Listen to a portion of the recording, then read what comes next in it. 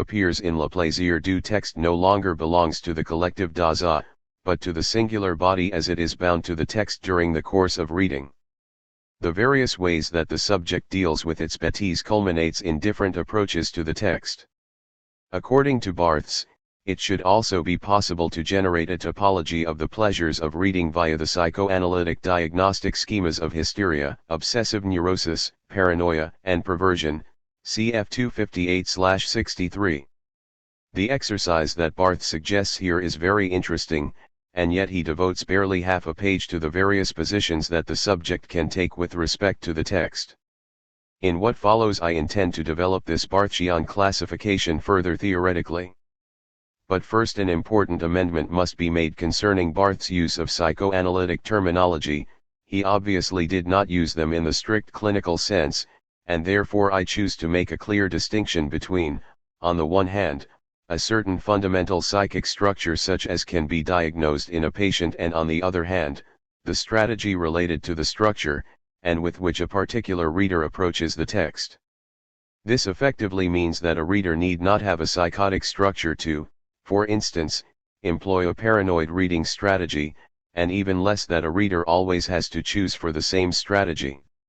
As Barthes remarked about himself, in Roland Barthes Roland Barthes, 1975, Vous découvrez que vous êtes à la fois, au tour à tour, obsessional, hysteric, paranoïaque et de plus perverse, sans parler de psychoses amoureuses. OC4, 717, you discover that you are at one and the same time, or alternately, obsessive, hysterical, paranoiac, and perverse to the last degree, not to mention certain erotic psychoses. Barthes 1994, 144, yet we will ultimately see that a certain reading strategy would become Barthes' preferred method, and would also serve as the paradigm for the theory of reading that he attempted to develop starting with Le Plaisir du Texte, the strategy of the perverse reader. We begin our sequence with the hysterical reader. The hysterical position is typical of the way in which we usually relate to the symbolic. While we know that language is arbitrary, as is the identity that language gives to us, we nevertheless need this symbolic identity. We expect that the other can tell us who we really are and can liberate 144. Us from the bêtise which makes it so that we cannot coincide with ourselves. The hysterical reader, for which Flaubert's Emma Bovary is undoubtedly the prototype, carries this expectation to the extreme. This reader goes desperately in search of the sort of texts in which one finds reflected the person one wants to be, texts that can offer one a fixed identity. The point is, of course, that the other whom the hysterical reader takes as a model is, per definition, incomplete. It is always lacking the one signifier that can determine one completely, that can fill the lack in the symbolic, which is precisely where one's bêtise is located. This failure of the text does not have to be a problem.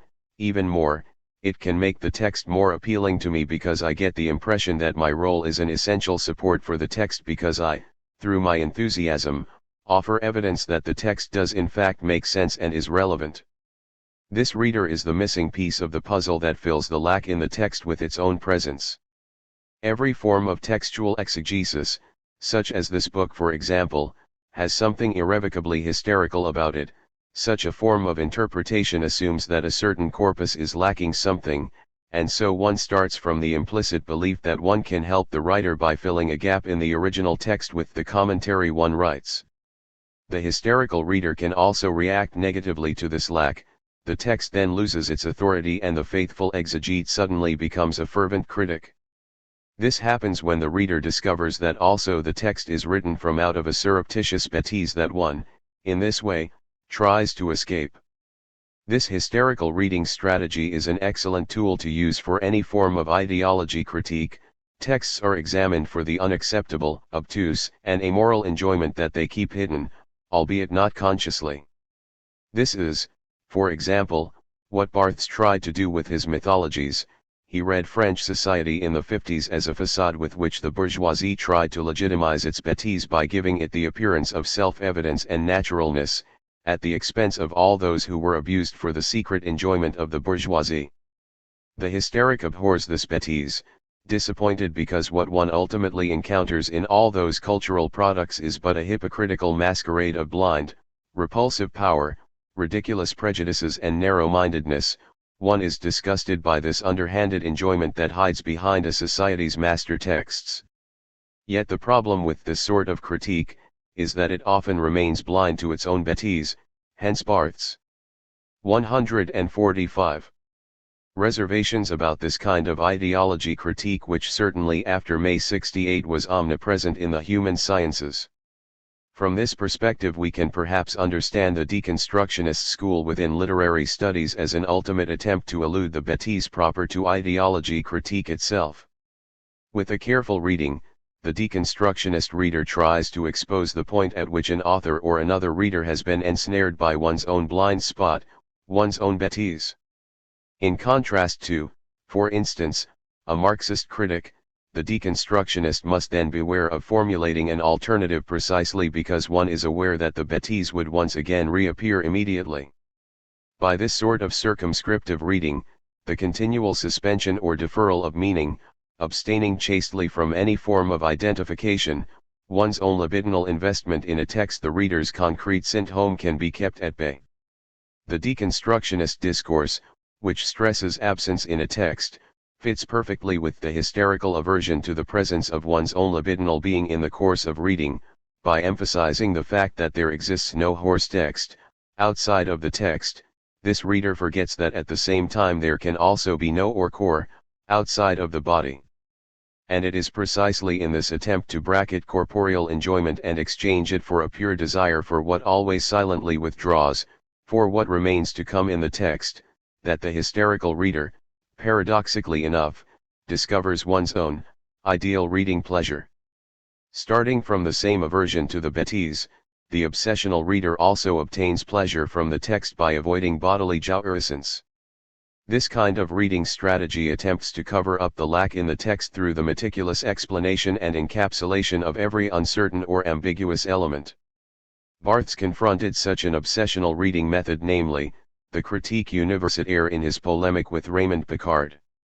It is a type of reading which assumes that the truth of a text can be reconstructed unequivocally via dictionaries, historical reference books, genre and period codes, biographies which clarify the author's intentions, or if need be, secondary literature from influential critics whose judgment or theoretical framework establishes the only correct interpretation.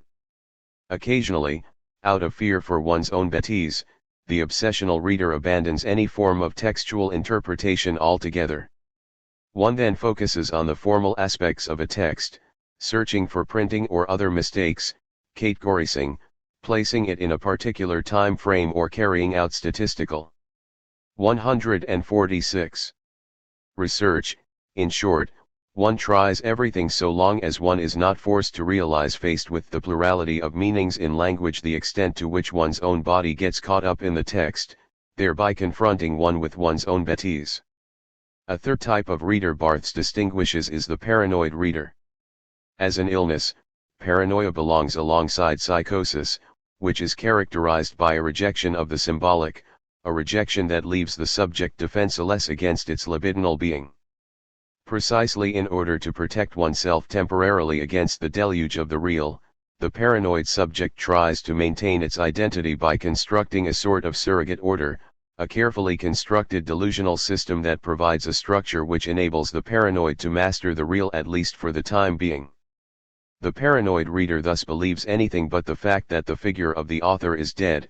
On the contrary, this author, like a master manipulator, has complete control over the interpretation of the text. This kind of reader is not only convinced that everything in a book has been placed there by the author with a specific intention in mind, but also that if one reads between the lines one can find all kinds of hidden meanings that the author wanted to impart to his reading public. Foucault's Pendulum, 1988, by Eco, is a fantastic parody of this kind of paranoid reading of a text. The paranoid reader sometimes even believes that the text in question is solely and exclusively about him, that the author has written secret messages that only he can decipher. Nabokov portrays masterfully just such a reader in his Pale Fire, 1962, namely, the character of Charles Kinbote, professor of literature and neighbor of a famous poet whose final poem Kinbote publishes posthumously, and for which he provides a commentary which is to make clear that the entire poem is ultimately about none other than Kinbote himself. Finally, there is the perverse reader.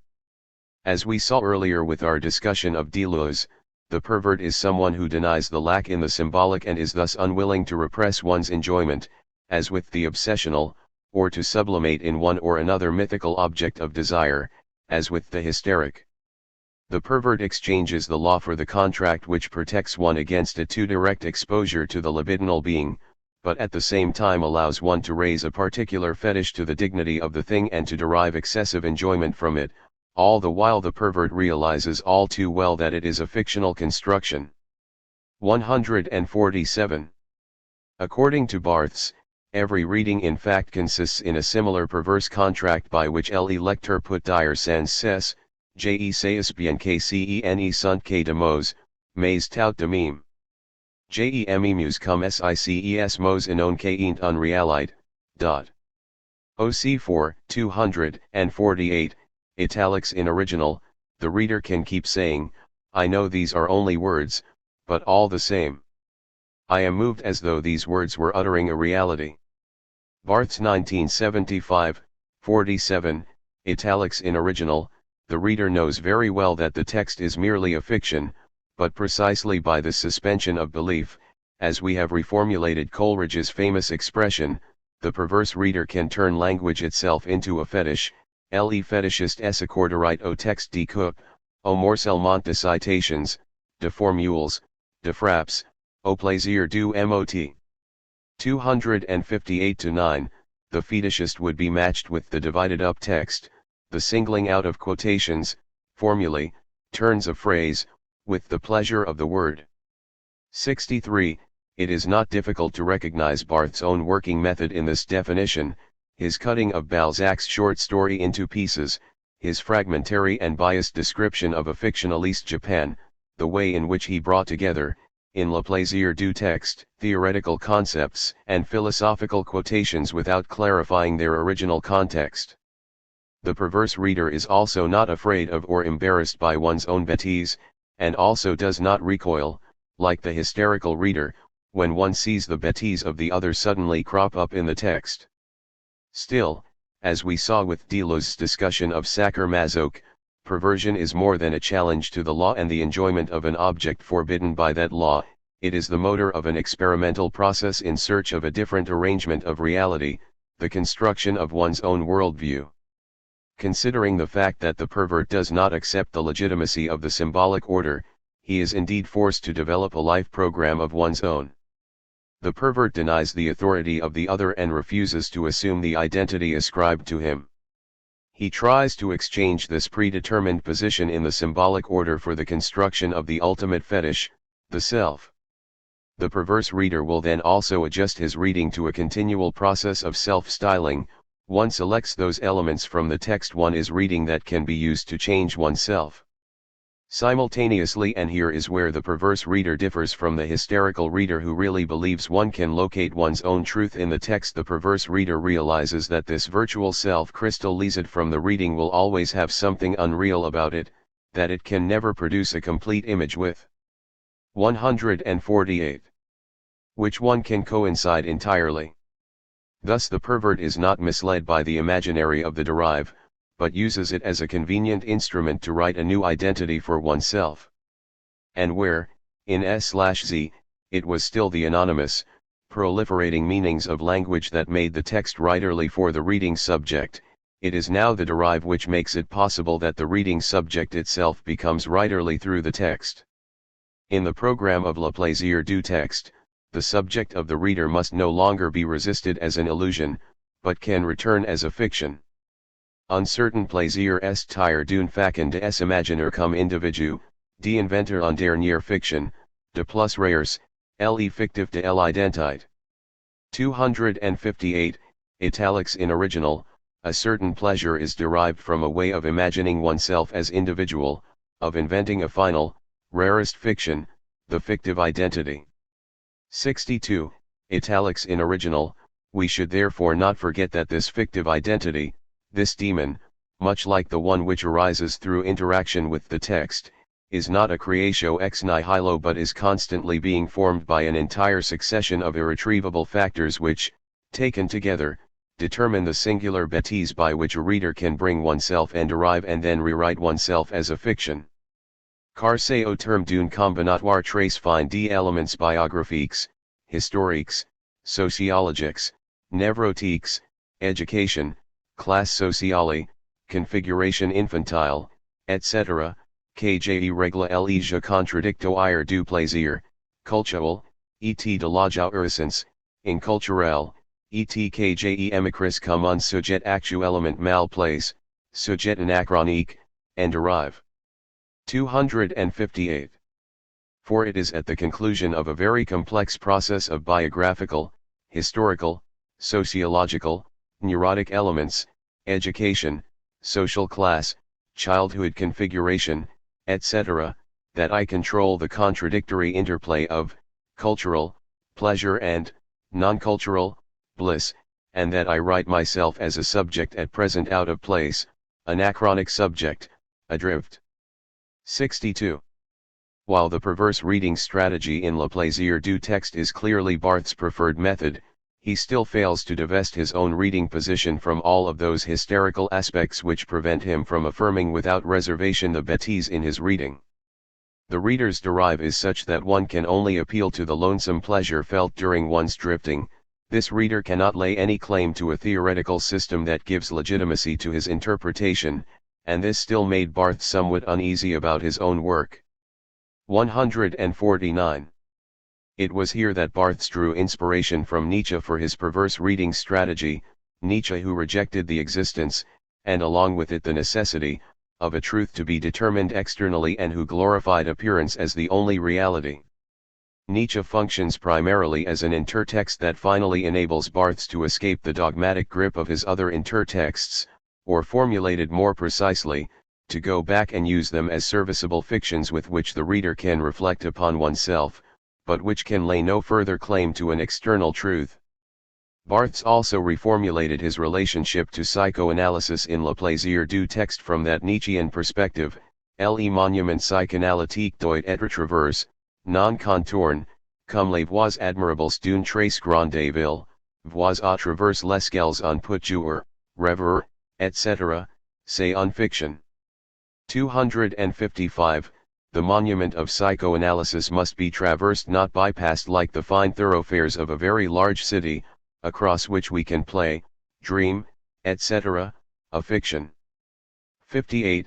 Barthes was in this way able to reconsider the subject not only as a fiction but also starting from fiction. This fiction need not be limited exclusively to texts that have already from the beginning been viewed as belonging strictly to the belles lettres. Theoretical texts as well, in Barthes' case those of Nietzsche or Lacan, can stimulate the reader's imaginary, thereby providing elements with which one can make one's relation to oneself writerly. In Roland Barthes par Roland Barthes, which appeared 2 years after Le Plaisir du Texte, Barthes would attempt to bring this perverse creation of a fictive identity into practice. Writing the imaginary. Roland Barthes par Roland Barthes appeared in the same series in which his Michelet had earlier been published, Écrivains de Tougeurs.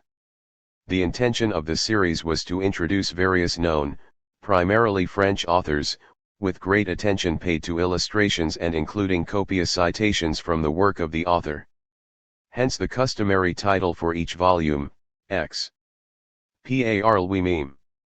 The publisher Seuil suggested to Barthes as a publicity stunt that he write a book that would incorporate this title literally.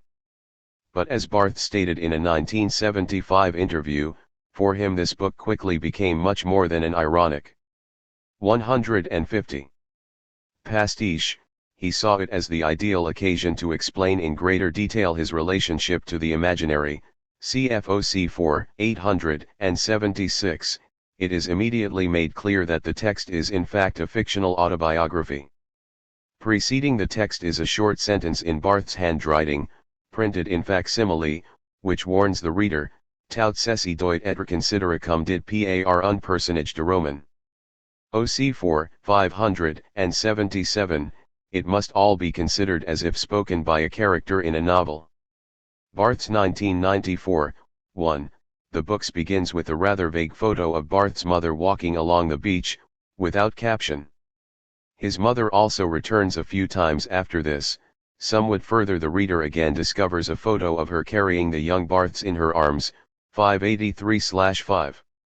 It is a moving photo, primarily because her son is actually already a bit too grown up to still be carried in this way. His long, spindly legs are dangling next to her while he clings tightly to her, casting an anxious, suspicious glance at the lens as if the photographer has just remarked that he is indeed too old to be carried by his mother like that. La demande d'amour, 583, the demand for love, 4, reads Barthes' laconic commentary. A few pages later we find a photo of Barthes, this time as an infant, as his mother shows him proudly to the photographer. Barthes adds the caption, Le stade du miroir, tu es là, 601, the mirror stage, that's you, 21. Yet despite this clear reference to Lacanian terminology, Barthes would still approach the imaginary in a very different way. This can already be ascertained from the short introduction Barthes wrote to accompany the photographs and in which he remarked that photos such as these, which are so characteristic of the auto-biographical genre, are not always reassuring mirrors offering the subject imaginary recognition. In this way Barthes implicitly adds nuance to Lacan's view on the imaginary as a unifying process that gathers heterogeneous drives into a whole, an imagined body that I recognize as mine but which can never represent fully my libidinal involvement. In contrast, Barthes' photos are indeed capable of confronting the subject with its extimate kernel, precisely because they reflect the viewing subject's own body back to him as something fundamentally strange, cf 581/3. These photos, which as Barthes indicates in the introduction were purposefully kept out of the actual text, together with a few sparse childhood memories included in the text and a summary biography of relevant dates at the end of the book, comprise the only evidence of what Barthes, in his introduction, calls his unproductive life. 151. Namely, his life before he began to write, cf 582/3. Monir Lawian, in L'Imago Modernelli dans Roland Barthes par Roland Barthes, 2002, which was included in an issue on Barthes in the Revue des Sciences Humaines, attributes this to Barthes' aversion for the Oedipal story, cf Lawian 2002, 135-6. But while Barthes, as we will see later, indeed had a problematic relation to the classic story, in my opinion Lawian's interpretation is in need of some nuance. One who reads attentively Barthes' apparently casual remarks accompanying the photos, and compares them with what we know from the biography by Calvet, will notice that these photos illustrate a carefully constructed Oedipal narrative. For instance, note the commentary that follows two photos of Louis Barthes, Le Père, mort très tôt, à la guerre, en était pris dans aucun discours du souvenir ou du sacrifice. Parle relais maternel, est a mémoire, jamais oppressive, en y faisant tu effleurer l'enfance, d'une gratification presque silencieuse. 595, the father, dead very early, in the war, was lodged in no memorial or sacrificial discourse. By maternal intermediary his memory never an oppressive one merely touched the surface of childhood with an almost silent bounty. 15. The father figure here is almost literally presented as the loving other as described by Kristeva, the mother's discourse establishes it as present imaginarily, not as a frustrating rival but as a nourishing and cherished authority that helps the subject to disengage from the mother's body and allows it to develop its own psychical space. This imaginary father figure makes it possible to assume a middle position between, on the one hand, psychotic self-loss, and on the other, the name of the father, which positions the subject in the symbolic, marked by a lack.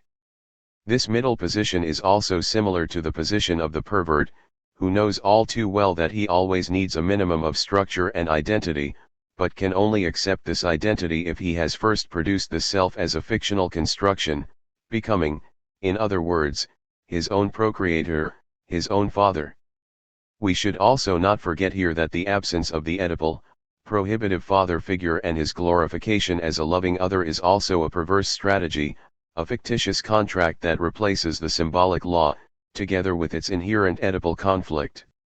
With this in mind, the anecdote that Barthes tells later on in his autobiography is revealing. One of his teachers had the habit at the beginning of each year to solemnly write on the blackboard the names of the student's family. 152.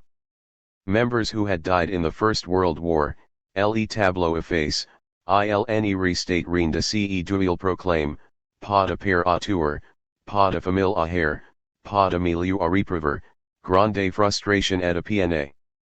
625, once the blackboard was erased, nothing was left of this proclaimed mourning, no father to kill, no family to hate, no milieu to reject, great Oedipal frustration.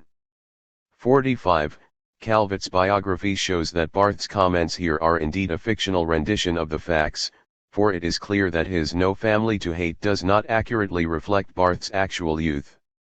Barthes indeed had more than enough opportunities to hate his family.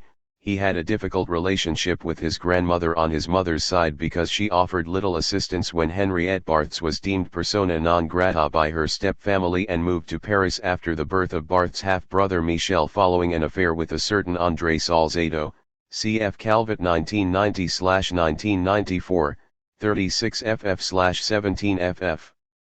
Remarkably enough, Barthes did not mention a word about this family history in his autobiography. If the name of his father was erased by a schoolteacher, the name of the lover was skillfully deleted by Barthes himself.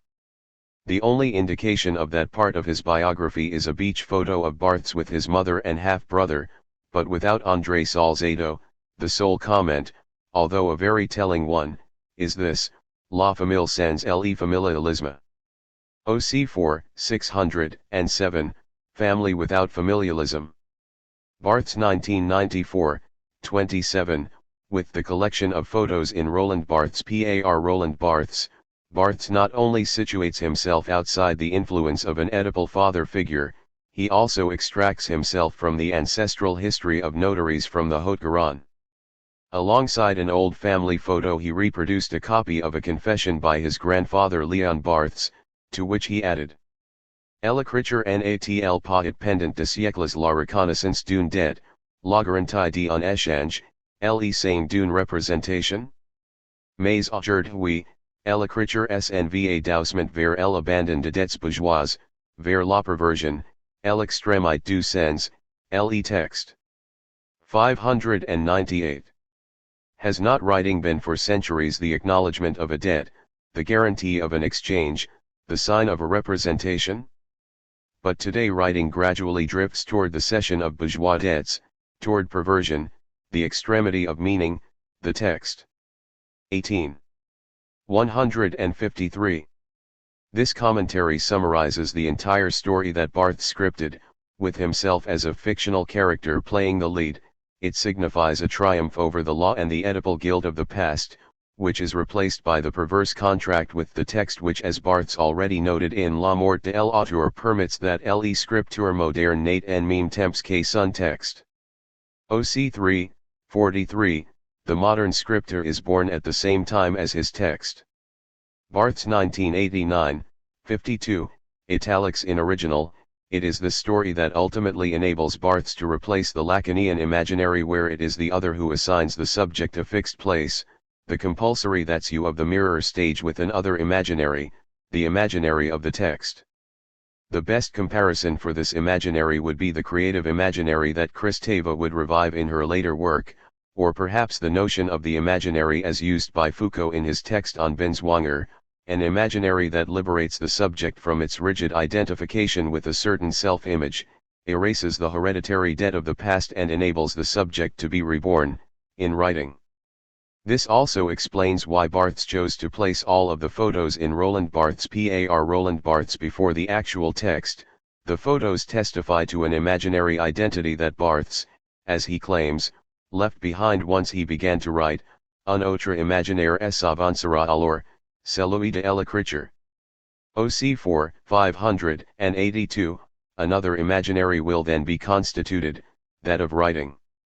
Barthes 1994, 4, Translation slightly modified, thus the text does not destroy the subject's imaginary, as the Barthes of Critique et Verite still thought, but replaces it with the imaginary in the text. Perverse self-creation becomes possible in this way, the construction of an ego that no longer issues from a passive, imaginary identification with the position prescribed for us by the symbolic order. This alter ego offered to us by the textual imaginary is not created in a vacuum, but arises from a whole network of texts that stimulate this imaginary. In other words, the imaginary of writing is always the result of the imaginary of reading, that is, a reading of writerly texts which are always susceptible to the derive. The reassuring, unambiguous mirror image is hereby replaced by the arbitrary constellations of signifiers from S/Z, which continually generate alternative identifications by always making possible new combinations and different meanings. It is this imaginary of reading, which Barthes 154 would try to comprehend in the coming years up to and including his lectures to the Collège de France. Sur la lecture, 1976, on reading, a text based on a reading Barthes presented to the Writing Conference of Luchon, where he explains in brief his theory of reading based on the imaginary, gave the initial impetus to this attempt. The reader as character in a novel. Sur la lecture opens with a captatio benevolentiae. Barthes points out that he has no relevant pedagogical experience that would allow him to speak with any authority on how to acquire a serviceable theory of reading. For this reason he only wants to discuss his own personal reading practice. He then points out the major doctrinal confusion in which the debate about reading theory was at that moment entangled. It is a confusion that, Barthes immediately adds, may well be inherent to the reading experience itself insofar as it is characterized by a lack of pertinence. This lack can be located, on the one hand, in the object read, which need not per se be a written text, a city, an image, a gesture can also be read, and on the other hand, it can be located in the reader whose reading consists of different, almost indistinguishable levels, going from pure denotation, a sign refers to a referent, to the various connotations that this sign can acquire in a chain of other signs. While Barthes keeps open the possibility that this lack of pertinence can perhaps be solved by some genius future theoretician who figures out how to make a coherent analysis of reading in all its different facets, he suspects that this impertinence is inextricably linked to the perverse nature of reading itself. La lecture, ce right le geste du corps, car bien entendu on lit avec son corps, qui donne me mouvement pose et perverti son ordre. Un supplement intérieur de perversion. OC 4, 929, reading is the gesture of the body, for of course one reads with one's body, which by one and the same movement posits and perverts its order, an interior supplement of perversion. Barthes 1989, 36, Barthes stresses that such a reading perversion is not at all similar to a wild reading that takes no notice of the meaning structures of a text. To a certain extent, perversion needs these structures, precisely in order to challenge or deny them. The same is true for laws imposed on the reader from outside the text, and which not only determine how a text should be read, but 155. First of all, establish which texts should be read.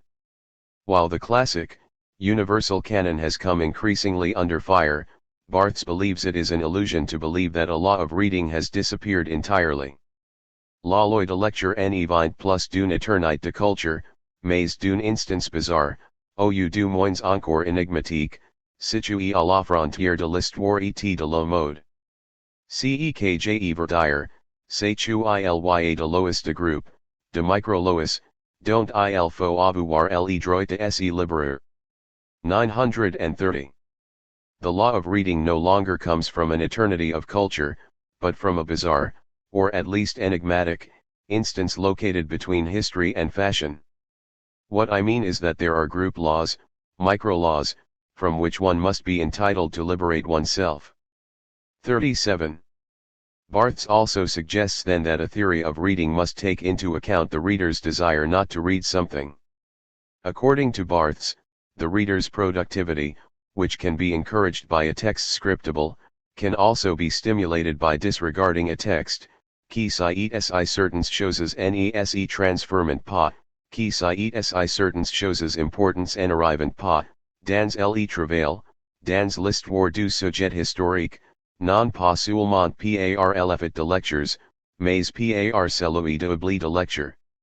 930, who knows if certain things are not transformed, who knows if certain important things do not happen, in work, in the history of the historical subject, not only by the effects of reading but also by the effects of reading's omissions, forgettings. 37. Barthes believes that there is still another external law that takes aim at the perverse reader's freedom, namely, the library. On the one hand, it might be that the book one wants to read is missing, having been borrowed from the library, and thus forcing the reader to be satisfied with a substitute. On the other hand, the infinitude of the library confronts the reader with one's own lack, hystericizes the reader by making one realize that one will never be able to read every book, thereby creating the nagging fallacy that one might just neglect to read that one incomparable book which would render the perfect reading experience. In addition, there is also the fact that the book borrowed still belongs to the other, which makes it impossible for the reader to turn the book into a fetish because he cannot appropriate the book for himself entirely. For Barthes, the ideal place for the reader is one's own private library, where one can surround oneself with books that can be the continuation of the intimate space of one's own imagie. 156. Nary.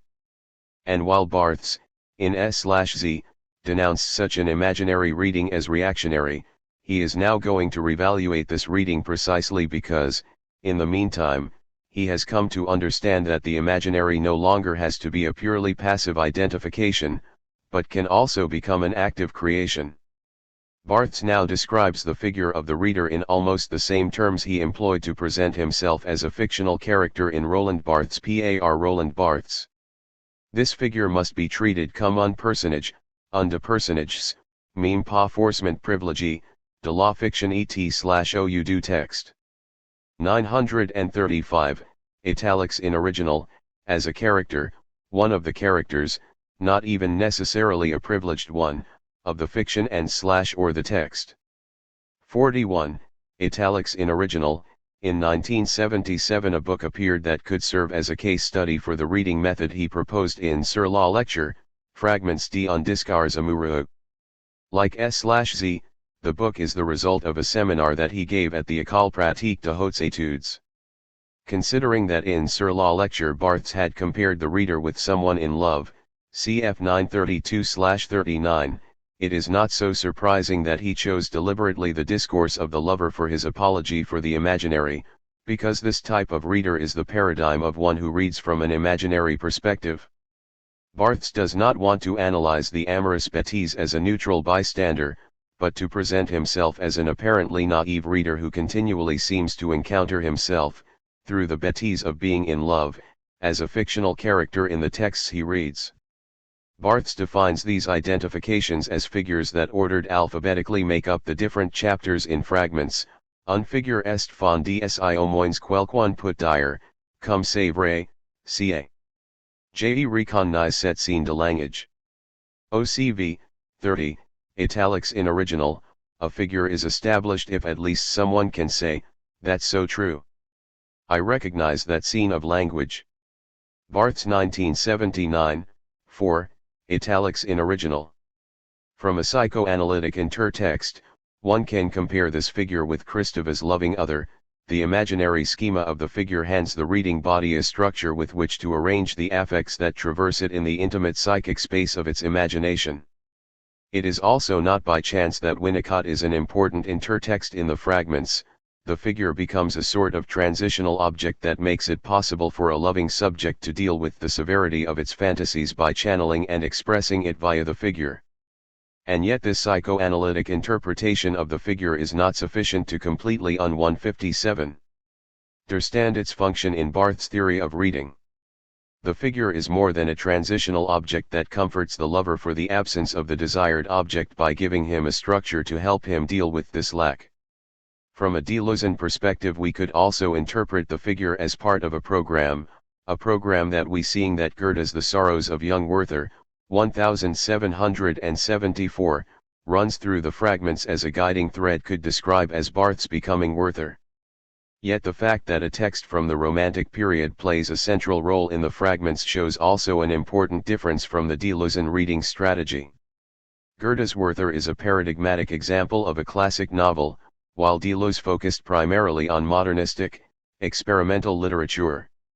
Initially, Barthes also had a marked preference for revolutionary texts which forced the reader to take distance from the classic interpretation schemes. But as we have seen, from Le Plaisir du Texte on, Barthes began to doubt the validity of such a clear-cut opposition.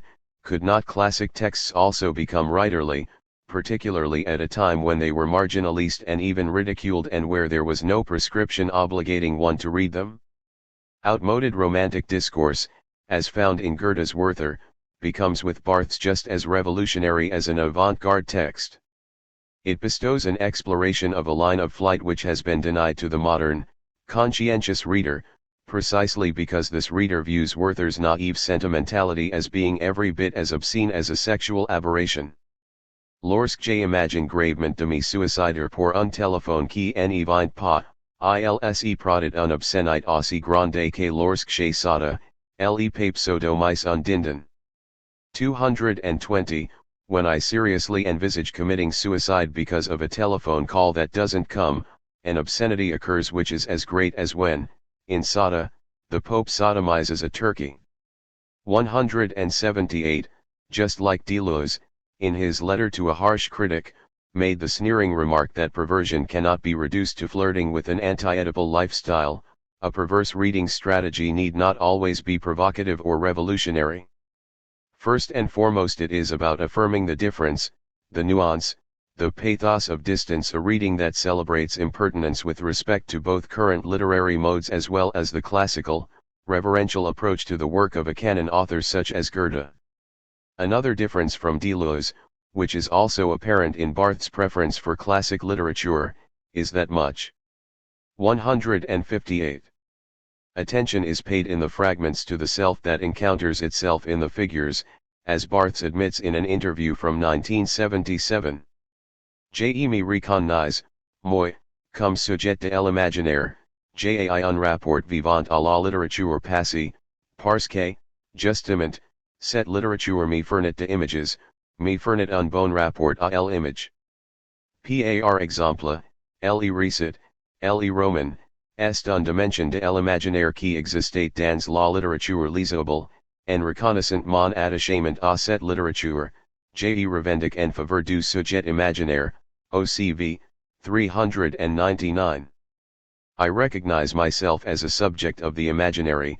I have a vital relation to past literature precisely because this literature provides me with images, with a good relation to images. For example, the narrative, the novel, forms a dimension of the imaginary that existed in readerly literature. In admitting my fondness for this literature, I claim the rights of the subject of the imaginary. For Deleuze, such a return to the self can be nothing other than a reterritorialization, the disruption of a line of flight as happened with Hanold at the end of Gradiva.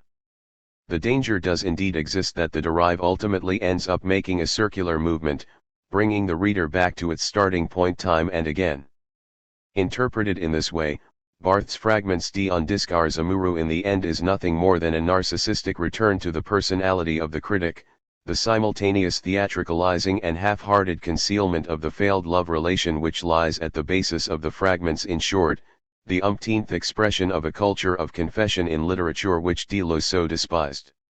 While Barthes, in contrast to Deleuze, does take into account the personal, intimate biography of the reader, this I which is continually speaking in the fragments is still not a narcissistic mirror image, but is the result of an intermittent identification with a series of figures in which the reader recognizes oneself briefly.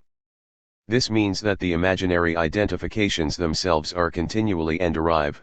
One time the lover sees himself mirrored in the figure of someone waiting for a beloved who does not show up, another time in the figure of jealousy, depending on the haphazard context in which he finds himself. Therefore, the fragments can no more be called an autobiography in the strict sense of the word than could Roland Barthes. Roland Barthes, The book is not a report on a history of love, but is a disparate corpus of various textual passages, the impertinence of which already appears from the list of primary sources. 159. Barthes provides at the beginning of the book, which extend from Goethe to Plato to conversations with friends and personal experiences. Cf 33/8. This impertinence of reading also appears in the way that Barthes, without much consideration for the original context, rewrites all sorts of heavyweight religious, philosophical, or literary texts into fragments useful for his own lover's discourse.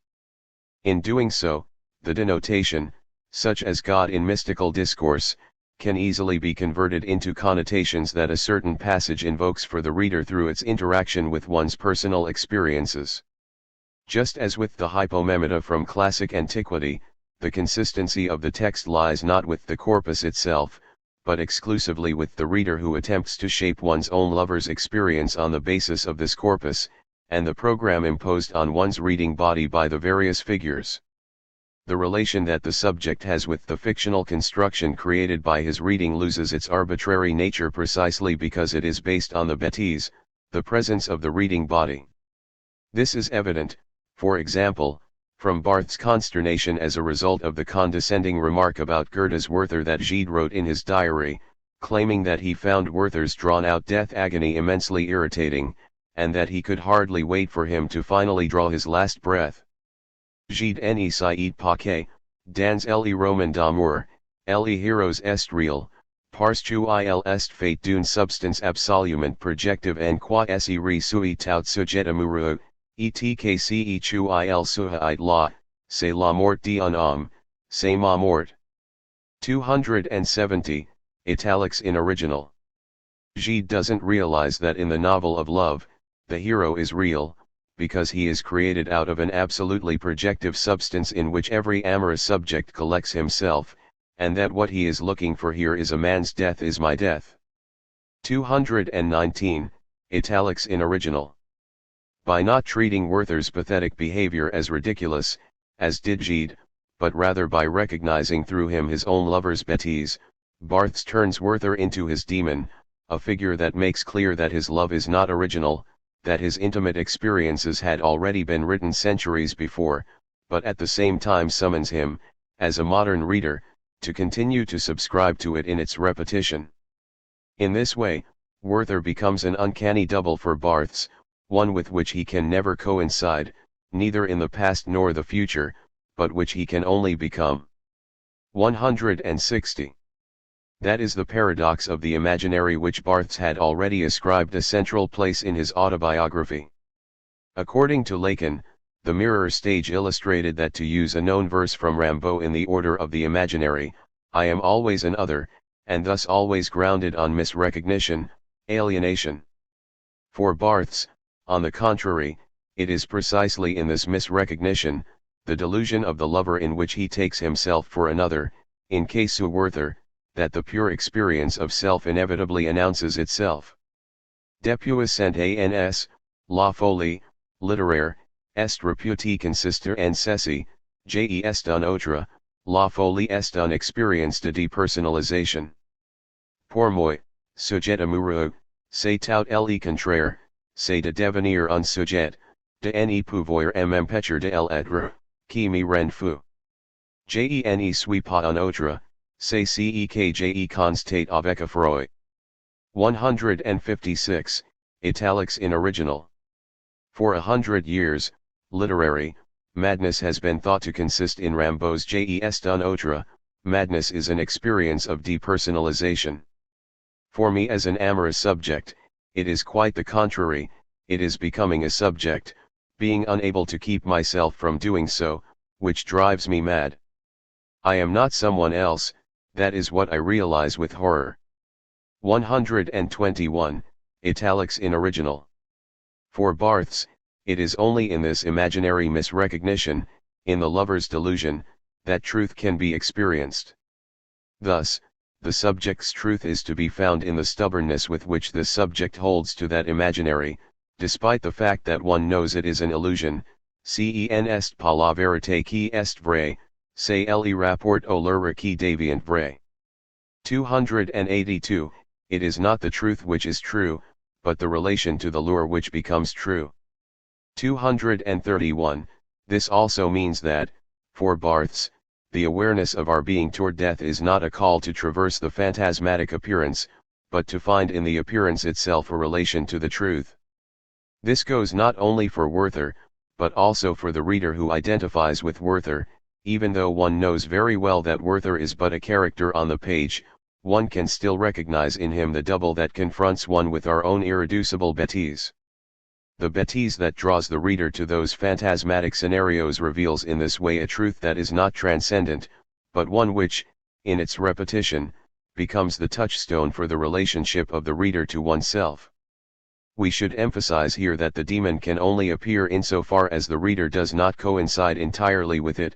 Becoming Werther must not be confused with imitating Werther, from his trademark blue jacket and yellow vest to his suicide, because this 161 would reduce the creative imaginary to the sterile, tautological imaginary of the mirror image.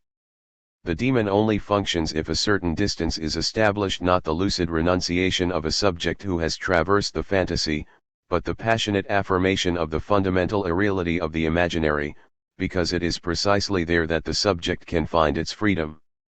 Barthes designates this experience, of which he treats with the final figure in the fragments, as sobria ebrietas, sober intoxication. Borrowed from mysticism, this oxymoron which closes out the fragments summarizes perfectly the relationship of the perverse reader to the imaginary, ven le miler etle delectable, cum ossi le plus enivrant, duquel, sans y boyer, la manianti est enivri, aim libra et ivira. Bublos, bubli, ivira de ce chu lne boy pa et ne boyera jamais. Ruusbroic, quoted in Barthes OCV, 287, the best and most delectable wine, and also the most intoxicating. By which, without drinking it, the annihilated soul is intoxicated, a soul at once free and intoxicated. Forgetting, forgotten, intoxicated by what it does not drink and will never drink. 234, as we will see in the chapter that follows, it is starting from this phantasmatic attachment to the text, that Barthes will further develop his perverse reading strategy at the Collège de France. A reader at the Collège de France.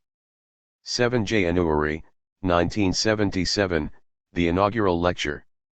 On January 7, 1977, Barthes gave his inaugural lecture at the Collège de France on the occasion of his election to the chair of literary semiology, which he would occupy until his death in 1980.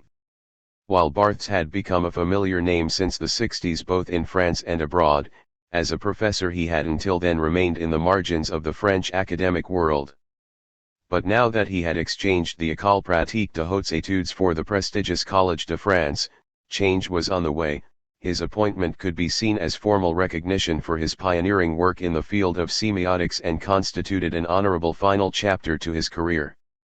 Barthes would present the results of his research there for 4 years until, 2 days after his final lecture of the 1979-80 academic year, he was struck by a delivery truck as he was crossing the street. He would eventually die from his injuries a month later, March 26, 1980, in the famous French clinic, La Salpêtrière. That Barthes' position was controversial is apparent from the fact that his appointment at the Collège de France encountered some serious resistance. He had to lobby his case until Michel Foucault was finally prepared to recommend him for a chair, cf. Calvet 1990/1994, 255/212. His candidacy was approved by a vote from the other professors in March of 1976, but only with the smallest possible margin of a single vote. Considering that, for a wide variety of reasons, he never completed the most important precondition for an academic career, writing a doctoral dissertation, many perceived Barthes as simply part of a fashionable trend, as an essayist rather than a scientist.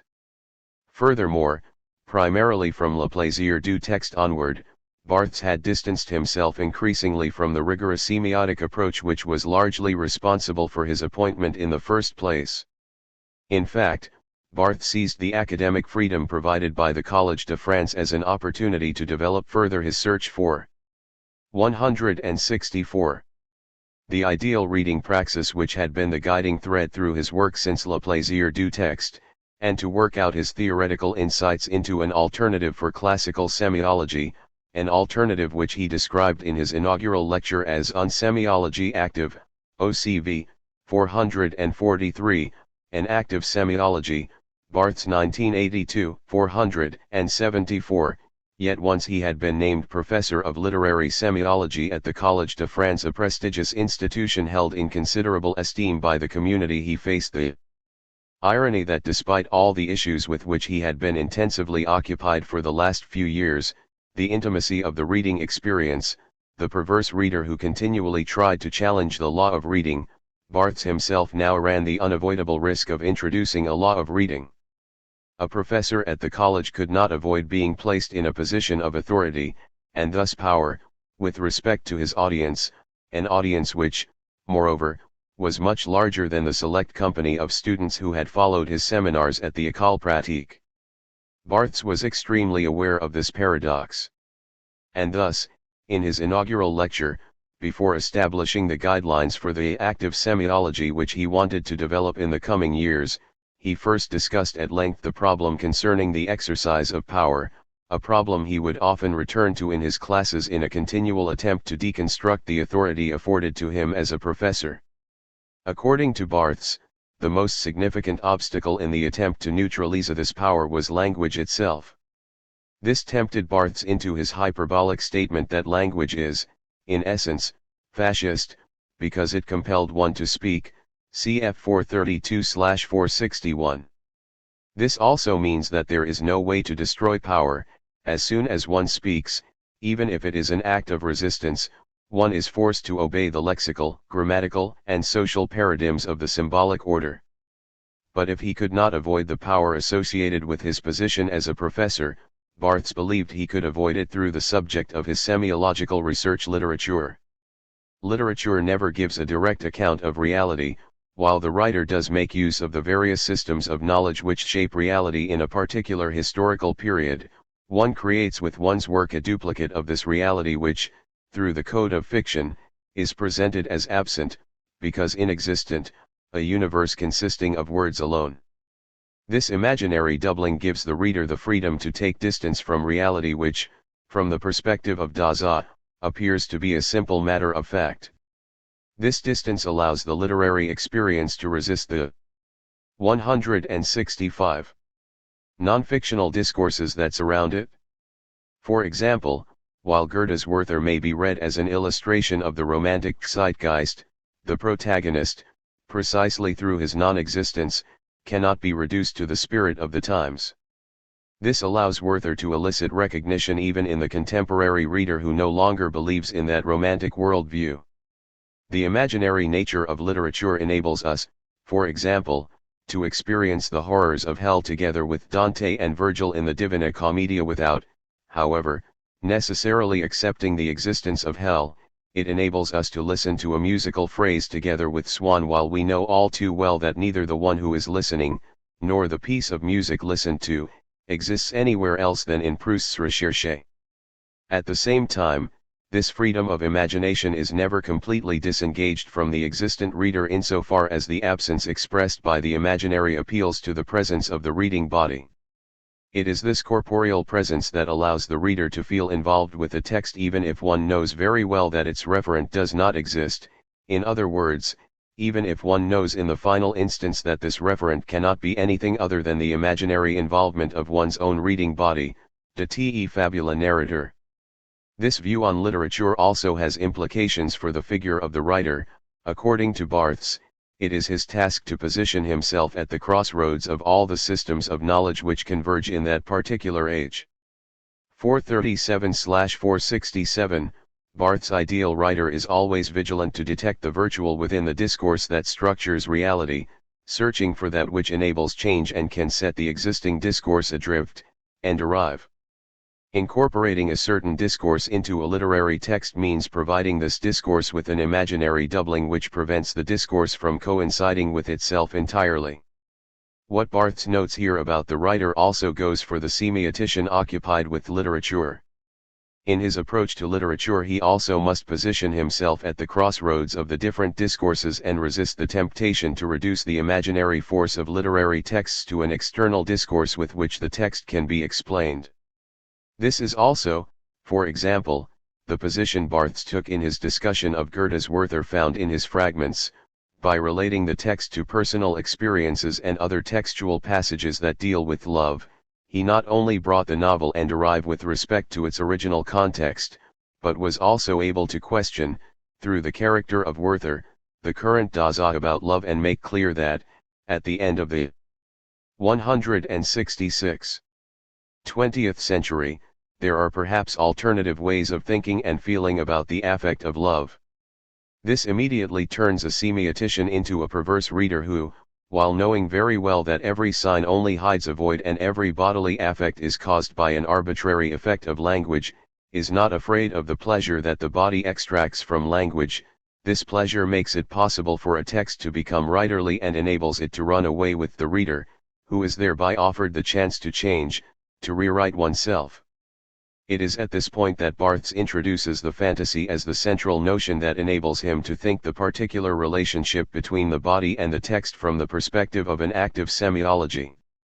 Je crois sincèrement tu as l'origine d'un enseignement comme celui-ci, il faut accepter de toujours placer un fantasme, qui peut varier d'année en année. C'est un fantasme, dit ou non dit, que le professeur doit annuellement revenir, au moment de décider du sens de son voyage, 445. I sincerely believe that at the origin of teaching such as this we must always locate a fantasy, which can vary from year to year. It is to a fantasy, spoken or unspoken, that the professor must annually return, at the moment of determining the direction of his journey, 477. Bathes had already made sporadic use of the notion of fantasy, but never really addressed it thoroughly. It thus seems that it was only during the preparations for his inaugural lecture that Barthes recognized the usefulness of the notion as an aid for his literary analyses. For Barthes, this notion is found at the crossroads of two intertexts, the psychoanalytic and the Nietzschean, which, as we have seen, both played an essential role in the development of Barthes' theory of reading. It is therefore still necessary to keep both intertexts of fantasy in the back of our minds if we are to obtain a thorough understanding of Barthes' interpretation of the fantasy and his use of this notion in the development of what he called, at the end of his inaugural lecture and with a reference to Michelet and Dante, his Vita Nuova, the creation of a different life, a different self, cf 446/478. Unfortunately, the nature and direction of the search for the Vita Nuova, using the notion of fantasy as a compass, would remain unknown for a long time to those who could not attend his lectures personally. For more than 20 years, researchers working on 167. Barthes would have to be satisfied with brief summaries in the Annuaire du Collège de France, references from a few interviews and a couple of readings or articles that re-examined elements from his lecture series, such as Deux Annus, 1978, OCV, 454-5, Longtemps me suis couch de bonheur, 1978, OCV, 459-70, and C. Prand, 1979, OCV, 654-6. It is only very recently that this final chapter of Barthes' oeuvre has been unlocked for a larger audience with the publication of the course in the series Traces écrites. This publication is based on Barthes' lecture notes, which have been released with as little editorial intervention as possible. While Barthes largely had the habit to write out his lectures, this nonetheless means that the reader is confronted with an elliptic style, often containing short sentences linked with mathematical symbols, equals, is not equal to, rightward arrow, and abbreviations which sometimes give the notes a very writerly character and makes active participation by the reader indispensable. Fortunately, in the meantime audio recordings in MP3 format have been made available, and these help to clarify the more cryptic passages. I will first give a brief overview of the different lecture series and of the successive fantasies the Barthes chose as his point of departure. With this I wish not only to show that the various fantasies from the course are linked to one another and address the same problematic, but also that these fantasies can each be traced back to Barthes' earlier work. I will limit my discussion to his lectures. Additionally, on 2 different occasions Barthes also gave a seminar where he invited guest speakers to talk on certain themes, and he was preparing a seminar on Proust et la photographie, cf. La préparation du roman, hereafter pr. 384-95, at the time of the fatal traffic accident. Those seminars were separate from the fantasy of the lectures and, in the absence of the invited speakers' texts, are incomplete and therefore less interesting. This is why I choose not to discuss them here. 1976 to 1977, Comment Vivre Ensemble. The fantasy of Barthes' first lecture was triggered by the concept of idiorhythm, which he came across by chance in Jacques Lacarrière's Elit Grec. Ungres quotidien de 4000 ans, 1976, cf. Comment Vivre Ensemble, hereafter CVE, 37. It is found in a passage about a small monastery on the Greek mountain Athos which was organized in such a way that every monk could follow his own rhythm. 168. Of life and yet still participate in a community that came together once in a while for a communal meal or service. The way the monks lived together up on the mountain was still in keeping with the lifestyle of the early Christian hermit who withdrew into the desert, either alone or together with a small group. This tradition is in sharp contrast to the way of life found in Western monasteries where the monks' lives were strictly regulated and focused primarily on the collective aspect, with all kinds of rules and schedules, a way of life that gained the upper hand when Christianity became the state religion in the 4th century. It was in this double gesture toward, on the one hand, the desire to withdraw from the world and, on the other hand, the need for belonging to a small group that Barthes recognized his own fantasy. Barthes not only devoted a great deal of attention in his lectures to the monks on Mount Athos and the early Christian hermits in the Middle East, but also to the Buddhist monasteries of Ceylon, where he thought he had discovered the same idiorhythmic ideal. Additionally, Barthes recognized his fantasy in some forms of community as described in literary texts. He referred regularly to Thomas Manster Zauberberg, 1924, the modernist Bildungsroman about Hans Castorp who visited his nephew Joachim in the Davos sanatorium where he was being treated for tuberculosis. What was initially intended to be a short visit turned out to be a 7-year stay until Hans Castorp finally returned to Germany to fight on the front at the outbreak of the First World War. Cut off from ordinary society, the sanatorium was the place where he established a community of individuals who were united not by a common belief, as on Mount Athos, but by a common illness. In 2 other texts that Barthes cited regularly, La Séquestrie de Poitiers, 1930, The Poitiers Incarceration Case, by André Gide and the famous Robinson Crusoe by Daniel Defoe, the idiorhythmic fantasy seems less obvious, namely because both books focus on the loneliness of the main character. Nonetheless, Barthes recognized in these books aspects of his idiorhythmic fantasy.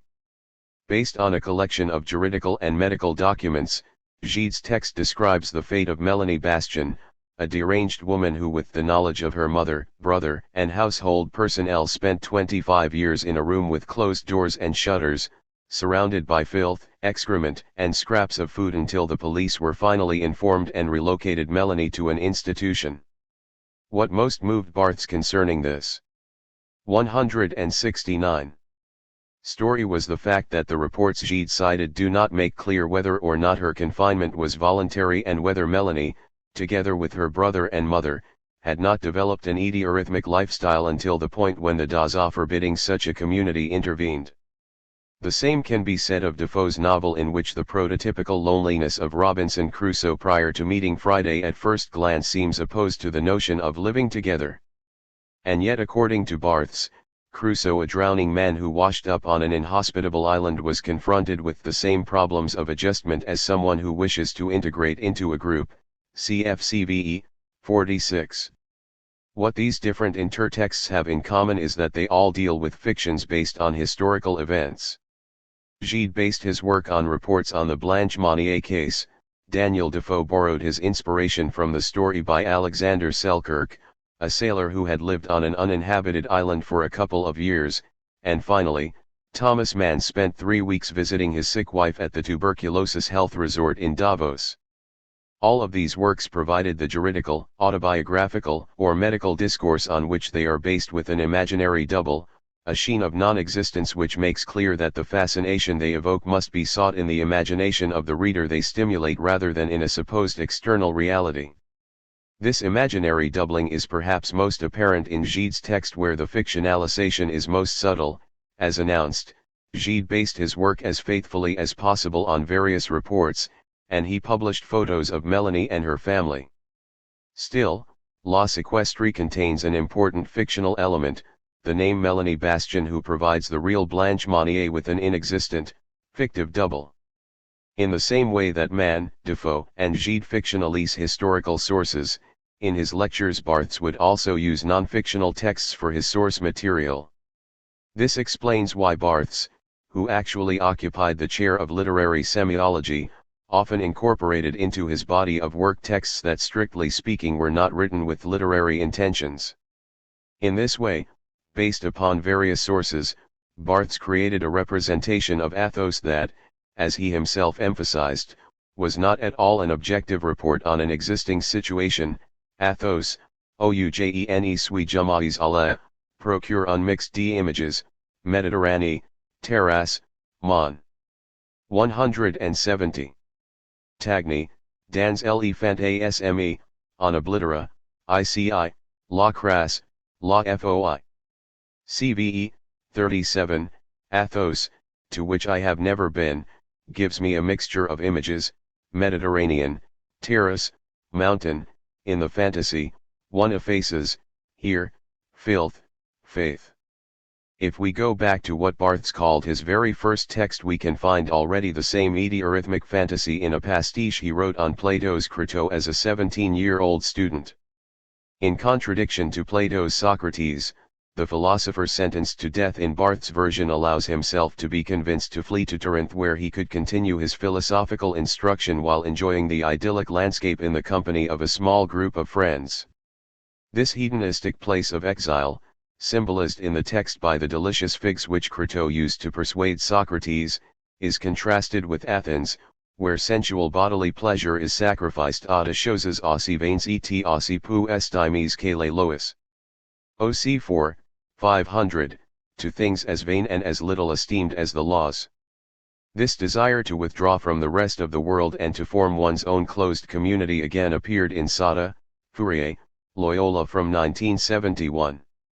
According to Barthes, what these three divergent historical figures had in common was that all three were logothetes, founders of language, CFOC 3, 701/Barthes 1997, 3. For Barthes, this neologism refers to their shared, carried to the extreme obsession to develop a new language, to establish a new social order. The most important precondition that must be fulfilled in order to achieve this was seclusion, isolation. Loyola's retreat, Fourier's phalanstère, the remote castles and monasteries as places of illicit sexual activity in Sada's work, each are variations of this need to remove oneself from the influence of the outside world so as to avoid any interference, any contamination of their new discourse by the discourse of the other. These disparate thinkers were thus bound to one another by the same logothetic desire which Barthes also recognized in himself while reading their texts. With this in mind, it is no coincidence that Sada, Fourier, Loyola, is the first book where Barthes, in his preface, emphasizes the importance of reading pleasure in an analysis. In retrospect, we can suggest that Barthes recognized aspects of his own fantasy in each of these three authors. Yet there is still a fundamental difference that makes their logothetic utopias, despite a similar desire for seclusion and the need to create their own values, fail to completely satisfy Barthes' idiorhythmic fantasy. 171. The discourse of the logothete does indeed strive to disengage itself from the power of the existing discourse in order to create a new language, but in the case of Sada, Fourier, and Loyola, it seems inevitable that this new discourse would itself soon becomes a discourse of power. In which case, the logothete becomes a nomothete who lays down the nomos, the law for the other, thereby essentially making the idiorhythm impossible for the rest of the group.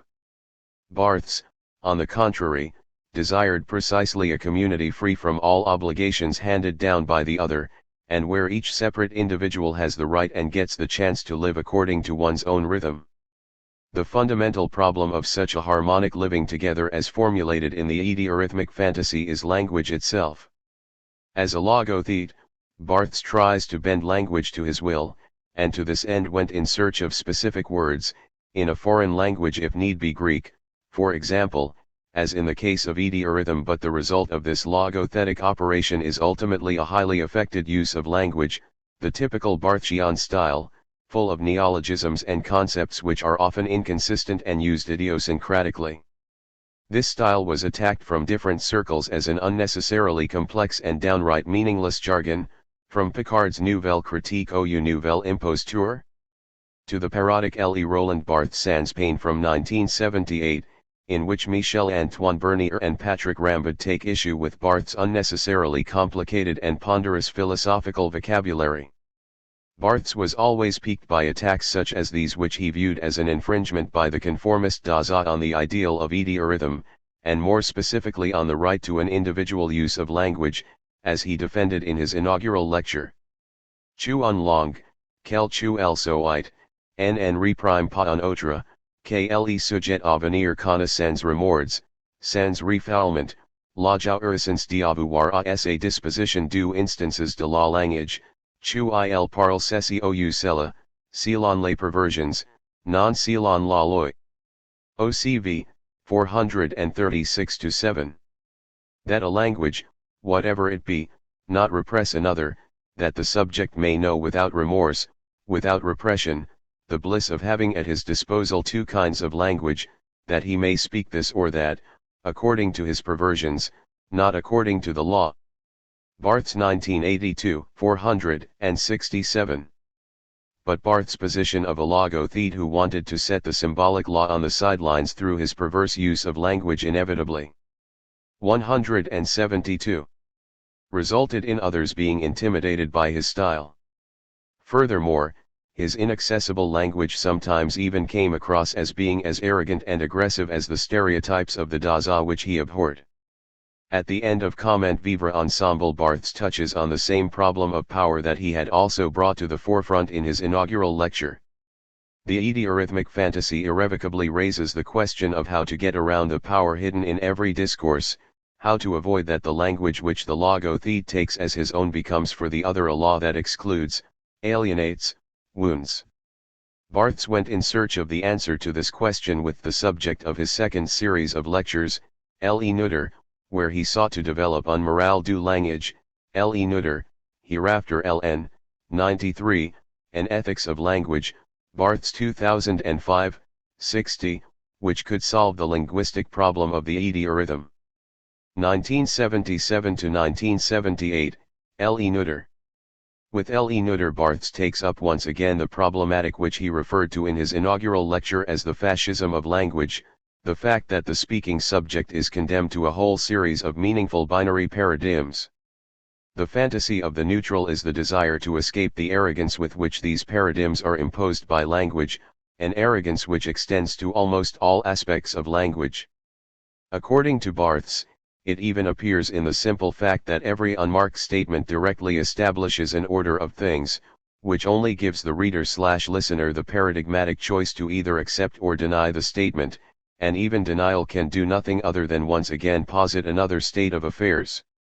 Language offers no space for the neutralization of a statement, even modal verbs or clauses expressing a doubt or a wish, and which try in this way to nuance the affirmative message, ultimately remain imprisoned in a certain grammatical mode, and thus in a paradigm, CFLN, 76-7/Barthes 2005, 44-5, a different example of arrogance Barthes suggests in Le Neutre is the adjective, which also establishes an unavoidable opposition.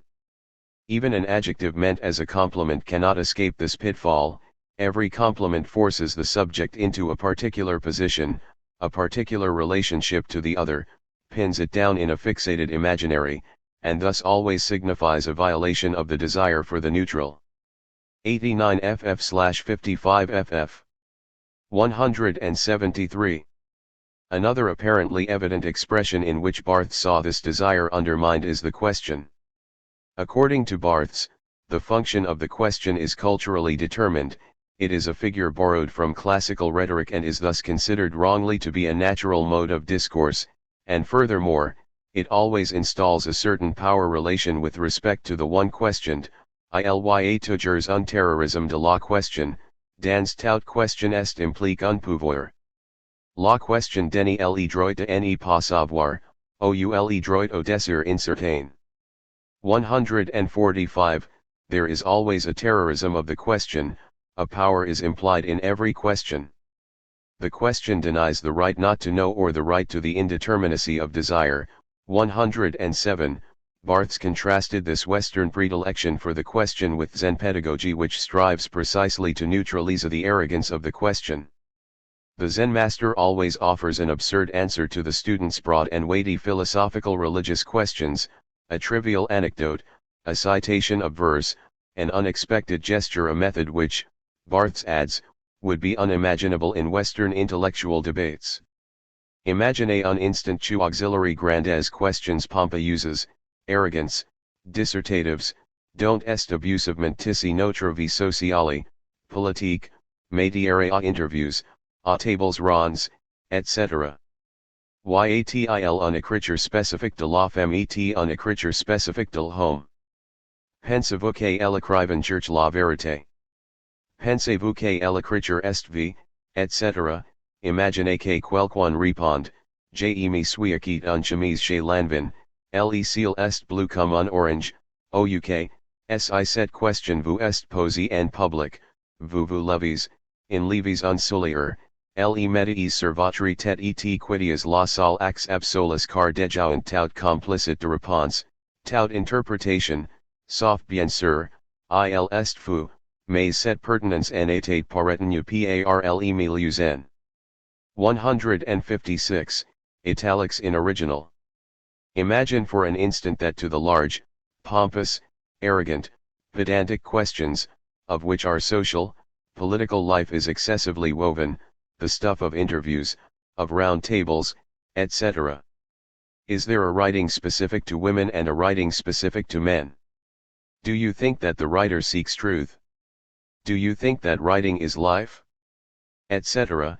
Imagine that someone answers, I have bought myself a shirt à Lanvins, the sky is blue like an orange, or that, if this question is put to you in public, you stand up, take off a shoe, put it on your head, and leave the room absolute axe because baffling all possibilities for a complicitous reply, all possibility of interpretation, except of course, he is crazy, but this specific relevance had no currency among the Zen fellowship. 117-8, italics in original. 174. With this we can also see that Barthes chose to illustrate the fantasy of the neutral with a philosophical rather than a literary intertext, which in fact is characteristic for the entire lecture series.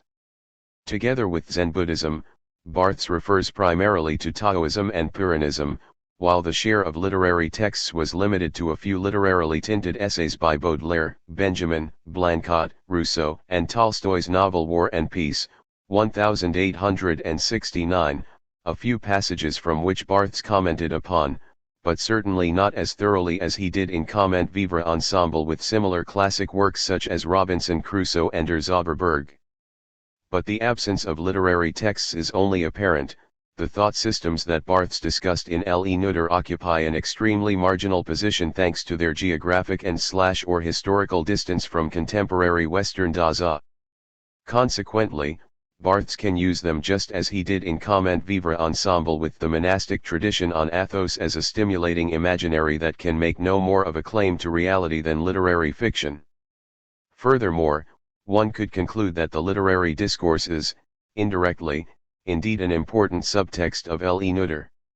This appears from the fact that l'écriture du neutre, the writing of the neutral which Barthes promised to reveal at the end of his lecture series, 9966, ultimately turns out to be the genre of haiku. Unfortunately, in the published lecture notes it so happens that there is nothing to be found concerning haiku. The closing remarks of Le Nutter where Barthes discusses the haiku thus can only be heard on the MP3 recordings of the lesson of June 3, 1978, at approximate 1:26 of the recording. What is striking in Barthes' admiration for the genre of haiku, which he had already approvingly discussed in L'Empire des Signes, is that he pays almost no attention to the strict coding to which the genre of haiku is subjected, such as the number of syllables, the presence of seasonal words, and even less to the frequent intertextual references in haikus to the literary philosophical tradition. This makes clear that a haiku is anything but a spontaneous account of reality without symbols or hidden meanings, which is nonetheless how Barthes presents it. Barthes' uncritical stance is at first glance astonishing, because when it concerns Western literature Barthes continually strives to unmask what is presented as natural by exposing it as mere convention, or as he wrote in Le degré zéro de l'écriture réaliste est loin d'être neutre, elle est au contraire chargée de signes les plus spectaculaires de la fabrication.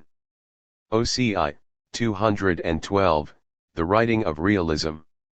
175. Is far from being neutral, it is on the contrary loaded with the most spectacular signs of fabrication. Barthes 1984, 56. Some of Barthes' critics were also unpleasantly surprised by this evolution. For instance, in his Barthes, 1983, Jonathan Culler suggests that Barthes' writings increasingly promote what seems a powerful myth, the myth of exemption from meaning, Culler 2002, 105, by which Barthes ultimately begins to present as a transgression what could easily be taken as a reaffirmation of quite regressive, pre-semiological notions. 106. What Barthes attempted to avoid was that a new opposition would impose itself between, on the one hand, the direct, naive view of language as Dasein, and the reflective, aloof interpretive approach of the semotician on the other, with the latter being on the correct because critical side of the opposition. The escape from this impasse is an affirmation of the bêtise as it repeatedly arises when the reader gets caught up in one's reading, coupled to an increasing awareness of the fictional character of the language which shapes reality. Or as Barthes remarked about himself in Roland Barthes par Roland Barthes. En lui, un autre dialectique se dessine, cherche à s'annoncer, la contradiction de termes cede à ses par la découverte d'un troisième terme, qui n'est pas de synthèse, mais de départ, tout chose revient, mais elle revient comme fiction, c'est-à-dire à un autre tour de la spirale. OC 4, 647, italics in original. In him, another dialectic appears, trying to find expression, the contradiction of the terms yields in his eyes by the discovery of a third term, which is not a synthesis but a departure, everything comes back, but it comes back as fiction, i.e., at another turn of the spiral. Barthes 1994, 69, italics in original, translation modified. Thus while Barthes indeed celebrates the haiku as a genre that makes the paradigms of meaning falter, this in no way signifies a return to pre-semiological notions in which language is presupposed to simply reproduce reality. In fact, Barthes just follows again a perverse reading strategy. I know these are only words, but all the same. Which allows him to catch a glimpse of the neutral. He experiences an exemption from meaning that, pace color, is evoked precisely by his phantasmatic relationship to the genre of haiku, and not so much by the haiku itself. 176. At the end of Le Nutter Barthes announced that this writing of the haiku would be the starting point of his next lecture series, La Préparation du Roman, in which he formulated his desire to develop his own version of the third term, the fiction that outplays the binary opposition between the Dasein and the meta-discourse. After years of writing about literature, he wanted to join the ranks of literature himself as a writer, and this via what he calls, at the end of Le Nutter, La Voie Royale, the Royal Road, the genre of the novel, cf. the MP3 recording of June 3, 1978, 132. 1978 to 1980, La Préparation du Roman. As he already indicated in his inaugural lecture, active semiology for Barthes is linked closely to literature because both can provide the dominant systems of knowledge with an imaginary doubling. With La Préparation du Roman, Barthes tried to get over the hump definitively and started out from the fantasy of the oeuvre, the desire to write a great novel in the classical tradition of Proust and Tolstoy. As Barthes announced at the start of the first lecture series for La Préparation du Roman, he intended to spread his research into this fantasy out over several years. This project would come to a premature end due to his unexpected death in 1980. As was announced at the end of Le Neuter, Barthes examined in detail the genre of haiku in his first lecture series, subtitled De la vie à l'œuvre. In doing so, he did not restrict himself only to Japanese haikus, he also spoke to his audience about different varieties of the haiku experience which he found, for example, in the familiar notion of epiphany in Joyce, but also in photography, which would be the inspiration for Barthes' final book, La Chambre Claire. While Barthes labeled both the novel and the haiku as examples of écriture du neutre, at first glance it does seem curious that Barthes, given his desire to write a novel, would first spend so much time and effort on the ultra-succinct genre of haiku. But it is precisely in that difference between the short description of the haiku and the comprehensiveness of the novel where Barthes' greatest stumbling block for his fantasy is found, pr. 46.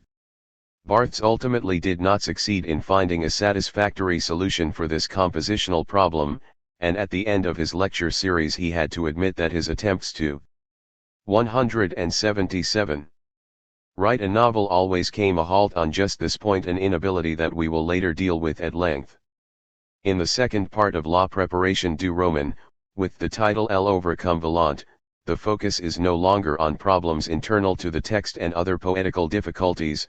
Rather, Barthes goes deeper into the apparently banal, but therefore no less acute external problems with which every writer is confronted: how best to organize one's day, how to deal with writer's block, how to determine which style best suits him, how to reconcile his numerous social obligations with the rest and solitude required to be able to write. Barthes illustrated these problems frequently with respect to the concrete writing praxis of a few famous authors, primarily Proust, but also Flaubert, Mallarmé, Chateaubriand, and Kafka. As with the two prior fantasies that Barthes had chosen as his starting point, we also find the fantasy of La Préparation du Roman appearing already in Barthes' early work in his fascination for the specific literary discourse. Initially, Barthes made an important distinction between, on the one hand, the Romanesque, novelistic, as text and, on the other hand, the Roman, novel, as genre. For Barthes, the novelistic stands for a kind of writing that possesses the power of imagination, the stylized expression and the literary description of reality which is typical of the novel, but due to its fragmentary character it escapes the narrative, readerly consistency of the classic novel. Such novels, as the flagships of the bourgeois literary institution, are so determined by formal and ideological conventions that they leave the writing reader with little freedom. And yet already in an interview from 1971, Barthes would assume a less dismissive position with respect to the genre of the novel. Pour ma part, je ne considère pas comme un critique, mais plutôt comme un romancier, scripteur, non du roman, il est vrai, mais du romanesque, mythologies, l'empire de signes sont de romans sans histoire, sur racine ets/z sont de romans sur histoires, Michelet est un parabiographie, etc. C'est pourquoi j'ai pour dire que ma propre proposition historique, est d'être à l'arrière-garde de l'avant-garde, être d'avant-garde, c'est savoir ce qui est mort, être d'arrière-garde, c'est l'aimer encore. J'aime le romanesque mais je sais que le roman est mort, voilà, je crois, le exact de ce que j'écris. OC3, 1038, italics in original. As far as I'm concerned, I do not consider myself a critic, but rather a novelist, a writer, not of the novel, it's true, but of the novelistic. 178. Mythologies, L'Empire de Signes are novels without a story, Sur Racine and S/Z are novels about stories, Michelet is a parabiography, etc. That is why I could say that my own historical position is to be at the rearguard of the avant-garde. To be avant-garde is to know what is dead, to be rearguard is to still love it. I love the novelistic, but I know that the novel is dead. This is, I think, the exact place of my writing. As we saw earlier, primarily from Le Plaisir du Texte on, Barthes would more openly admit his preference for classic texts, a preference which was at odds with the poetical convictions that he had until then disseminated as a theoretician of the avant-garde. And while Barthes in 1971 had already confirmed the death of the novel and seemed to reconcile himself with the novelistic as fragment, as ruins in La Préparation du Roman, he would finally articulate his desire to move from the writing of novelistic fragments, like he in fact wrote them in Roland Barthes par Roland Barthes and Fragments d'un discours amoureux, to the creation of a classic novel, Jai souvent flirt avec le romanesque, mais le romanesque n'est pas le roman, etc. Précisément ce suil que j'ai ver franchir. Pr. 42. I have often flirted with the novelistic, but the novelistic is not the novel, and it is precisely this threshold that I wish to cross. In La Préparation du Roman, Barthes also approaches the writing of a novel as an almost sacred task by which he hoped to find the fulfillment of the fantasies from the previous series of lectures. In the fictive universe of the novel, Barthes projected the ideal, idiorhythmic place into which he could withdraw. Pr. 40. Because the literary style of the novel provides the subject with a neutral language that makes no claim on the other. En rapport avec notre idée du neutre, je dirais, le roman est un discours sans arrogance, il ne m'intimide pas, c'est un discours qui ne fait pas pression sur moi, et donne envie d'accéder moi-même à une pratique de discours qui ne fasse pas pression sur autrui. Préoccupation du cours sur le neutre roman, écriture du neutre. Pr. 41. In relation to our notion of the neutral, I would say, the novel is a discourse without arrogance. It does not intimidate me, it is a discourse which does not exert pressure on me, hence the desire to attain myself a style of discourse which does not exert pressure on others. Concern of the course on the neutral rightward arrow novel, the writing of the neutral. 179. Nevertheless, Barthes would not actually succeed in writing the novel he fantasized about, and in his final lecture he had to admit that his fantasy would not be fulfilled. CFPR. 377. Seen in this way, Barthes' lectures constitute the perfect illustration of psychoanalytic theory, which always claims that failure is inextricably bound up with the fantasy. However, when we look at Barthes' interpretation of the fantasy more closely, we quickly see that psychoanalytic theory only enables us to understand to a certain extent what is at stake in Barthes' project at the Collège de France. The search for the vita nuova. If we compare with one another the central fantasies of the different lecture series from a psychoanalytic perspective, they seem to express an underlying desire for a pre-Oedipal paradise, for a mythical prehistory before the advent of language and the establishment of lack by the Oedipal separation from the mother's body. This hypothesis can be supported by the many biographical elements which show that Barthes' relationship with his mother had a more than considerable impact on his life and work. Cf. Calvet 1990/1994, 269 ff/225 ff. This close tie as a homosexual bachelor, he would continue living with her until her death in October 1977, was undoubtedly strengthened by the absence of a father. Louis Barthes lost his life in the First World War when Barthes was less than a year old, and according to Barthes' description of his life in Roland Barthes par Roland Barthes, he was never replaced. He did not mention a single word about his half-brother, or about that boy's father.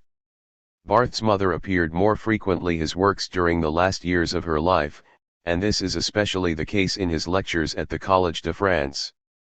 Barthes spoke repeatedly of the mother figure, which appeared to him as the perfect incarnation of the sovereign good. For Barthes, the interaction between mother and child ought to be a shining example of an idiorhythmic relation. Barthes argued that the neutral revealed itself in a sort of motherly talk, which in his view is characterized by a suspension of judgment. La mire en est el palasul qui ne qualifie pas l'enfant, qui ne le met pas dans un bilan. LN, 89, she alone, isn't the mother the only one who doesn't qualify the child, who doesn't force him into an assess. 180. Meant.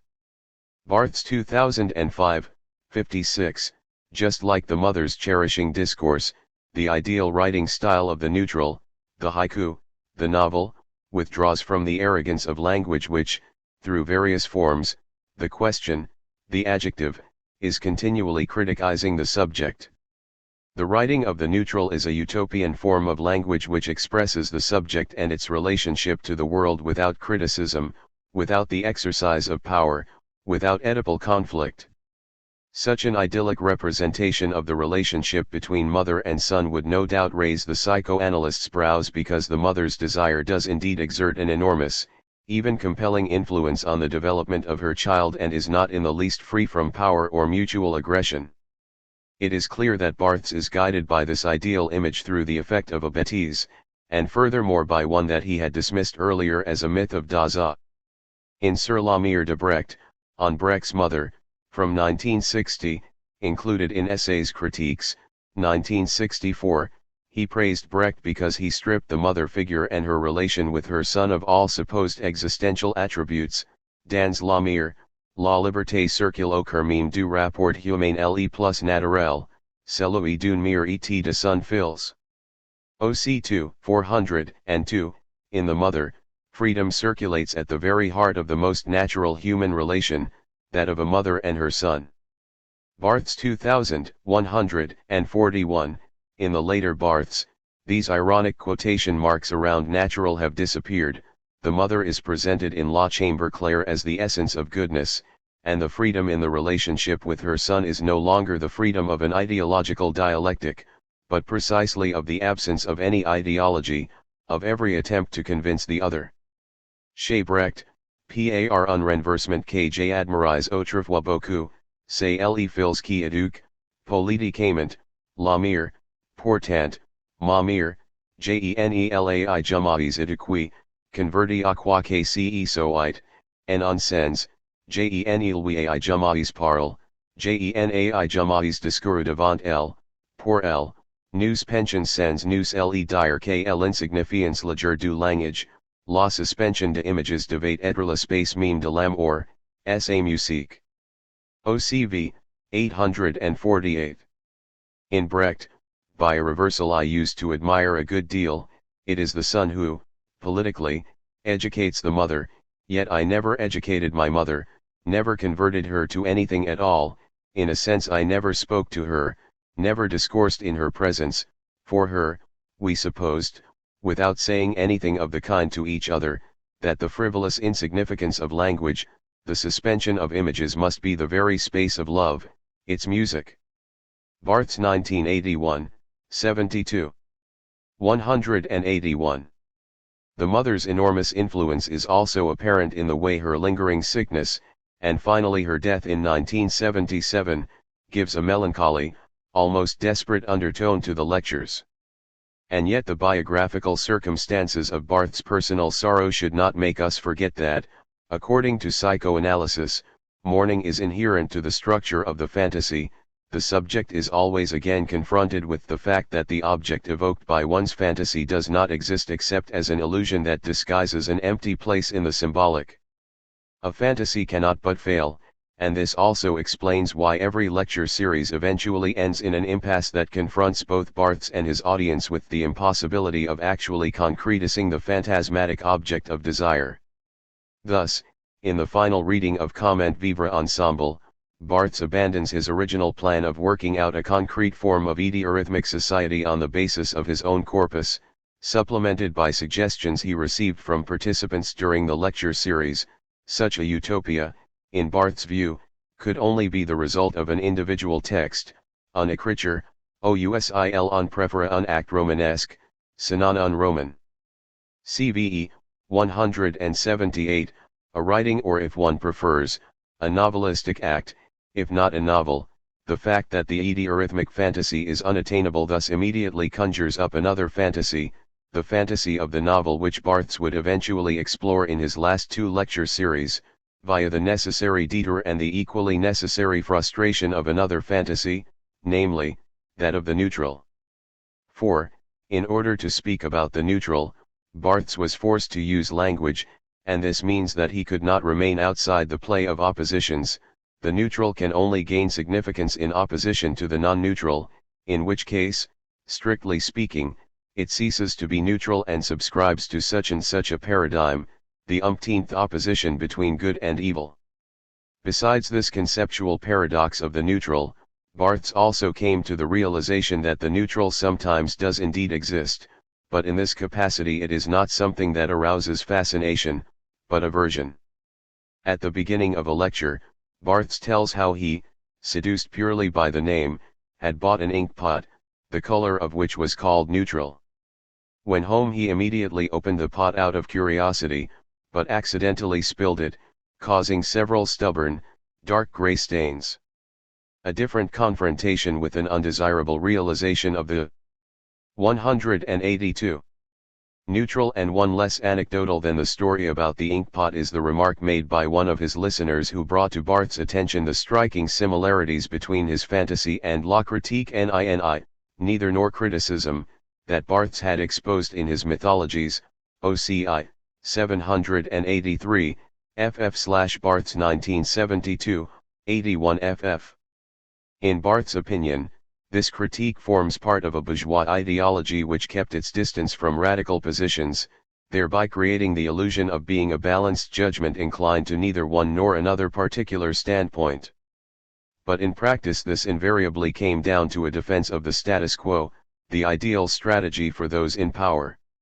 While in his reaction to this critique Barthes referred to the difference between the eninisme and the neutral, which wants to disassociate itself from the power involved in every form of judgment, he also admitted that there is a connection to be established, en un sens et un ressemblance terrible, à la fois hideous et ridicule, l'eninisme serait la copie farce du neutre. LN, 116, in one sense, it's an awesome resemblance, simultaneously hideous and ridiculous, neither noerism as the farcical copy of the neutral. Barthes 2005, 80, the neutral's power of attraction thus only seems to work if it is kept at a safe because unbridgeable distance. Once the neutral is realized, the fantasy disappears, giving way to a farcical copy which is every bit as dull and vague as the dark gray ink spilled by Barthes. This is why Le Neutre, just like Comment Vivre Ensemble, cannot but end with a forward flight, namely, the introduction of a new desire, the promise of a new object, the haiku, as an example of the ideal writing of the neutral which had actually already appeared at the start of La Préparation du Roman as a surrogate for another object, the real object of fantasy, namely, the novel. But even if, in the end, the actualization of the fantasy also seems impossible, Barthes still does not give up on his desire. This is evident from the very last sentence of his very last lecture of February 23, 1980, C'est là, pour finir, l'objet de mon désir, écrire un ouvre en ut majeur. Pr. 384, italics in original, that, ultimately, is the object of my desire, to write a work in C major. In his general introduction for the publication of the course, Eric Marty contends that central to Barthes' teaching is precisely the awareness of this unrealizable nature of the fantasy, a negativity which est toujours déjà là comme pour annuler, de l'origine, l'objet même de cette recherche. Marty in CVE, 11, is always already there too. 183. Cancel, from the outset, the very object of this research. Yet, by emphasizing this negativity, Marty seems to pass over Barthes' ambiguous relationship to psychoanalytic discourse. As Barthes noted in Fragments d'un discours amoureux, the truth of the subject is hidden in its relation to the lure of the fantasy, and thus there is no reason to start digging for an underlying, more real truth. From a psychoanalytic point of view, it is nevertheless tempting to look for the origin of all these different fantasies in a perverse desire to deny the Oedipal conflict, and thus to deny lack. Interpreted thusly, the Oedipal fantasy strives to replace the symbolic law organizing society with a perverse contract. This social contract allows the subject to set up a group in such a way that one is able to escape the power of the other and establish a kind of autarky. The Oedipal community needs nothing but itself and is thus no longer marked by lack. Le groupement est défini comme un pure machine homéostatique qui est entretient elle-même. CVE 83. The group is defined as a pure homeostatic machine which supports itself. The same perverse aversion to lack also seems to be the motor for the fantasy of the neutral, which aims to deny the lack in language. This lack appears precisely in the binary differences, seeing that the one term always possesses what the other one lacks. The basis of this system is, according to psychoanalysis, sexual difference, the father who has the phallus versus the mother who lacks it. The perverse subject cannot accept this and therefore denies the fact that the mother is lacking something or, in psychoanalytic jargon, is castrated. The fantasy of the neutral wants to exchange this fundamental difference for a whole series of differences, nuances which eventually erase the contradiction. This can be seen in the figure of the hermaphrodite in Le Neuter, which Barthes analyses on the basis of Freud's Kindheitserinnerung de Leonardo da Vinci. Da Vinci remembers how one day a vulture came to rest on the edge of his cradle and opened his mouth with its tail. Cf. Freud 1957, 82. Freud brought this phantasmatically loaded memory into connection with a phallic mother goddess on the basis of a translation mistake. Leonardo da Vinci himself mentioned a kite, not a vulture. CFLN 243, Barthes 2005, 194. Through the figure of the hermaphrodite, the neutral appears not only in the image of a phallic mother, but also in the image of a father stripped of his Oedipal severity, on put encore préciser, deriver, rever, societer la figure du père mère, du père maternel, du 184. Père pourvu descends, du père tendre, figure absent de notre mythologie occidentale, carence significative. LN 243, one can specify more, derive, dream, arouse the figure of the father-mother, of the maternal father, of the father with breasts, of the tender father, figure absent from our Western mythology, significant lack. Barthes 2005,194, while this tender father figure may be absent in Western mythology, this was not the case in Barthes' personal mythology, where his father appears as caring, loving figure and not at all an Oedipal rival. In the photo found in Roland Barthes' Par Roland Barthes, he is looking into the camera with a soft smile. It was a similarly vague and androgynous smile that Freud often saw returning in Da Vinci's paintings, whether of women or men, with the most famous example of course the mysterious Mona Lisa.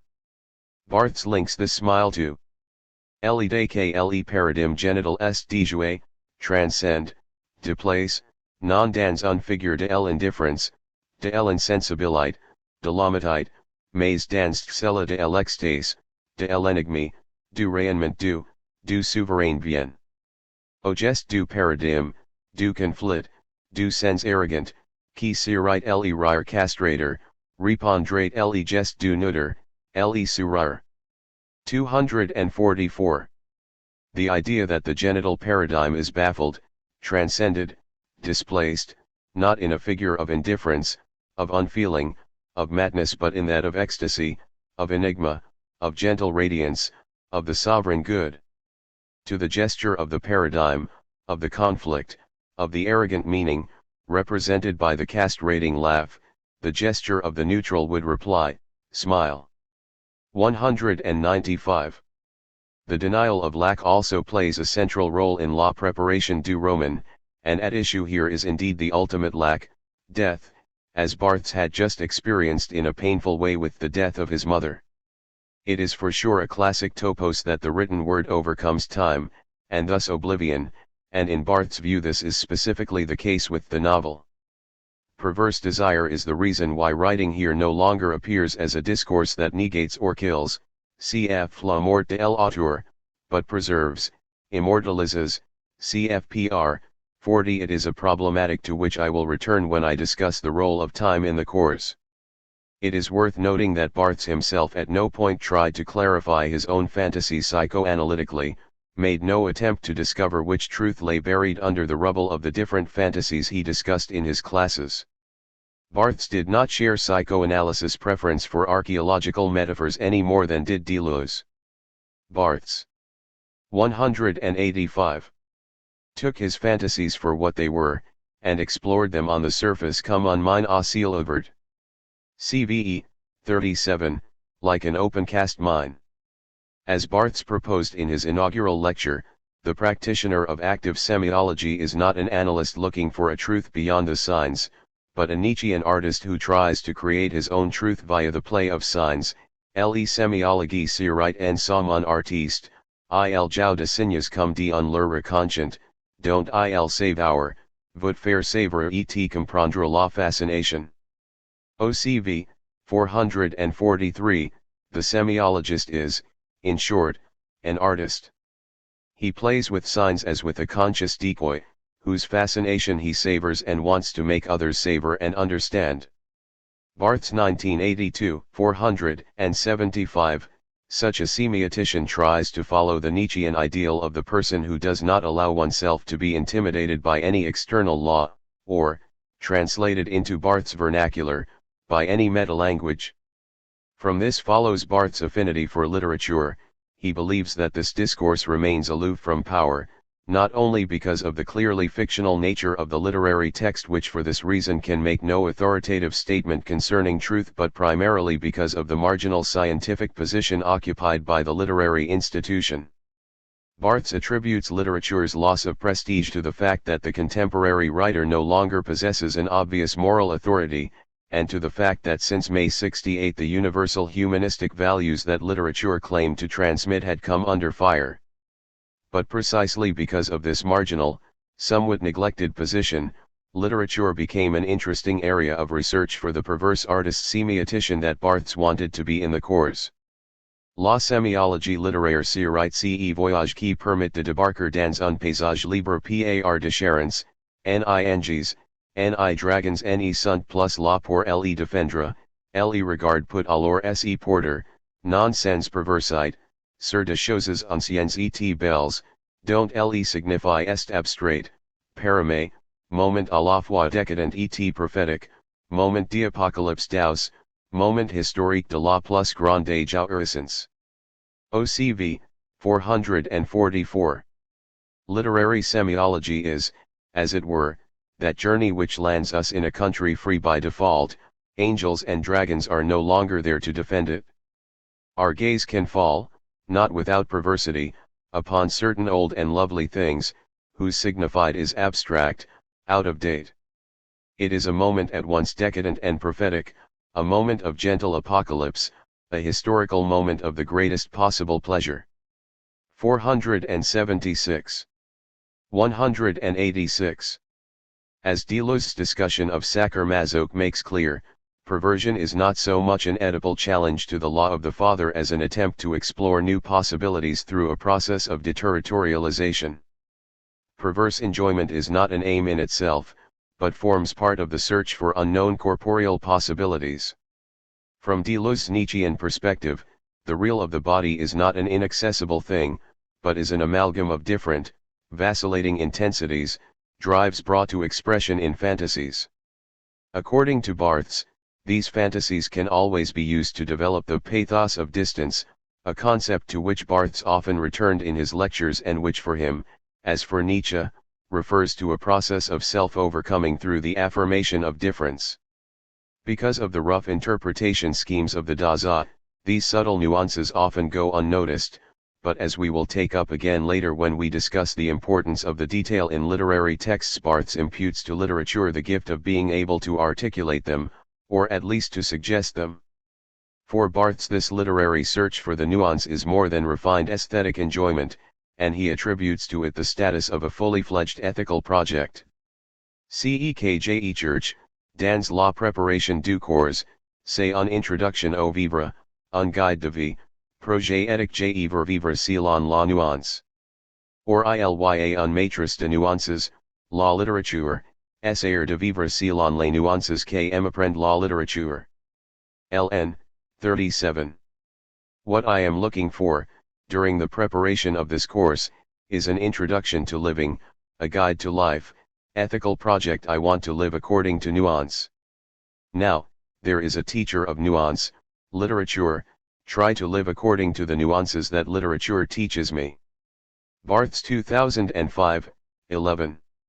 With this ethic as a starting point, the function of the fantasy in the course also proves to be different from its function in psychoanalysis.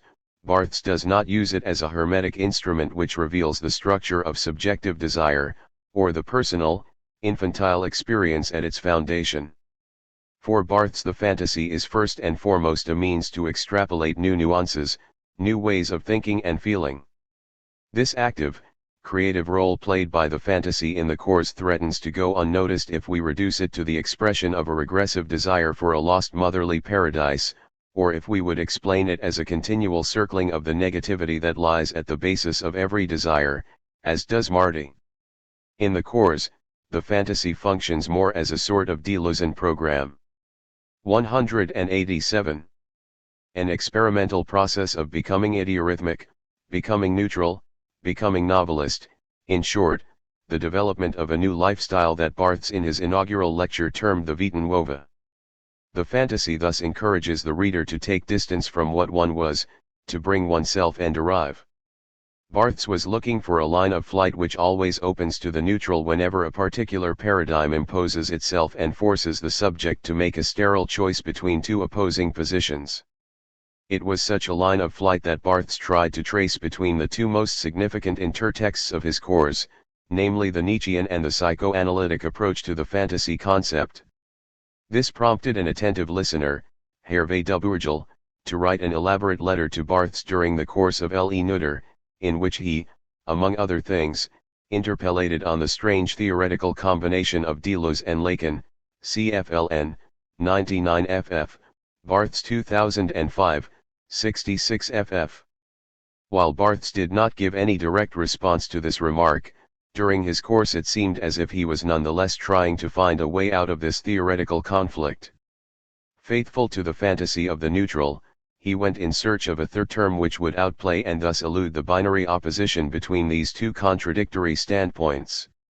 As we already saw in the first chapter, he discovered this third way in his revaluation of something that Deleuze and Lacan for once agreed upon in their radical rejection of it, the imaginary, and more specifically, the ego as imaginary construction. The return of the repressed ego in Barthes' theory began in Le Plaisir du Texte with the idea of the self as a final fiction which Barthes would then try to construct in Roland Barthes par Roland Barthes and Fragments d'un discours amoureux. The imaginary played a central role in the course as well. Already in his inaugural lecture Barthes made it clear that the imaginary was the best object of research for active semiology. Ses objets de prédilection, ce sont les textes de l'imaginaire, les récits, les images, les portraits, les expressions, les idéalecties, les passions, les structures qui jouent à la fois d'une apparence de vraisemblabilité et d'une incertitude de vérité. J'appellerais volontiers sémiologie les cours d'opérations les langues duquel il est possible, voire escompte, de jouer du signe comme d'un voile peint, ou encore, d'une fiction. OCV, 443. 188. Its objects of predilection are texts of the imaginary, narratives, images, portraits, expressions, idiolects, passions, structures which play simultaneously with an appearance of verisimilitude and with an uncertainty of truth. I should like to call semiology the course of operations during which it is possible even called for to play with the sign as with a painted veil, or again, with a fiction. Barthes 1982. At the beginning of La Préparation du Roman he hinted that the theoretical disapproval of the ego had gone on long enough, mieux valent les lures de la subjectivité que les impostures de l'objectivité. Mieux vaut l'imaginaire du sujet que sa censure. Pr. 25, the lures of subjectivity are more valuable than the deceits of objectivity. The imaginary of the subject is more valuable than its censure. In L.E. Nutter, Barthes devoted the entire lesson of April 1, 1978 to the experience of self, the effect of which he compared with a drug. With this he meant the intoxication that can be brought on by a resolute awareness of our irreducible being there, which we can compare to the sober intoxication Barthes discussed at the end of his Fragments d'un discours amoureux. He now applies to this intoxication what he had remarked in the same fragments concerning the affect of love. He rejects the classical idea that this intoxication confronts us with Rimbaud's jes d'un autre, claiming that la conscience drogue sut un tout autre chemin, equals un approfondissement infatigable du meme que je suis, mais le meme en z trait déviant comme un autre, and ce tu il est impensable, devenir autre à force d'être meme. Ln. 138, the consciousness drug follows an entirely different path, equals a tireless deepening of the same that I am, but from being so treated the same becomes something like an other, insofar as it is inconceivable, to become other by dint of being the same. Barthes 2005, 100, this description of the experience of self is linked closely to what I called the confrontation with the demon in the chapter on Foucault, an imaginary figure which expresses the relationship to our self-becoming. This self-becoming ultimately results from what Foucault describes as the care of the self, the necessary self-discipline that makes someone able to become what one is, to be the artist of one's own life, to transform oneself into a work of art. I also believe that Barthes' project of the Vita Nuova may be seen as a similar process of self-becoming on the basis of strategies he borrowed from the literary style of writing. Barthes treated the everyday fabric of events as a text that must be made writerly, by which the question how to 189 live falls together with the question how to write. CFPR 29, therefore, all of the practical, technical problems of the profession of writing, which Barthes discussed at length in La Préparation du Roman, also mirror on another, more intimate level the obstacles that Barthes encountered as an individual in his attempt to turn his own life into an oeuvre. The opposition between the writer and that which he writes, between the form and the man hereby becomes meaningless. Ilya un dialectique propre à la littérature, etj croitu l's devenir, qui fait que le sujet peut être libre comme une création d'art, l'art peut se mettre dans la fabrication même de l'individu, l'homme suppose moins à l'œuvre s'il fait de lui-même une œuvre. Pr. 229. There is a dialectic particular to literature, with, I think, potential for the future, whereby the subject can be shown like a work of art, art can put itself into the very making of an individual, man is less in opposition to the work if he makes himself into a work. In order to achieve the transformation of the self into a work of art, one obviously needs a careful self-education, or as Deleuze called it in his discussion of Nietzsche, a paideia, a training and evaluation of the affects and forces that traverse the body. In what follows I would like to examine the techniques Barthes used in the attempt to give this self-education a concrete form in interaction with literary texts. In his lecture courses Barthes gathered heterogeneous fragments from various divergent sources, literary, philosophical, historical, fragments that he used at random without much consideration for their original context or scientific value. This method of working is more than just a perverse provocation to the scientific discourse, it is above all a way to build the necessary bridge between what general knowledge offers and what the singular body needs to realize the Vita Nuova. In so doing, the entirety of the course can be read as a peculiar encyclopedia which is no longer driven by a desire for comprehensiveness but by the pleasure that can be derived from knowledge. Le geste encyclopédique pour moi sa valeur de fiction, sa jouissance, son scandale.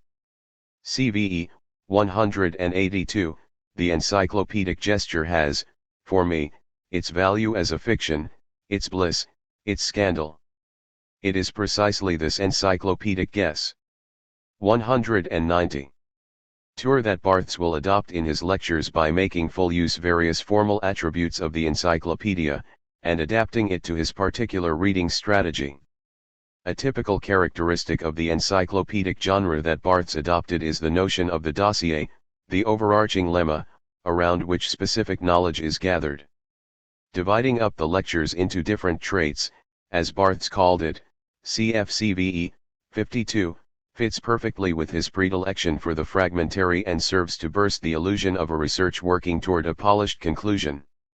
Just as in an encyclopedia, every trait stands on its own, so that in principle the reader, after the explanation of the fantasy which forms the basis of a given course, can start or stop reading anywhere without missing the development of a particular argument or a conclusion. Just as with the ancient technique of hypomemeta, the link between all of these fragments of encyclopedic knowledge would be the person who brings all of these pieces together, in order to then constitute and transform oneself through the fragments chosen. Or as Barthes clarifies his method in the introduction to Le Nutter. Jai promène Le Nutter non pas le long d'une grille de mots, mais d'un réseau de lectures, c'est-à-dire d'une bibliothèque.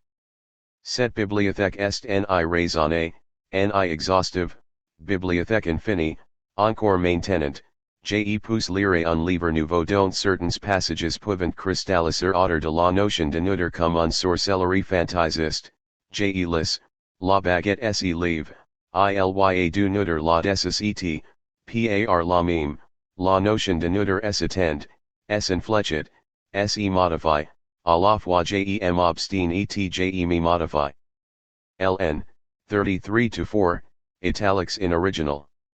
I took the neutral for a walk not along the grid of words but along a network of readings, which is to say, of a library. This library is neither analytical, nor exhaustive, infinite library. Even now, I can read a new book in which certain passages will crystallize around the notion of neutral as whimsical sorcery. I read, the water diving rod rises, there is neutral underneath, and for this very reason, the notion of the neutral expands, inflects itself, modifies itself, I persist, and I transform myself at the same time. Barthes 2005, 9, italics in original. Barthes does not disguise the fact that his corpus came about in an impertinent fashion on the basis of the private library at his holiday home in Ert in southwestern France where, during the summer holidays, he prepared his lectures for the coming academic year, c'est-à-dire le temps ou la perte de rigueur méthodologique est compensée. 191. Par l'intensité et la jouissance de la lecture libre. 34, which is to say, a place-time where the loss in methodological rigor is compensated for by the intensity and the pleasure of free reading. 9. For Barthes, as we saw earlier, the ideal space for the reader is the private library where one is not obliged to ask for a book, to borrow and return it, but can use the object of the reading experience as a kind of fetish. And this holds as well if the reader is a professor at the Collège de France. Jai opère de choix trace arbitraires de lecture, jai assume de ne pas contrarier ce que j'appellerai un esthétique du travail, valeur exclue par la science, par exemple, en psychanalyse, j'ai retions de lire du Freud ou du Lacan, mais Karen Horny ou Reich, c'est or de ma sensibilité de lecture et don de travail, jene crystallise pas, mot amoureux. 34. I made some very arbitrary choices of reading. I decided not to go against what I will call an aesthetic of work, a value ruled out by science. For example, in psychoanalysis, I continue to read some Freud or some Lacan, but Karen Horny or Reich, that falls outside my reading and thus outside my work sensibility, I don't crystallize. Lover's word. 9. This working method connects with what Barthes noted about the reading experience in Sur la lecture. To the extent that the reading is driven by a desire, it cannot but be impertinent and withdraw from the law of reading in case of the academic law of reading, which emphasizes exhaustiveness, representability, relevance. The reader whom Barthes defends in his course is always an amateur, in both senses of the word, a reader who neither cares what one is supposed to read, nor how one should read. In the same way that Barthes, when choosing texts, took into account no other criteria than his desire, he also did not want his interpretation of those texts to be hindered by their original meaning and function. It is not about removing the original signified from the text entirely, this is impossible, but about depriving it of its power to reduce the entire text to a single interpretation, a reduction which leaves no room for the reader's desire. Barthes accomplished this by fictionalizing the texts in question, by depriving them of their ultimate referent, such as the existence of God in the case of the mystics, or the political situation in Sartre's case, cf. CVE, 43. Barthes in this way skirts the law of reading, which would deny entrance to someone from his intellectual caste into certain texts that are 192. Considered wrong because of their undesirable connotations.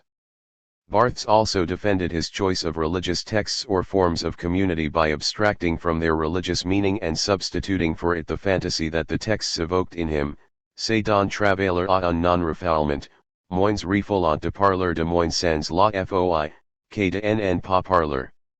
CVE, 43, it means working at a non-repression, it is less repressing to speak without faith of monks than to not speak about them. As Barthes indicated in his inaugural lecture, such a free reading had become possible because the literary discourse was no longer safeguarded by influential authors and institutions who established the correct meaning of a text. Barthes remarks in the same passage that this type of reading is not without perversity, cf. Supra, a certain part of perverse reading pleasure is indeed found in the recalcitrant reading of a text right in the face of the powerless other who cannot interfere because the author has been declared dead and the literary institution no longer has the authority or the prestige to forbid such a heretical reading. Yet we must not forget that even a perverse reading strategy ultimately cannot do without the other. Even read explicitly through a fantasy, the denotation and the connotations remain active in a text and exert an unavoidable influence on its reception. The same is true for the selection of the corpus, which cannot in the least outstrip the law of reading. On further consideration, it seems that Barthes himself is guided in his choice by various micro-laws from which he does not appear able to free himself. Is his preference for Freud and Lacan, for example, purely due to his own idiosyncratic desire rather than to the fact that both authors played a far greater role in the French theoretical tradition than Horny or Reich? The same observation can be made about the supposedly provocative preference that he, as an avant-garde theoretician, had for classic literature. First of all, he chose for the greats, such as Proust, Gide, Flaubert, Chateaubriand, authors who were undoubtedly part of the French literary canon, and second of all, Barthes' fluctuating preference followed a shift within Telkel which, under the influence of Sollers at the end of the 1970s, transitioned toward a more accessible, more classical poetics and more conservative assumptions, cf. Copy 1990, 234. Barthes' fascination for Eastern philosophy, and more specifically Zen Buddhism, which received a great deal of attention in the West. 193. During the 60s and 70s also seemed to be at least partially determined by intellectual fashion. So when Barthes wrote about an anarchisme de sources, CVE, 44, anarchy of sources, one must ask if he really proceeded as anarchically as he would have his listeners believe. According to Barthes, the private library is still a mirror of its owner's identity, décrire cette bibliothèque, expliquer son origine, Sirite entrée dans la biographie, l'histoire familiale, bibliothèque d'un sujet equals identité forte, complete, un portrait, LN, 34, to describe this library, to explain its origin, would mean to enter into biography, familial history, library of a subject equals a strong, complete identity, a portrait, Barthes 2005, 9, by limiting himself to his private library. Barthes' corpus indeed threatened to become a mirror, a narcissistic portrait in which the imaginary recognition is bereft of its transformative effect. Is it not precisely by taking up a text which at first glance seems very distant to us, but wherein we suddenly, in an uncanny way, encounter something of ourselves, that the subject can be brought into process? Barthes should have realized through his reading of Freud and Lacan that when a text leaves a reader indifferent, or even inspires aversion, this can be a sign of resistance. in which case the text does not offer too little appeal, but too much, and threatens to reveal an aspect of the fantasy displeasing to the reading ego. Furthermore, Barthes also missed the negative aspects of his fantasy in the texts he did deal with. We can illustrate this with respect to the eurythmic fantasy in Comment Vivre Ensemble. While Barthes asserts, in his introductory lecture, that the fantasy has its negative counterparts, and that an infernal version of living together can easily be imagined, cf. CVE 35, Barthes noticeably ignores this negative aspect, not only in his selection, but also in his interpretation of texts. Comparable to the way in which Barthes, in Roland Barthes Roland Barthes, carefully avoided the Oedipal conflict when describing his life, thereby actually creating an extremely Oedipal story, in his discussion of Robinson Crusoe he remained entirely blind to the colonial exploitation and racism implied in this novel, and in his discussion of La Sequestre paid little attention for the family terror suffered by Melanie in particular that carried out by the mother.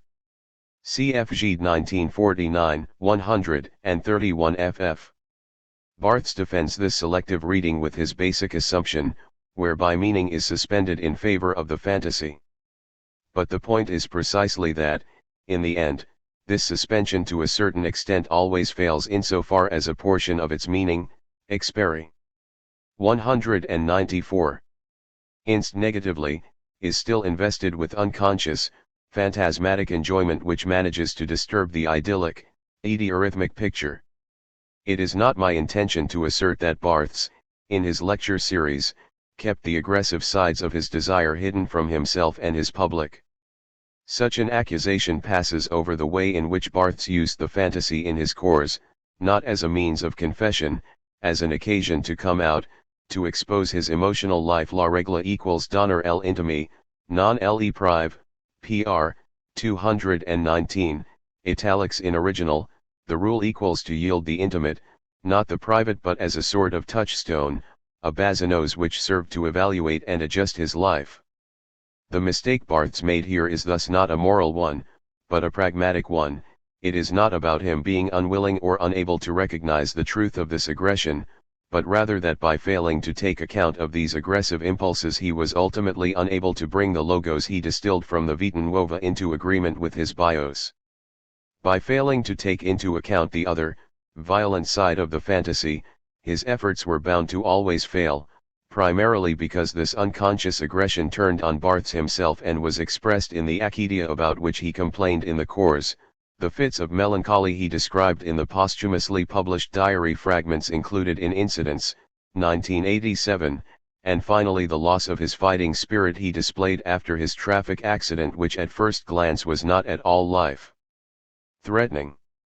Cf. Calvet 1990/94, 296 ff/249 ff. The self-destructive attitude of melancholy is traditionally interpreted by psychoanalysis as a repressed aggression toward an object turned back upon oneself. Barthes' aggression remains subjected to an uncanny return of the repressed precisely because he was unable to recognize something of his own demon in the aggression that he tried to exorcise by every possible means. And thus, it was precisely that which Barthes had tried to exorcise that came back to haunt him as a copy farce. Because not recognized, the double became an adversary, a shadow which continually prevented him from realizing his program. In the next chapter I will discuss Barthes' inability to integrate the negative, destructive aspects of his fantasies into the program of the Vita Nuova. Here I will examine Barthes' active semiology more closely in light of four important notions from literary studies, more specifically, the space of literature, the function of the detail in literary description, time and the author. I will dedicate a separate section to each of these notions. Space, detail, time, and the author. Space. Heterotopia. In the first lecture of Comment Vivre Ensemble, Barthes proposes that the exploration of a text starting from a fantasy still goes together with the creation of a space where the phantasmatic scenario can play itself out. Portu ily8 fantasme, il fochu ily8 scene, scenario, Don Lu. CVE, 37, a fantasy requires a scene, a scenario, it therefore requires a place. This phantasmatic space arises between the two spaces which play a role in the act of reading, more specifically, the extratextual space where the reader is located, and a space as represented in the text in this case, for example, Mount Athos. This means that an active semiology must remain constantly aware of the interaction between both spaces as brought to life in the reader's imaginary. In an effort to think through this interaction, I will call upon the notion of heterotopia which Foucault developed in his text, De spaces autres, different spaces. In this reading from 1967, first published in 1984, the year of his death, Foucault distinguishes between utopias and heterotopias. He defines utopias as places that do not actually exist, but maintain a distinct relationship with actual society as either its reversal or its perfection. Heterotopias are also places where the normal social arrangement of space is in one way or another undermined, but in contrast to utopias they are real, localizable places. Cf. Foucault 2001 b/1998, 1574-5/178-9, Foucault delivered this reading on the heterotopia to the Cercles d'études architecturales, and it was eventually published in Architecture, Movement, Continuité. It should thus be obvious that the focus in De spaces autres was primarily on the impact that the concrete, architectural arrangement of communal space had upon the sub. 196. Ject. The different examples Foucault gives of the heterotopia, honeymoon hotels, asylums, prisons, zoos, graveyards, fairs, at first glance seem to have nothing to do with literary space. Literature shows us a place that does not exist and is thus only, strictly speaking, a specific variation of utopia. Still, Foucault admits that it is sometimes possible to speak of an overlap between utopia and heterotopia, more specifically, the mirror. On the one hand, Foucault sees the mirror as a utopia insofar as it is a un sans lieu, Foucault 2001 b. 1575, a placeless place, Foucault 1998 a. 179, but on the other hand it is a kind of heterotopia. Dans la mesure où le meilleur existe réellement, etoila, sur la place que j'ai occupée, un sort d'effet en retour, c'est à partir du meilleur que j'ai me découvert absent à la place où j'ai suis puisque j'ai me vois la baisse. À partir de ce regard qui en quelque sorte se porte sur moi, du fond de cet espace virtuel qui est de l'autre côté de la glace, j'ai reviens vers moi et j'ai recommence à porter mes yeux vers moi-même et à me reconstituer là où j'ai suis. 1575. In that the mirror really exists, in that it has a sort of return effect on the place that I occupy. Due to the mirror, I discover myself absent at the place where I am, since I see myself over there. From that gaze which settles on me, as it were, I come back to myself and I begin once more to direct my eyes toward myself and to reconstitute myself there where I am. 179. Seen logically, a mirror image might be but a two-dimensional surface, nevertheless it still creates the impression of having a spatial dimension. This effect is buttressed by the fact that when I look at myself in the mirror, I first see myself in that other space, and then starting from there I construct myself on this side of the mirror, as happens with the child in Lacan's mirror stage. I would like to extend this description to the reading experience which confronts me with my absence as a reader from the very place where I sit and read. In this experience, I see myself reflected on the other side, that other space, in a textual double that subsequently returns me to myself, and with which I then construct myself on this side of the mirror. In this way the literary space can be both a utopia and a heterotopia, utopia because literature indeed describes a non-lieu, heterotopia because literature always remains a sort of materialist utopia, even if only through the presence of the book and the need for a space in which this book can be read in peace. 197. In his lectures to the Collège de France, Barthes used literature specifically as a heterotopy where certain taboos can be suspended and certain alternatives explored. Concerning taboos, Think for example of the taboo on sentimentality which Barthes denounced in his fragments de un discours amoureux. To be sure, literature has the capacity, through its marginal, heterotopic position, to experiment, but at the same time its influence on the normal social space remains limited. It is thus somewhat ridiculous, or perhaps worse, hypocritical, to believe that literary practice can have revolutionary potential, and to foster overly ambitious expectations about the impact that its radical lines of flight could have. Still, however little influence fiction may exercise on the existing social order, like every heterotopia, the novelistic space is never sealed off hermetically from the space surrounding it, namely, the space of the reader and the concrete social situation in which this reader is located. Fictional elements can establish connections with the reading body and sweep it up into a line of flight, setting off a process of becoming which often remains clandestine and is hardly noticeable, not even by the subject who is undergoing it. This deterritorialization allows the subject to unexpectedly discover new virtual spaces. As Barthes proposed in his inaugural lecture, fantasy serves as the compass for this literary exploration. In this chapter I wish to examine how fantasy and space interact with one another, first from a psychoanalytic, and then from the Nietzschean intertext. Considering that Barthes actually inserted little or no theoretical reflection on this interaction into his course, I will also return to a few of his other texts which may help to give us a better image of the role played by space in Barthes' perverse reading praxis. Potential space. We could call potential space, as described by D.W. Winnicott in his Playing and Reality, the first heterotopic space in the development of the child. This clearly delineated play area makes it possible for the child to project internal psychic processes onto the external world, and to give various objects a phantasmatic, animated glow which is lost once they are outside the circle of play. In his inaugural lecture, Barthes compared the courses he wanted to give with such a winner. 198. Kantian play area, such as occurs between the mother and child, so that the textual fragment would come to function as a transitional object. J'aimerais donc que la parole et l'écoute qui se tresseront ici soient semblables auxiliaires aux et venus d'un enfant qui joue autour de s'aimer, qui s'en éloigne, pousse retourne vers elle pour lui rapporter un caillou, un brin de laine, dessinant de la sorte autour d'un centre paisible tout un air de jeu, à l'intérieur de l'équelle le caillou, la laine important finalement moins qu'elle donne plein de zèle qui en est fait. OCV 444-5.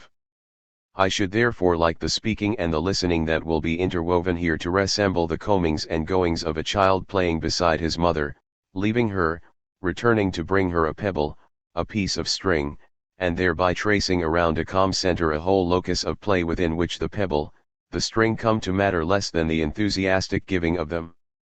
Barthes 1982, 476-7. The image of tranquil space surfaces frequently in the rest of Barthes' work, and is termed maternal space by Diana Knight in her Barthes and Utopia, Space, Travel, Writing, 1997, cf. Knight 1997, 244 ff. As an attractive alternative for the space of Dasein, dominated as it is by the arrogance of language, this maternal space constitutes literally the alpha and omega of Barthes' oeuvre. It appears already in his very first text, the pastiche on Plato's Crito, as the charming Corinth where Socrates could philosophize in peace, far away from Athens and its inhumane laws. In this place of exile he could enjoy the landscape and delicious food in the company of his friends, but also with the maternal figure of Eurymedusa, Socrates' midwife, CFOC 4, 501. And in On écouteurs à parler de ce que on aime, 1980, one always fails in speaking of what one loves, the very last text Barthes wrote, and which was still in the typewriter at the time of his fatal traffic accident. He again discusses the same idyllic space. This time Barthes' alter ego is not Socrates but Stendhal who, in his travel diary, makes the distinction between beautiful, maternal Italy with its many delights, and the paternal, oppressive France, CFOCV, 907/Barthes 1989, 297, but as an evocation of the lost, pre-Oedipal, pre-linguistic paradise, Italy per definition falls outside the symbolic system and is thus impossible to describe. Inevitably, Stendhal fails time and again to represent his fascination for Italy, hence the title of Barthes' article. 199. The desire to travel to a similar idyllic space, far away from conflict and the Dasein, also plays an important role in Barthes' own biography, cf. In addition to Knight 1997, also Higgins 1981 and Candiati 1995. As he remarked in La Préparation du Roman, his tuberculosis and resulting stay in the sanatorium were perhaps at least in part the psychosomatic expression of a desire to escape, cfpr. 293. Irritated by the student protests of May 68, Barthes had a similar flight response when he decided to accept the invitation to lecture in Morocco, accompanied by his mother. Cf. Calvet 1990/1994, 209 ff/170 ff. But ultimately this country did not really satisfy his expectations, although somewhat delayed. The Moroccan students were also ignited by the revolutionary élan of their Parisian colleagues and began to resist what they perceived to be the bourgeois and colonial study of French literature. Cf. Calvet 1990/1994, 211 ff/172 ff. Furthermore, Barthes felt somewhat trapped in the small circle of foreigners with his numerous social commitments, which bored him to no end. But during his short stay in Rabat, Barthes was able to work on L'Empire des Signes, a text which resulted from a few short visits to Japan a couple of years earlier. Precisely because of the fact that he did not live there permanently, he could continue to harbor dreams of Japan as a maternal place, and could suspend or ignore the inevitable conflicts found in every society, and with which he was continually confronted in Morocco. In his lectures at the Collège de France as well, Barthes would also go in search for variations of this maternal space in different texts. While Comment Vivre Ensemble was undoubtedly the most explicit thematic approach to this space, the descriptions of, among others, Mount Athos, Crusoe's Island, the Castorp Sanatorium and Melanie's room as places where the idiorhythmic fantasy can be played out, make clear that the other two fantasies are unthinkable without a spatial dimension. And so, in Le Nutter, Barthes devoted an extensive trait to the retreat, the hiding place to which one can withdraw from the public space and appointments with the Dasein, CFLN, 186/Barthes 2005, 144, in his view, the haiku of which Barthes treated thoroughly as a writing of the neutral in the first part of La Préparation du Roman also evokes a phantasmatic space. The three short lines of a haiku immediately evoke in the reader an imaginary scenario into which one can project oneself. CFPR, 107, and in the second part of La Préparation du Roman, Barthes points out the necessity of letting 200. The act of writing be preceded by the creation of a space, not only figuratively, taking time, freeing oneself from social obligations, but also literally. Barthes describes in meticulous detail the actual furnishings of the room in which one writes, and deliberates on whether it is better to write while lying on a bed or at a table. CFPR, 301, ff. What all these divergent places have in common is their autarkic character. They are spaces in which the subject lacks nothing and is protected from the invasive external world as in the ideal writing room and from the arrogance of language, as in the Zen space of the haiku. And yet the lack which is apparently absent in this space eventually resurfaces in the relationship the reader establishes with these imaginary spaces. These spaces remain inaccessible precisely because they exist nowhere else than in the imagination of the reader, even if they do refer to an actually existing space.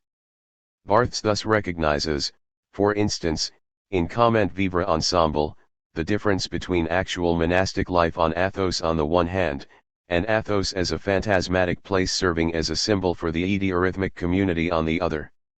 The desire to retreat to Athos thus is revealed to be an impossible desire, just like his year in Rabat, An actual stay on the Greek mountain would surely have disappointed Barthes insofar as it would confront him with that which he had effaced in his fantasy. This is why the ideal spaces that Barthes discusses in his work are always fictional, or are at least fictionalist spaces. They each represent in their own way the sovereign good, but postulate this ultimate object as unattainable because of their fictional status. In the end, it is precisely this fundamental impossibility that makes this desire possible and sustains it, as is illustrated by Barthes' fascination in La Chambre Claire for an old photo by Charles Clifford, Alhambra. Cette photo ancienne, 1854, me touche, c'est tout simplement que la j'ai envie de vivre. OCV, 819, italics in original, this old photograph, 1854, touches me, it is quite simply there that I should like to live. Barthes 1981, 38, italics in original, the photo thus creates the illusion that the sovereign good can be found at that place, but the photo itself remains a two-dimensional image of a space which given the age of the photo no longer exists as such. Through the fantasy, the distance required to transform the experience of the pre-linguistic, mother's, body from a horrifying, excitamate thing into a utopian, desirable maternal space is established. The ideal landscape can only be Heimlich, domestic, intimate, and secret, to the extent that 201.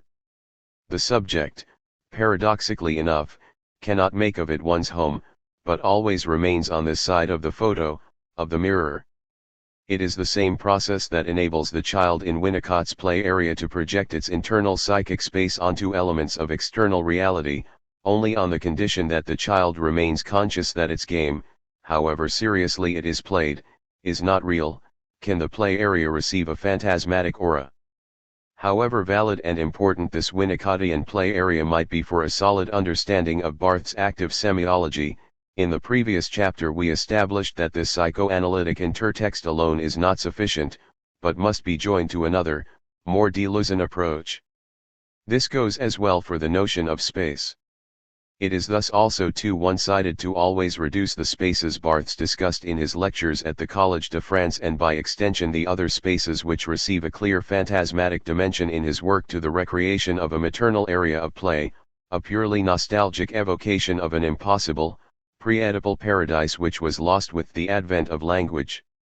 For Barthes, imaginary space also serves as a sort of virtual laboratory where, in a controlled environment, an experimental process, a perverse act of deterritorialization is begun, to cross the horizon, enter into another life, as Deleuze cites D. H. Lawrence, Deleuze and Parnot 2004b/2007, 4736.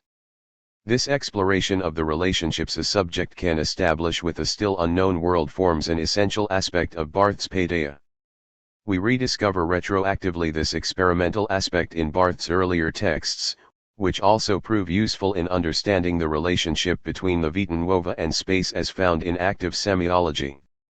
Experimental cartographies. It was not only in On écouteurs de parler de ce en aim that Barthes displayed his fascination for Stendhal's love for Italy. Already in 1957 he had written the introduction for a publication of Stendhal's Quelques promenades dans Rome. An important precondition for Stendhal is that the traveler does not behave in Rome like the classic tourist who never diverges from the pre-planned route as designated in one's Baedeker travel guide. One would never discover anything new about the place one is visiting if this were the 202 case. Mentally at least, this kind of traveler has never left home. For Stendhal, the tourist is also un homme ridicule, parce que il visite l'étranger mais n'il habite pas, il commet le péché majeur, qui est de manquer d'imagination, de ne pas savoir sortir de lui-même. OCI 913, a ridiculous man, because he visits a foreign country but never lives there, he commits the major sin which is a lack of imagination, of never taking leave of oneself. A trip only becomes interesting if we become involved phantasmatically, doubling in our imagination the spaces we encounter, so that a virtual, imaginary space opens up to us, in order to rendre compte de l'intensité du réel, OCI, 914, give an account of the intensity of reality. This account does not mean an exhaustive description of a reality that one can objectify and classify, but rather the reality as it is experienced by the traveler. The discovery of Italy thus means in the first place the discovery of unknown aspects of one's own body, or formulated Deleuzean style the development of a cartography in which new lines of flight can be traced and still unknown connections of affect can arise. A decade later, with L'Empire des Signes, where Japan in effect fulfills the same role as Italy did for Stendhal, Barthes would try to work out a similar travel journal, one that does not follow the predetermined plan of a travel guide, but rather the affects of the traveling body. In this way, Barthes presents the Land of the Rising Sun as a fictional universe constructed from a series of disconnected elements, traits he had collected during his stay in Japan. J. E. Pousse, sans pretendre en rien représenter ou analyser la moindre réalité, ce sont les gestes majeurs du discours occidental, prélèver quelque part dans le monde, la base, un certain nombre de traits, et de ces traits former délibérément un système. C'est ce système que j'appellerai, le Japon. OC 3, 351, italics in original. I can, though in no way claiming to represent or to analyze reality itself, these being the major gestures of Western discourse, isolate somewhere in the world, far away, a certain number of features, and out of these features deliberately form a system. It is this system which I shall call, Japan. Barthes 1983, 3, italics in original. Stendhal's becoming Italian or Barthes becoming Japanese are programs that can never be achieved fully.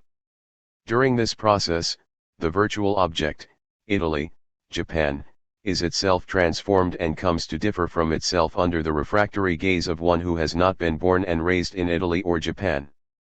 This also reveals the paradox of the traveler. 203. It is precisely this desire to let one's subjectivity be altered through contact with a new world which cannot be eclipsed.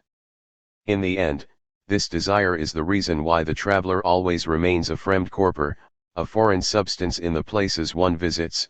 One's fascination is not shared by the inhabitants of the world toward which one's desire is directed, as Barthes himself was forced to accept after having written L'Empire des Signes, when it appeared that the Japanese could not recognize themselves in the book.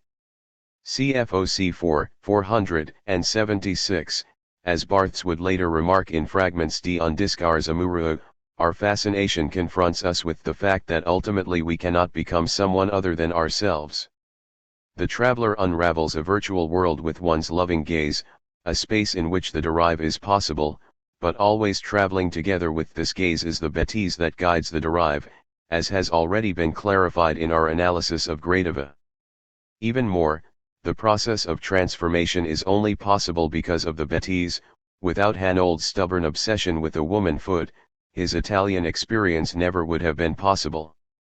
Thus when Barthes describes Stendhal's love for Italy as la passion de cet autre qui est en lui-même, OCV, 908, the passion for that other which is in himself, Barthes 1989, 298, we could perhaps better reformulate this as the passion for the same which is always present in the other. It is in this way that the traveling subject encounters its demon, that aspect of oneself that one simply, stubbornly, keeps repeating. And it is precisely in this repetition where the minimal difference is established which enables the vita nuova to become possible. On the occasion of his arrival in Turin in April of 1888, Nietzsche wrote a letter to Heinrich Koselleck in which he described the city as the first place in which I am possible. Nietzsche 1969, 295, italics in original. The fact that Turin would also be the place where Nietzsche would descend into madness makes clear that the space in which the subject is possible, in which one can truly become oneself, must always remain virtual. Unless it fades away in a schizophrenic delusion, the subject cannot do otherwise than continue to distinguish between its own world and the imaginary duplicate it creates during its travels. The final homecoming thus cannot be realized, the traveling ego can never coincide completely with the virtual double constructed in imaginary space. 204. In fact, the reader is a prime example of the sort of traveler who knows one can never reach the actual destination. Alongside the fictitious world of words that do not allow me to access it, there is still that other space which I seem to forget while reading, but which I can never really leave, the space where my body sits and reads. This also explains why the literary promised land, the goal of literary semiology as Barthes presented it in his inaugural lecture, ultimately remains inaccessible. This final impossibility does not, however, prevent the reader from exploring the literary landscape such as Barthes did with his fictional spaces in the cores which, like the system Japan or the system Italy, offer an alternative system of knowledge. The difference is that the traits of this virtual encyclopedia are no longer assembled by traveling, but by reading. But also, in this case, the reader must adhere to the same principle as the traveler and not allow oneself to be led by a literary studies version of the Baedeker guide which tells one what one must read, just as with his journey through Japan, in his course Barthes lets himself be guided by the body, and more specifically by the fantasy presented by the body, which then serves as the compass for every journey. The heterotopic space of literature in this way becomes an essential part of the process of becoming that Barthes attempted to initiate in his lectures. It is not for nothing that the subtitle of Comment Vivre Ensemble, Simulations Romanesques de quelques espaces quotidiens novelistic simulations of some spaces of daily life is one which Barthes, in the introduction, explains as follows. Les romans sont des simulations, c'est-à-dire de expérimentations fictives sur un modèle, dont le plus classique est la maquette. Le roman implique une structure, un argument, une maquette, à travers l'équal on lach de sujets, de situations.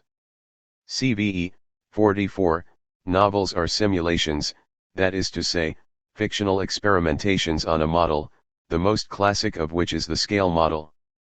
The novel implies a structure, an argument, a scale model, through which one releases subjects, situations. Concretely, this means that Barthes projected himself into the space of Mount Athos, the space of the haiku, the writing room of an admired author, among other places, and in so doing he always investigated the extent to which these spaces enabled him to become what he is, the extent to which they could help him create a vita nuova on this side of the mirror. 205. It goes without saying that the heterotopic literary space as such only constitutes the condition of possibility for this experiment. This space can only assume the function of an encyclopedic system of knowledge insofar as it is also filled with concrete elements and specific characteristics. It is this content we will now take a closer look at. Detail. The affect of the real. Seeing that Barthes' discussion of space is invariably about textual spaces mediated by the imagination of the writer-reader, even if they refer to an existing space, the filling in of these spaces cannot occur other than via a verbal description.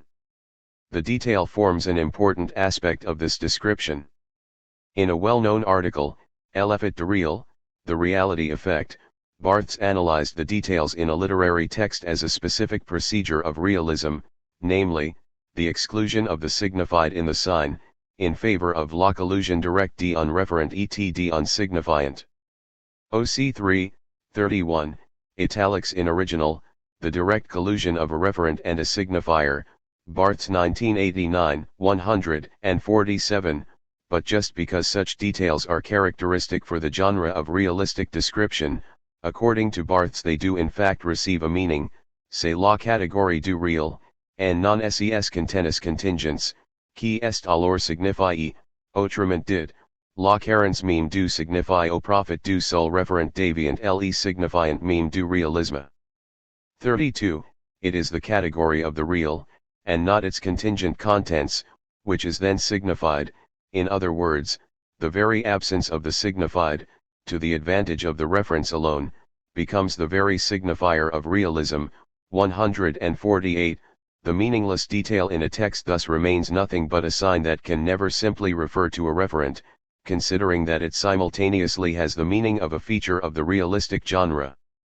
But despite Barthes' initial reserve concerning the detail, it would become increasingly important in his own writing. In L'Empire des Signes, Barthes presents his fictitious ethnology of Japan by means of a series of small details which escape any form of structuring, CFOC 3, 412/Barthes 1983, 79. An eye for detail is also typical for the genre of haiku which Barthes so admired. This 206 short poem endeavors to merely refer, and no longer to signify. It was this admiration of Barthes for the meaningless haiku that critics such as Jonathan Culler did not know what to do with his attempts to free the signifier from the signified and to reduce it to pure indication. Barthes seems to fall blindly into the same trap that he himself, in L'Effet de Réel, had defined as a regression to the belief in unplenitude referentially. OC 3, 32, a referential plenitude, Barthes 1989, 148. Yet a critique of this sort does not take enough into account the fact that Barthes' focus in the meantime had switched from the text to the reader. Thus when Barthes, in his cores, strove to remove the signified from the sign, this was not so much about the evocation of a textual reality effect, as about the creation of a corporeal reality effect through which certain signifiers, once freed of their meaning, are able to connect with the body of the concrete reader. The perverse delicacy. Because of the attention it devotes to the apparently insignificant detail, the haiku is also the ideal genre to express what Barthes defined earlier in Comment Vivre Ensemble, CFCVE, 170, 179 ff, and primarily in Le Nuder, LN, 58 ff, 79/Barthes 2005, 29 ff, 47, as the principle of the delicatesse, tact, delicacy, where respect and attention are nourished for all the little things that determine our relationship to our surroundings. Jaieus cette intuition vive, que descendre dans l'infiniment feudal, cela permettait d'avoir la sensation de la vie, c'est en somme un règle romanesque, la délicatesse est dans du côté du vivant, de ce qui fait sentir la vie, de ce qui en active la perception, la suavité de la vie tout pure, la jouissance d'être vivant. LN, 79. I had this vivid intuition, that to fall into the infinitely futile helps one's awareness of the feeling of life. It's after all a novelistic rule. Tact is thus on the side of vividness, of what allows life to be felt, of what stirs the awareness of it, the utterly pure taste of life, the pleasure of being alive. Barthes 2005, 47. When we look at the unexpected source of this concept, it becomes clear that this preference for the detail relates to a perverse reading strategy, namely, Barthes borrowed it from a letter written from prison by the Marquis de Sade to his wife in reaction to her request for him. 207. To send his dirty linen. Her intention, of course, was only that he would send them to her so that they could be washed, but this is not the way the Marquis interpreted her request. Charmant creature, vous voulez mon linceul, mon vieux ling? Savez-vous que c'est d'une délicatesse équivoque? Vous voyez comme j'ai sans le prix de choses. Écoutez, mon ange, j'ai tout l'envie du monde de vous satisfaire sur cela, car vous savez que j'ai respect les gouts, les fantasies, quelques baroques jewels soyant, j'ai les trouvé tous respectables, et parce que en est pas le maître, et parce que la plus singulière et la plus bizarre de toutes, bien analysée, remonte toujours à un principe de délicatesse. Sade, quoted in Barthes LN, 58. Charming creature, you want my dirty linen, my old linen? Do you know, that is complete tact? You see how I sense the value of things. Listen, my angel, I have every wish in the world to satisfy you in this matter, because you know the respect I have for tastes, for fantasies, however baroque they may be, I find them all respectable, and because one is not the master of them, and because the most singular and bizarre of them, when well analyzed, always depends on a principle of tact. Sade, quoted in Barthes 2005, 29. With this letter Sade shows himself plainly as a perverse reader, and then for a double reason. Firstly, because he intentionally misreads his wife's message and derives great pleasure from provoking her with his insinuation that she who is not at all a libertarian would herself derive perverse pleasure from his dirty linen. Secondly, because he indicates that one can always derive sexual enjoyment from objects and situations which, strictly speaking, have nothing to do with the sexual act, even if it is only something as futile and banal as dirty linen.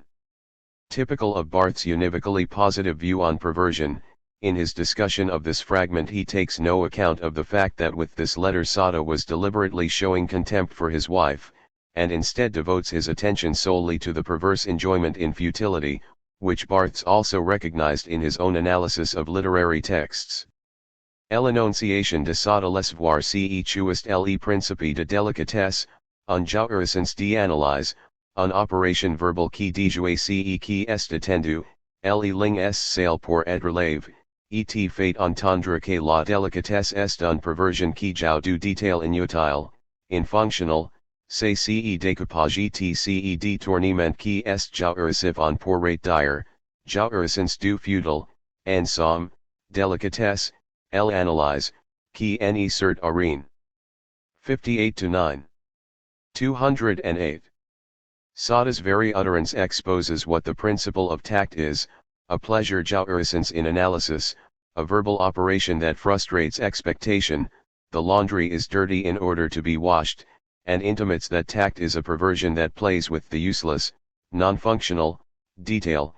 It's this cutting and rerouting that is the source of pleasure, one could say, pleasure in the futile, in short, tact, analysis, when aimless. 30. From a Deleuzian perspective, this reading perversion consists in the improper use of a textual detail without taking the whole into account, in order to deterritorialize the detail and have it result together with several other details in a specific individuation of the reading body. Seen from a psychoanalytic perspective, it furthermore becomes evident that Barthes' focus on the futile, meaningless detail is also aimed at challenging the symbolic order. The perverse reading pleasure evoked by the detail also lies partially in the fact that the detail, because of its futility, makes the infernal meaning machine of linguistic paradigms misfire, if only briefly. This is what Barthes found so interesting in Zen philosophy. According to Barthes, this entire philosophy can be summarized with a famous haiku by Basho, cum il est admirable celui qui ne pense pas, la vie est éphémère en voyant un éclair. Basho, quoted OC 3, 407, also quoted in PR, 124, how admirable he is who does not think life is ephemeral when he sees a flash of lightning. Basho, quoted in Barthes 1983, 72, the practitioner of Zen tries precisely to become this figure worthy of admiration, someone who does not see the lightning flash as a sign of something else, but experiences this event in its contingency and thus in all its meaninglessness. Zen strives to focus attention on the detail which is too futile to have any meaning or to be interpreted as an allegory or symbol, to focus attention on that which stays behind as a recalcitrant remnant after the analysis of a text. Through the reproduction of the meaningless detail, the text suggests a world beyond the web of language. For Barthes, this also turns the detail into a necessary ally in the creation of his maternal space, that mythical, pre-Oedipal space prior to the advent of language, symbolized by the prohibitive father figure which separates the child from its first love object, the mother. This becomes clear when Barthes, in Comment Vivre Ensemble, analyzes the pleasure he experienced when reading Robinson Crusoe. He concludes that this pleasure is primarily aroused by the detailed description of the practical organization of Crusoe's residence. When the actual story begins and various plot developments. 209. And events bring Crusoe's solitary existence to an end, this pleasure disappears, je devient sujet du suspense, du murder du père, et non plus sujet du nid, de la mère, l'événement comme père, l'Édipe est le protocole de l'événement, tout événement est Édipine. CVE, 123, I become a subject of suspense, of the murder of the father and no longer a subject of the nest, of the mother, the event as father, Oedipus is the protocol of the event, every event is Oedipal. In other words, what the detail does is obstruct the narrative. As classic narratology teaches us, a story is an attempt to fill a lack and obtain the desired object. It is precisely by pausing over the detail that the reader can defer the narrative, and thus the lack. Within the story itself, the detail plays no role in the development of the plot, and outside the story it does not fit into any interpretation. The detail which has no function coincides with itself and no longer guides the reader's desire in an endless quest for a different object. The detail thus becomes a fetish through which the perverse reader attempts to return to the point where, for the infant, the arbitrariness of the linguistic sign was still unclear and the imaginary sign was still equated with the object. The haiku tries to achieve this direct expression of the referent without the intervention of the signified. So in his later work Barthes provides a much more positive evaluation of this moment where language as a system of signs becomes nearly invisible, and an reality effect arises, than he did in the article of the same title from 1968. Ultimately this lifting of the barrier of language as a system of signification is only possible in the clearly demarcated space of fiction. Should language actually disappear, then the subject would disappear along with it insofar as it can only exist through language. It thus becomes clear that Barthes in fact signed a perverse contract with the haiku. He acted as if the fetish was the real object and that the haiku could coincide with the thing. This search for a pure, unmediated representation of reality in La Préparation du Roman brought Barthes, via the haiku, to a brief elucidation of photography, CFPR 113 FF, which would serve as the starting point for Barthes' final book, La Chambre Claire. Photography fascinated Barthes, much as did haiku, with its ability to evoke the presentation of a referent which refers to nothing other than itself. La Chambre Claire thus signifies a noticeable change of course in Barthes' way of thinking about photography, seeing that he himself, in La Mythologie the concluding remarks in Mythologies 210, still presented the photographic image as the ultimate weapon of the Dasein. As an example he chose a photo from Paris Match in which a black soldier is shown saluting the French flag. The photo, in Barthes' view, represents a concrete, indisputable reality, but behind the apparent naturalness of the photo, it is what it is. Just look, this is a real person.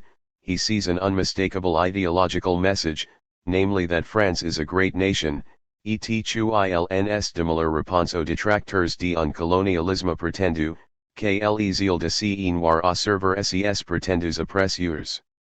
OCI, 830, and that there is no better answer to the detractors of an alleged colonialism than the zeal shown by this Negro in serving his so-called oppressors. Barthes 1982, 101-2. The positive revaluation of the photographic image seems thus an apparently naive return to positions of which he had earlier been very critical. In his reading of La Chambre Claire, Jonathan Culler is disturbed by the ease with which nature slips back into his writing, above all in the guise of the body, but also as the intractable referent in photography, what is simply there, authoritative and indubitable. Culler 2002, 104-5, italics in original, yet Culler passes over too quickly the important distinction Barthes made in La Chambre Claire between the studium and the punctum of a photo. Barthes defines the studium as the general interest elicited by a photo, the cultural context in which it appears to the viewer, such as, for instance, the colonial connotations associated with the photograph of the black soldier saluting the French flag. Reconnaître le studium, c'est fatalement rencontrer les intentions du photographie, entrer en harmonie avec elles, les approuver, les désapprouver, mais toujours les comprendre, les discuter en moi-même. OCV, 810, to recognize the studium is inevitably to encounter the photographer's intentions, to enter into harmony with them, to approve or disapprove them, but always to understand them, to argue them within myself. Barthes 1981, 27-8, the inevitable discursive function of photography is a dimension that Barthes certainly does not deny in La Chambre Claire, but he short-circuits it with a different aspect. Ce second element qui vient déranger le studium, Je elapellari don punctum, car punctum, say aussi, picour, petit trou, petit tach, petit coupure, et aussi coup de deux. Le punctum d un photo, say ce hazard key, nl, mi point, mais aussi mi merdrit, mi point. OCV, 809, italics in original. 211. This second element which will disturb the studium I shall therefore call punctum, for punctum is also, sting, speck, cut, little hole and also a cast of the dice. A photograph's punctum is that accident which pricks me, but also bruises me, is poignant to me. Barthes 1981, 27. As a detail which suddenly strikes the viewer, the punctum just like the useless detail in fiction is that which disrupts the matter-of-factness of the Dasein. In this way, the punctum of a photo can have just as critical a function as an analysis of the ideological subtext via the studium of a photo. In La Chambre Claire, Barthes discusses another colonial photo of Savorgnan de Brazza sitting on a rock, with two black boys in sailor suits behind him. The colonial ideology is crystal clear: the Western clothes worn by the black boys, the tough, determined look on Brazza's face, whose paternal authority is sealed by a tender gesture. One of the sailors places his hand on the knee of the explorer. But for Barthes, the punctum lies not in this pose, but in the crossed arms of the second boy. Cf 830/51, Barthes undoubtedly would have been conscious of the fact that these crossed arms are just as staged, as inauthentic as the hand on the knee, and yet the positioning of the two boys still seems to escape the ideological intention of the photographer, and provoke the viewer into a discordant, perverse reading of the ideological message. The sturdy, crossed arms resist any attribution of meaning, and thus almost constitute a symbol of the reserved, closed in on itself inaccessibility of the punctum itself, were it not that I would indeed destroy it as a meaningless detail by pointing this out. In La Chambre Claire, Barthes gradually comes to the insight that the stubbornness of the punctum in a photo is not only caused by the detail. At the beginning of the second part of the text, Barthes observes that his definition of punctum to that point was incomplete. Je sais maintenant que il existe un autre punctum, un autre stigmate, que detail. Ce nouveau punctum, qui en est plus déformé, mais d'intensité, c'est le temps, c'est l'emphase déchirante du noim, c'est sa representation pure. 865, italics in original. I now know that there exists another punctum, another stigmatum, than the detail. Das new punctum, which is no longer of form but of intensity, is time, the lacerating emphasis of the noem, that has been, its pure representation. 96, italics in original. 212. The photo in effect can do nothing else than represent directly the fact that what is depicted is in the past. Thus, every photo also refers at the same time to the mortality of the one depicted on it. This especially struck him with pictures of his mother. While such photos painfully confronted Barthes with how time slips away and with his mother's inevitable death, the photographic procedure still seemed the only one capable of holding onto a once real presence. In this way the photo can become a perverse fetish, the ultimate denial of death. La photo est littéralement une émanation du référent. 854, the photograph is literally an emanation of the referent. 80, the second part of La Chambre Claire concerns Barthes' search for a photo in which he could definitively rediscover this beloved referent, his mother. But as Barthes quickly discovered by glancing through a pile of old photos, the magical presence of the referent in the photograph does not evoke automatically the moment of recognition he was so feverishly seeking. This is ultimately due to the fact that while the punctum indeed expresses the inexpressible being there of the referent, it can only truly appear as a reality effect through the affect brought about in the viewer, just as with the haiku. The punctum is thus not inherent in the photo. This also explains why La Chambre Claire, where Barthes nevertheless posits the reality of the photographic as central, is dedicated to Sartre's L'Imaginaire. In this book, when he is discussing photography, Sartre emphasizes the necessity of the supplement provided by the imagination, because otherwise the photo would leave the viewer indifferent. Cf. Sartre 1975/2004, 55/25. As we have seen earlier, Sartre also defines the imaginary as a fundamental absence. At the moment when the punctum of a photo strikes me, and I begin to imagine it, the object itself is absent. Yet there is no reality effect so long as my own gaze cannot add an imaginary dimension to it, a doubling where that which is portrayed comes to life once again. The moment of recognition of the reader-viewer is thus only possible starting from phantasmatic involvement, and this is why Barthes could not initially rediscover his mother in the many pictures of her in his possession. The significant role played by fantasy here seems apparent from the photo in which Barthes finally did believe to have rediscovered his mother, an old, yellowed photo of Henriette as a 5-year-old girl, standing on a little bridge with her brother in a winter garden, and thus, a photo of his mother as he never could have known her be. 213. Cause he had not yet been born. Barthes' selection of this photo in particular only becomes comprehensible if we see it as a continuation of the activation of a specific fantasy which we also came across in the series of photos at the beginning of Roland Barthes' Par Roland Barthes, where we find on display the absence of a forbidding father figure. For him, his mother alone was the law, a law that he himself had generated through a perverse scenario. Si forte, qui était maloi interur, je la viva pour finir comme mon enfant féminin, moi qui n'avais pas procré, j'avais, dans sa maladie même, engendre ma mère.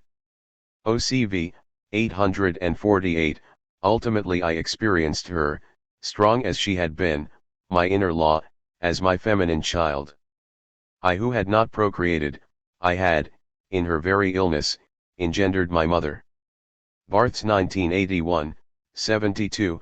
Barthes hereby turns the tables and assumes the place of the father, a reversal which transforms his mother into his daughter, a Mobius circle on which there is room neither for the one who had made a mother of a 5-year-old daughter, nor for death.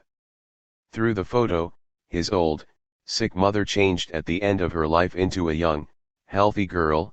Death may very well be inevitable, but in the flash of the photograph she will always remain 5 years old.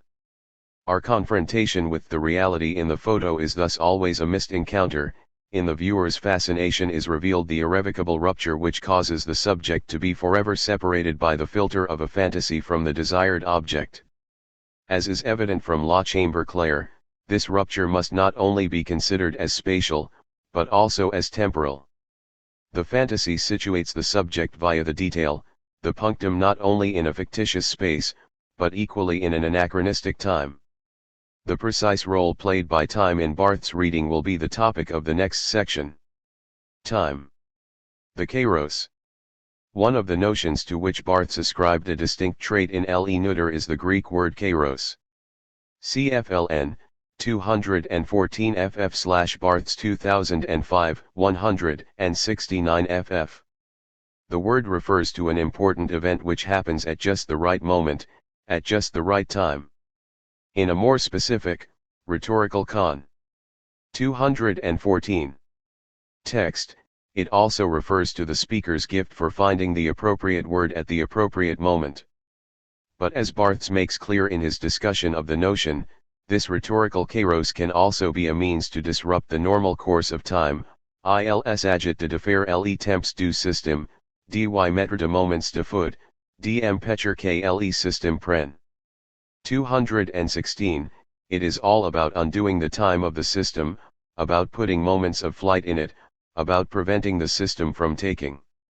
170, this undoing of time seemed to be increasingly necessary during the last years of Barthes' life. The numinous kairos can often only arise via an anachronistic link to the past through the language of an outmoded discourse. Barthes provides an example of such a kairos in La Préparation du Roman.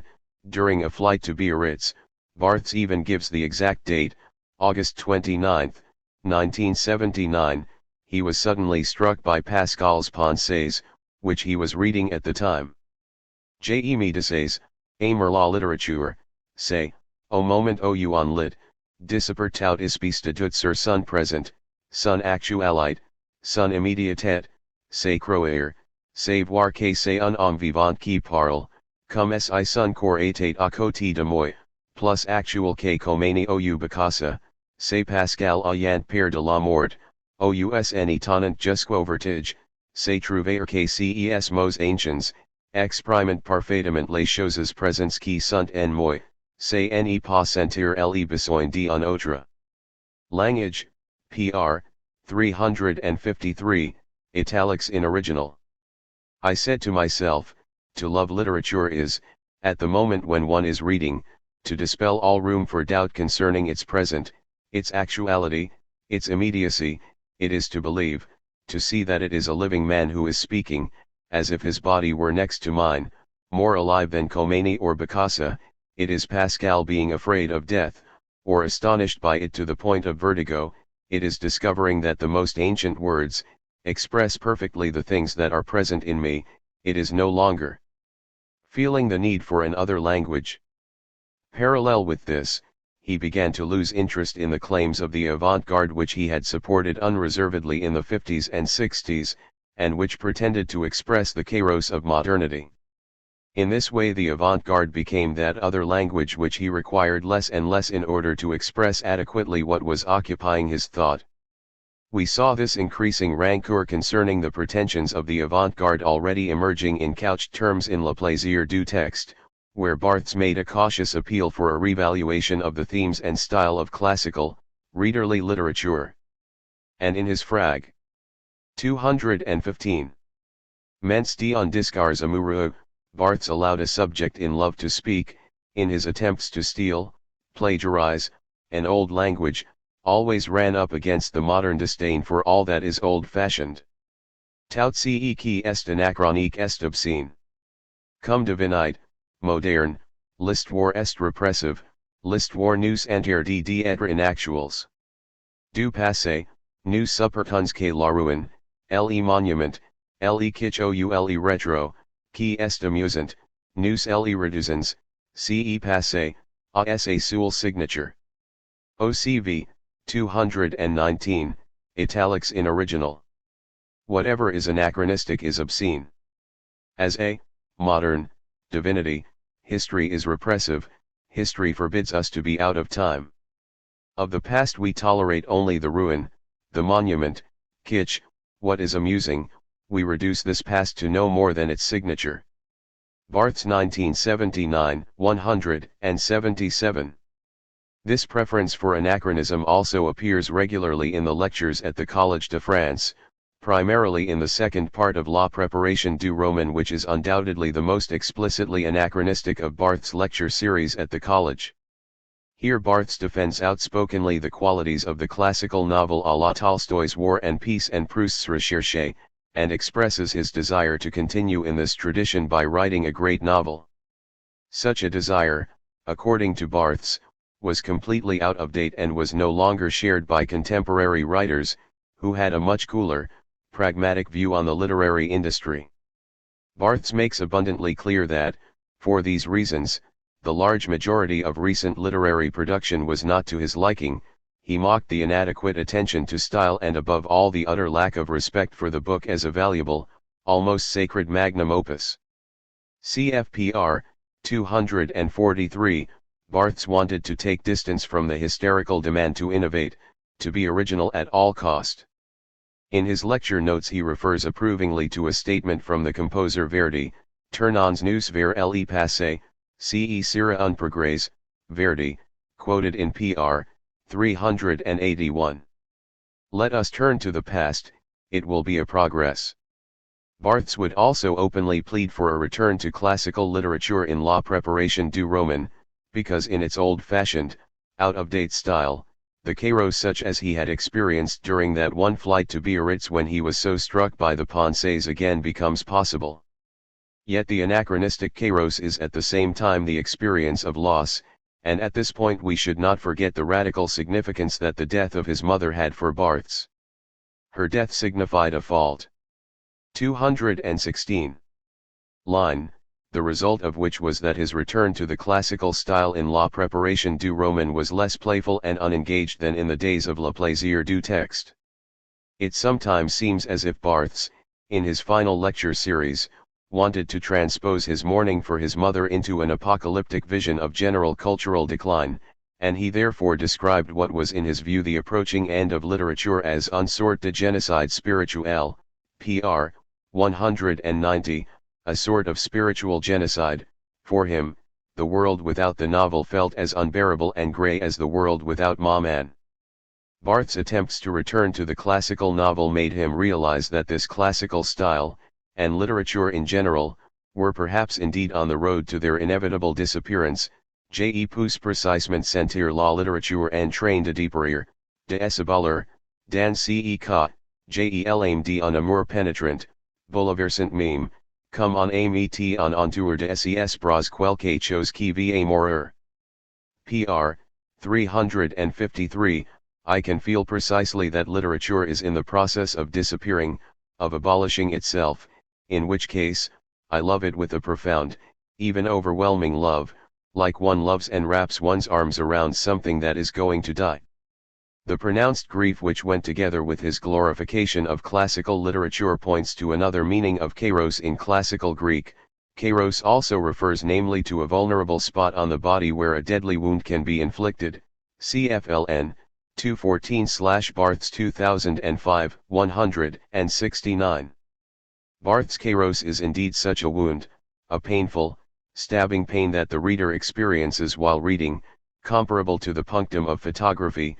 It is the tragic moment when he discovers the object of desire, the right words, the perfect photo, but at the same time knows that this text, that photo, has become inaccessible to him due to the unrelenting past, the that has been to which the object in the meantime belongs.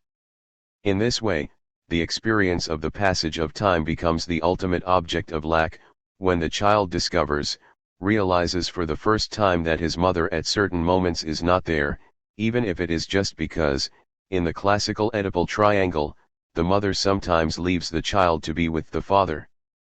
Because of the early death of his father and the fact that he always lived with his mother, to a certain extent Barthes was able to deny the Oedipal law which forces the child to take distance from his mother.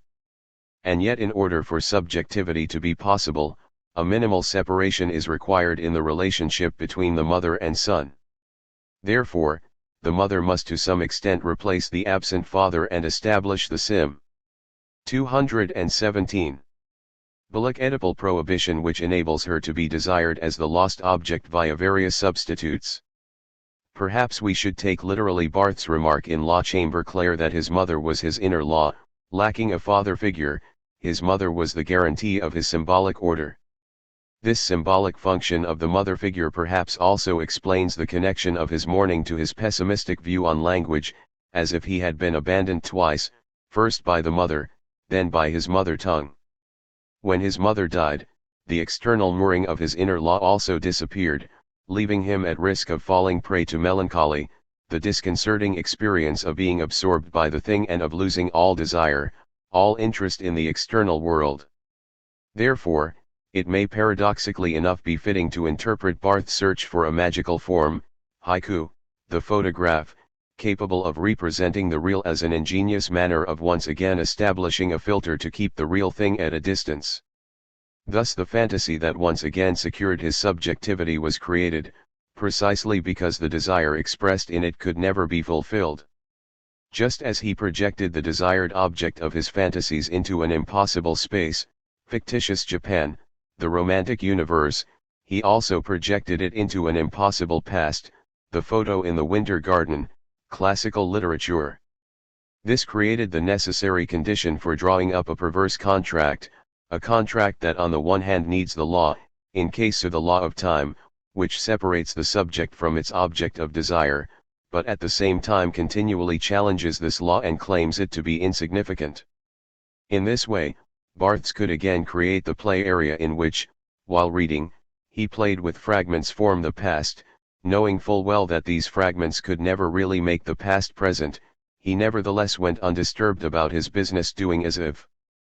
This is why Barthes' reactionary refusal of avant-garde arrogance is so ambiguous. By striving hysterically for the new, they made the classical literary style impossible, thereby establishing a law forbidding any return to the past. But at the same time, it is precisely the presence of a prohibition that makes perverse transgression possible, a transgression every bit as ambiguous as the Sadian delicacy. On the one hand, Barthes' reactionary statements undoubtedly shocked a portion of his public who came to listen to one of the leading figures of the theoretical avant-garde. As long as they continued attending his lectures, this public is admitting implicitly that this past 218, experienced as obscene, can still be enjoyed. On the other hand, in his lessons he also displayed the inexhaustible pleasure of offering a reading of a text which goes against the grain, the enjoyment of a consciously chosen anachronistic formulation, an enjoyment as subtly perverse as the pleasure in the meaningless detail. The fetish. We have already been able to establish that Barthes employs a perverse reading strategy with respect to history. Paradoxically enough, this means that the historical as such is ignored, precisely because to consider the past as the past would lead us into confrontation with the lack inherent in the passage of time, a lack which perversion attempts to deny. The historical object only becomes interesting for a perverse reader if it can become a fetish which the reader can freely tear from its present context and use in an unconventional manner by putting it in service of one's own reading body. We can find an excellent illustration of the role of time in such a perverse reading strategy if we turn to the historian Michelet, whose work continued to fascinate Barthes after he had read the entire Histoire de France during his stay in the sanatorium. It is thus not by chance that Barthes, in his inaugural lecture, cited Michelet as a precursor to, and an inspiration for, his own phantasmatic research, CFOCV, 445/Barthes 1982, 477. The reason for this explicit reference to Michelet becomes clearer when we go back to Barthes' Michelet, 1954, where he examines in depth the exceptional role played by the body, and more specifically blood, in the work of the historian. Barthes relates this to Michelet's personal, fetishistic fascination for women's menstruation. In his short article, Fetishismus, 1927, Freud offers what has become the classical psychoanalytic explanation for fetishism: the child who suddenly discovers by means of a stolen glance that the woman does not have a penis, and seems thus to be castrated, wants to repress this disconcerting image by choosing a certain object which can serve as a substitute for the missing penis. According to Freud, this object is often based upon the last object that the child would have seen prior to viewing the supposedly castrated genital, such as, for instance, a woman's shoe, underwear, garters, cf. Freud 1961, 152-158. Michelet's fetishism is particularly ingenious in the sense that he makes the very sign of castration menstrual. 219. Blood into the fetish which replaces the absent phallus. And just as the masochistic scene in Sacre Masoch becomes the impetus for what Deleuze called une conception générale de la nature humaine et du monde, Deleuze 2004b, 47-8, a general conception of human nature and of the world, Deleuze 1991, 53, the sight of a bleeding woman for Michelet is, according to Barthes, un véritable traumatisme, physique ou existentiel, dont il tire, comme toujours, une nouvelle organisation de l'univers. OCI, 389, a veritable traumatism physical or existential from which he derives, as always, a new organization of the universe. Barthes 1992, 148, Michelet's personal obsession thus grows into a new vision of the world in which the woman, precisely because of her monthly cycle, is superior to the male linearity of history as an irreversible process of rise, peak, and decline. Because of her cycle, the woman overcomes the grim singularity of the timeline, her body always recovers, returning to a prior condition. This explains Michelet's fascination for blood as a medium that can also offer him healing access to the cyclical process of regeneration. This happens in the first place via the voyeuristic gaze that compels the woman in his vicinity to reveal her monthly secret. CFOCI, 391/Barthes 1992, 150, the same mechanism is also hidden in Michelet's view on history. With his work, Out of Sympathy for Their Fate, he wants to avoid that historical figures become prey to forgetfulness, but at the same time he wants to reinvigorate himself with the regenerative power that always bring them back to life. Michelet devant les morts, Jai bouletin le sang noir de morts, ils dans l'undiyeux. Sous la finalité morale de l'histoire micheletiste, il y a un finalité intime qui désigne tout le passé comme nourriture de Michelet. Tout l'histoire se dévoile pour que Michelet en vive. Un rapport magique consacre le monde comme aliment de l'historien, le marque comme terme d'une consommation. OCI, 351. Michelet devours the dead, I have drunk the black blood of the dead, he is therefore one of them.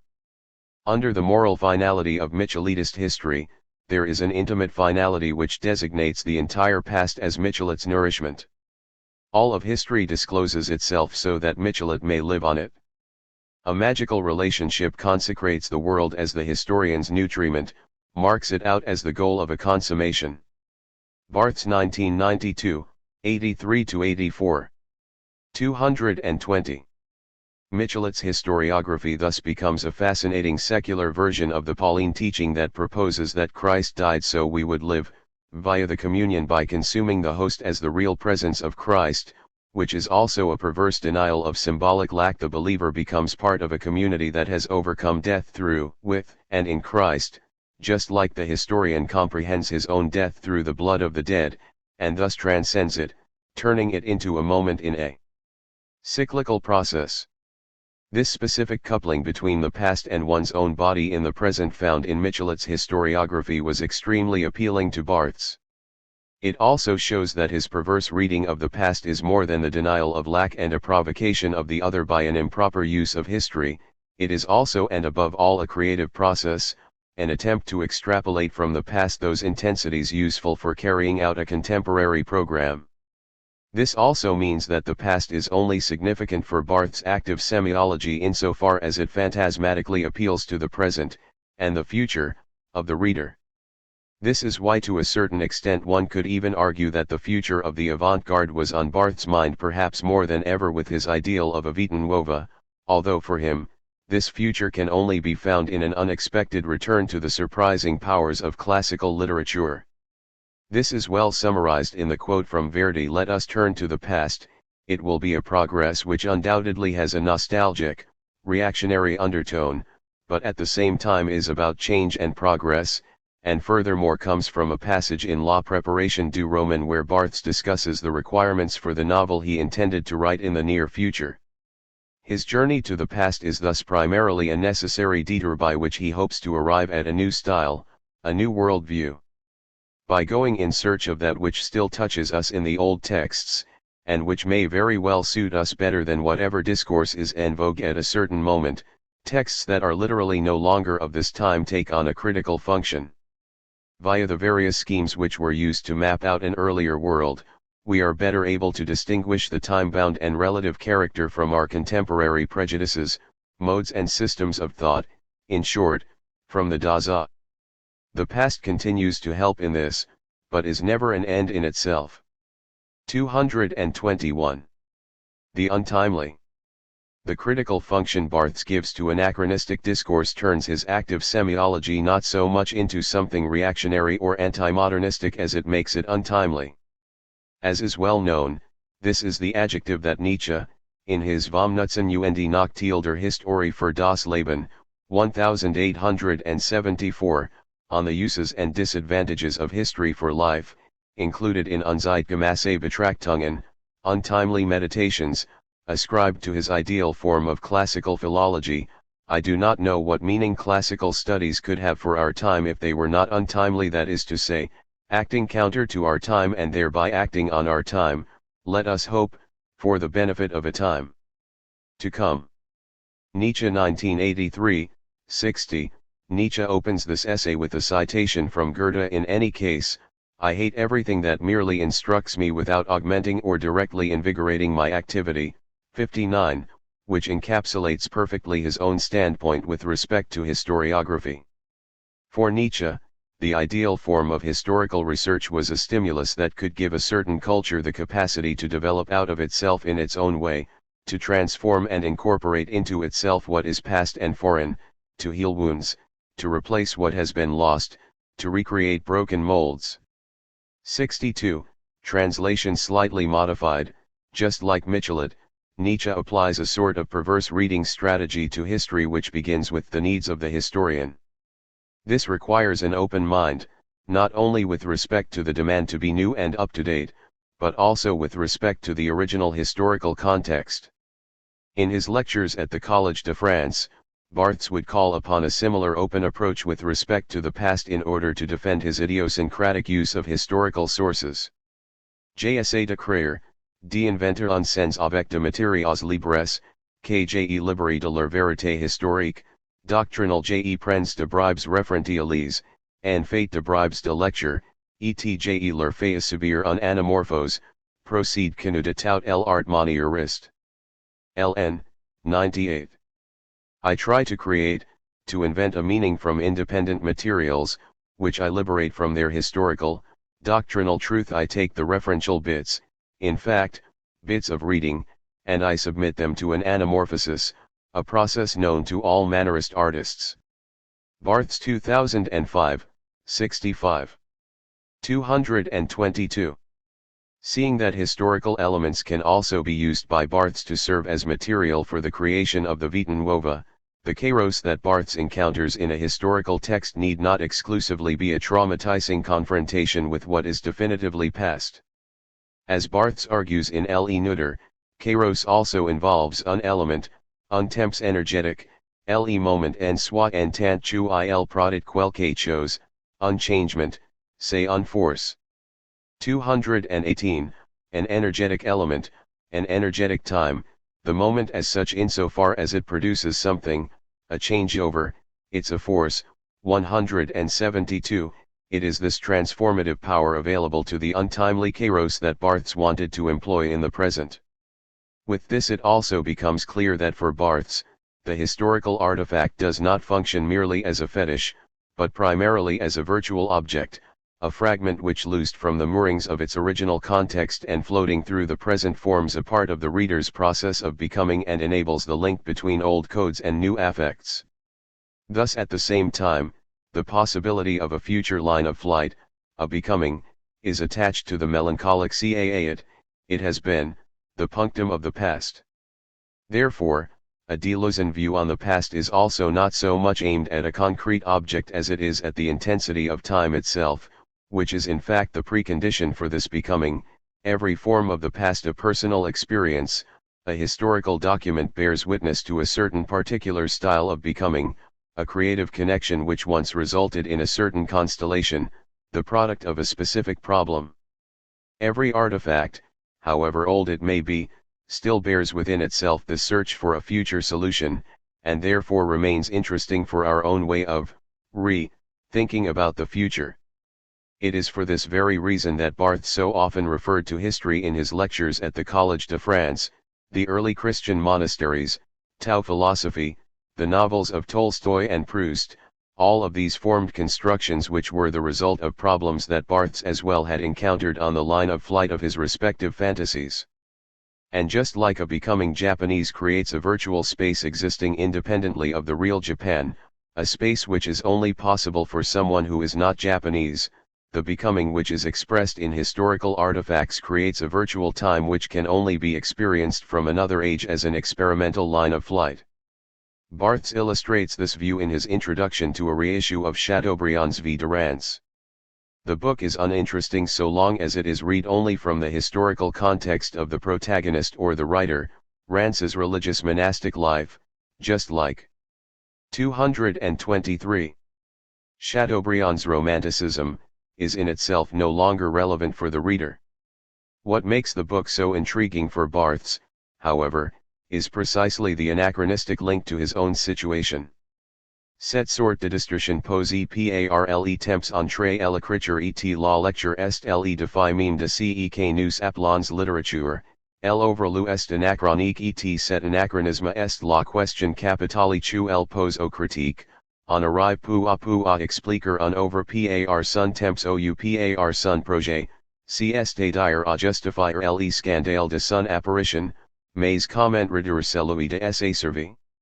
A quoi dans la vie de Rans peut-elle nous convertir, nous qui avons lu Marx, Nietzsche, Freud, Sartre, Genet ou Blanquet? OC 4, 55, italics in original. This kind of distortion, afforded by the time between writing and reading, is the very challenge of what we call literature. The work read is anachronic, and this anachronism is the crucial question it puts to the critic. We manage, little by little, to explain a work by its time or by its project, i.e. to justify the scandal of its appearance, but how to reduce that of its survival? To what, then, can the life of Rans convert us, we who have read Marx, Nietzsche, Freud, Sartre, Genet, or Blanquet? Barthes 1980, 41, italics in original. This is also the scandal at which Barthes' active semiology takes aim, the fascination for anachronism, for the kairos that suddenly pops up in a text and cannot be explained via the referent, which is irrelevant, because old-fashioned, but can be explained via the fantasy of the reader insofar as it is bound to the historical artifact. Only the mediation of the fantasy enables knowledge of the past to provide a valuable contribution for the encyclopedia that Barthes tried to compile in his course. The next issue I want to investigate is how this untimely experience plays a concrete role in Barthes' own phantasmatic reading. The demon of memory. The past obviously plays an important role on various levels of reading. Attention for the past also constitutes an essential part of Barthes' encyclopedic project, which was the basis of his striving for a vita nuova. The lecture series serves as an external memory in which Barthes brings together the material for the intended transformation of the self. A certain childhood memory, Saude's principle of delicacy or the classical stylistic attributes of the novel, each one deserves to be protected against the reactive power of forgetting. 224. Psychoanalysis knows this form of forgetting as the principle of repression, where events and effects which are displeasing to the ego are stashed away. But for Barthes, in contrast to psychoanalysis, forgetting is a power that may also be active and even indispensable. Modern man has expanded its ability to remember the past in impressive fashion. It has therefore become impossible to survey everything, and the demand for strict selection is very important, because otherwise we could suffocate in the excess of information which prevents us from translating our historical knowledge into concrete action. It is in this sense that Nietzsche, in Vom Nutzen und Nachteil, ridicules the encyclopedic passion to collect, by which the individual, in the end, drags around with him a huge quantity of indigestible stones of knowledge, which then, as in the fairy tale, can sometimes be heard rumbling about inside him. Knowledge, consumed for the greater part without hunger for it and even counter to one's needs, now no longer acts as an agent for transforming the outside world but remains concealed within a chaotic inner world. Nietzsche 1983, 78. The payday requires a strict diet in which we only consume those pieces of the past that can be digested. We are here concerned with a double task whereby, on the one hand, we consume the nutritious parts and recombine them into building materials for the construction of the self, and on the other hand, we try to expel, to forget the deleterious elements, such as painful memories that make us resentful or bad habits and assumptions that lead us to a dead end, old fears that paralyze us. At the close of his inaugural lecture, Barthes referred to this Nietzschean need to forget. J'entreprends de me laisser porter par la force de tout vivant, elle oublie. Vint peut être maintenant l'âge d'une autre expérience, celle de disapprendre, de laisser travailler le remaniement imprévisible qu'elle oublie impose à la sédimentation de savoirs, de cultures, de croyances qu'elle en a traverses. OCV, 446, italics in original.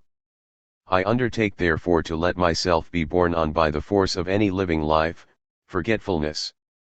Now perhaps comes the age of another experience, that of unlearning, of yielding to the unforeseeable change which forgetting imposes on the sedimentation of the knowledges, cultures, and beliefs we have traversed.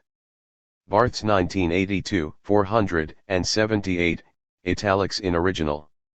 225. The process of self-becoming thus must not only be one of continual remembering but also one of continual forgetting, a persistent unlearning of earlier habits and views. It is only by forgetting that the subject can escape itself and become someone else. It goes without saying, and the many lemmas in Roland Barthes which make use of personal memories show this as well, that the self-creation cannot occur outside of a certain relation between biography and writing.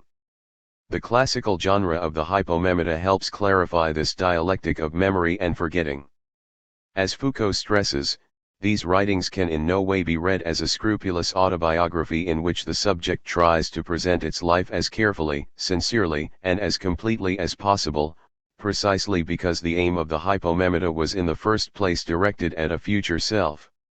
Nevertheless, memory plays a major role in these writings, passages are cited, events recorded so that the subject will not forget, and can also later apply the lessons they contain.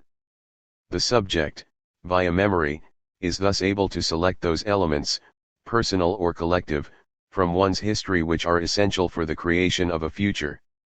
In Barthes' active semiology, this selection always occurs through the detour of literature, precisely because it is capable of making possible an alternative form of remembering, a memoir non-arrogante, non-arrogant memory, as he calls it in L.E. Nutter, L.N. 202/Barthes 2005, 158. It is these types of literary works that create a personal memory, that Barthes, in La Préparation du Roman, used as models for his own work which he had yet to write. Pr. 42, the best example of such a novel is, of course, Proust's Recherche, which uses the intensities of memories not to write a chronological autobiographical story, but to create a recombination of affects which would become the expression of the self as a work of art. At least this is what Barthes proposes in Longtemps je suis couch de bonheur, Proust compris, c'est la génie, tu il n'avait pas à raconter sa vie, mais que sa vie avait cependant la signification d'une œuvre d'art. OCV, 464, Proust understood, and this is genius, that he did not have to recount his life, but that his life nonetheless had the signification of a work of art. Barthes 1989, 283, the protagonist of Recherche is, according to Barthes, also simplement un autre Proust, souvent inconnu de lui-même, 464, italics in original, simply another Proust, often unknown to himself. 282, italics in original.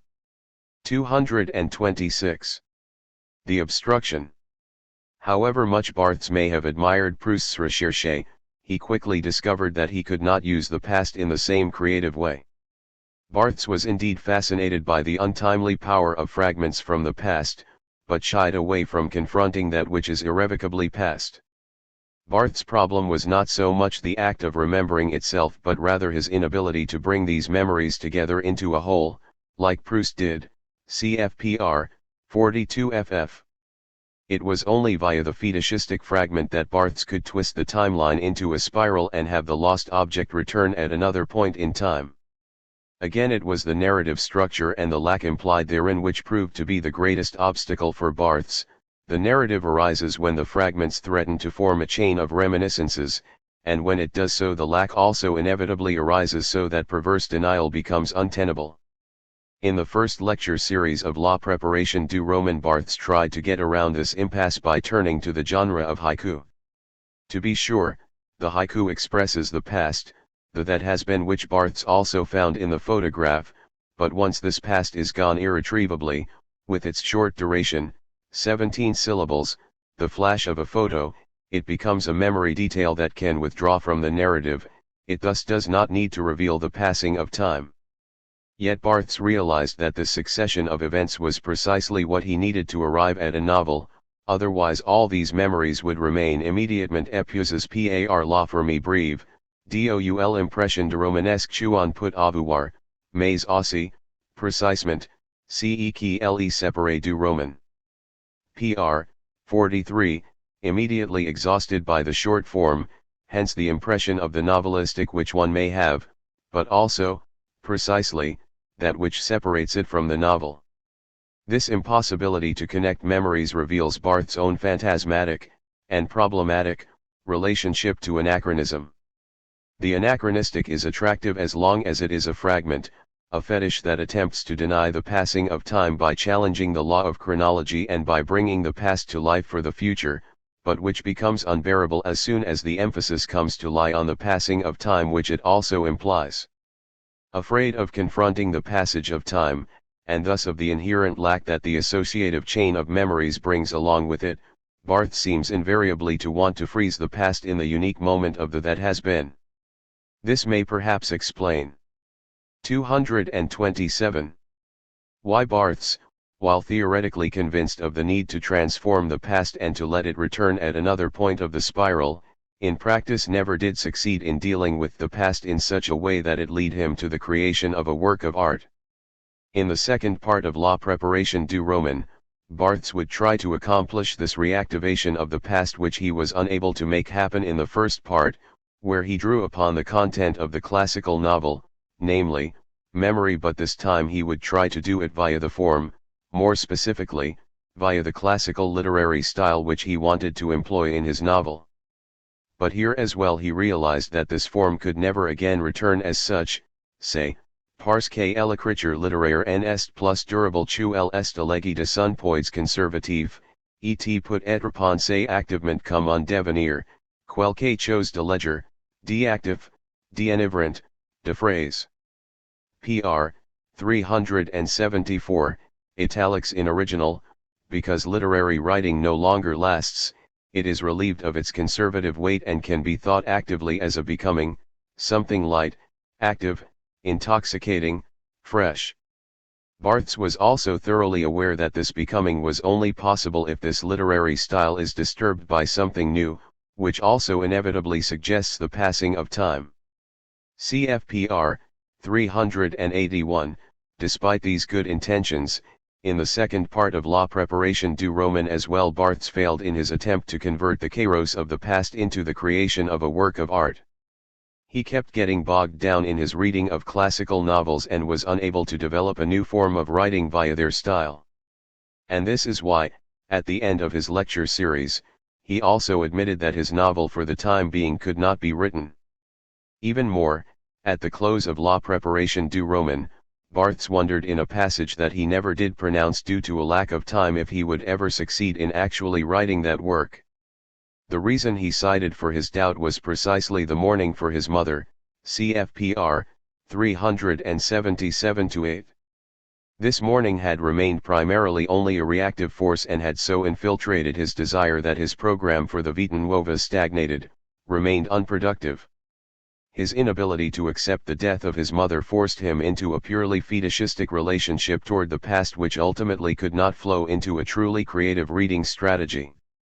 Thus, at the end of the lecture series, nothing remained for Barthes to do but to once again affirm his desire and express the hope that he, for the time being, would discover the anachronistic line of 228. Flight which could bring his mourning to an end, thereby transforming his love for the past into the creation of the new.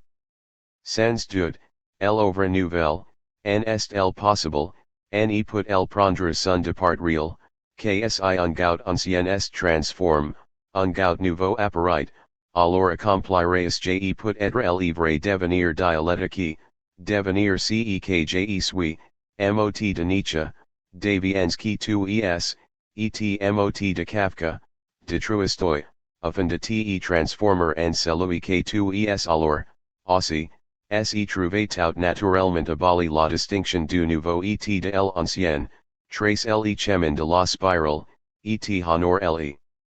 Mot de Schoenberg, fondateur de la musique contemporaine et reconducteur de la musique ancienne, il est encore possible d'écrire de la musique en ut majeur. C'est là, pour finir, l'objet de mon désir, écrire un œuvre en ut majeur. Pr. 384, italics in original.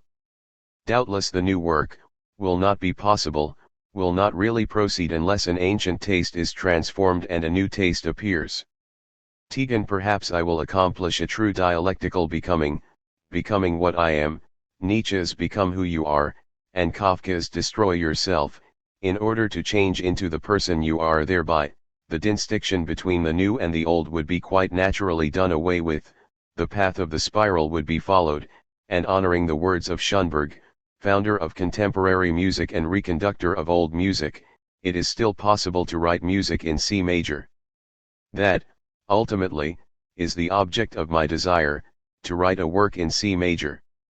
The tragic fact that Barthes was run over by a delivery van 2 days after the statement, and would never again be capable of undergoing the desired transformation, naturally strengthens the impression that his desire for the novel was an unrealizable desire, a fantasy that, as psychoanalysis posits, can only circle an empty place, an absent object. According to Nietzsche, it nevertheless makes no sense to discount a fantasy simply because of its illusory character. Every system is a result of a phantasmatic perspective formed by corporeal effects through which reality can appear to us, and with which we can also manipulate reality. The fantasy thus must not so much be destroyed as evaluated, and if so needed, and if possible, adjusted. During La Préparation du Roman, Barthes thus came to the conclusion that the fantasy which had initially opened the line of flight of the novel now erected a barrier for the actual realization of that novel, and did not stimulate the right active forces which could help him develop.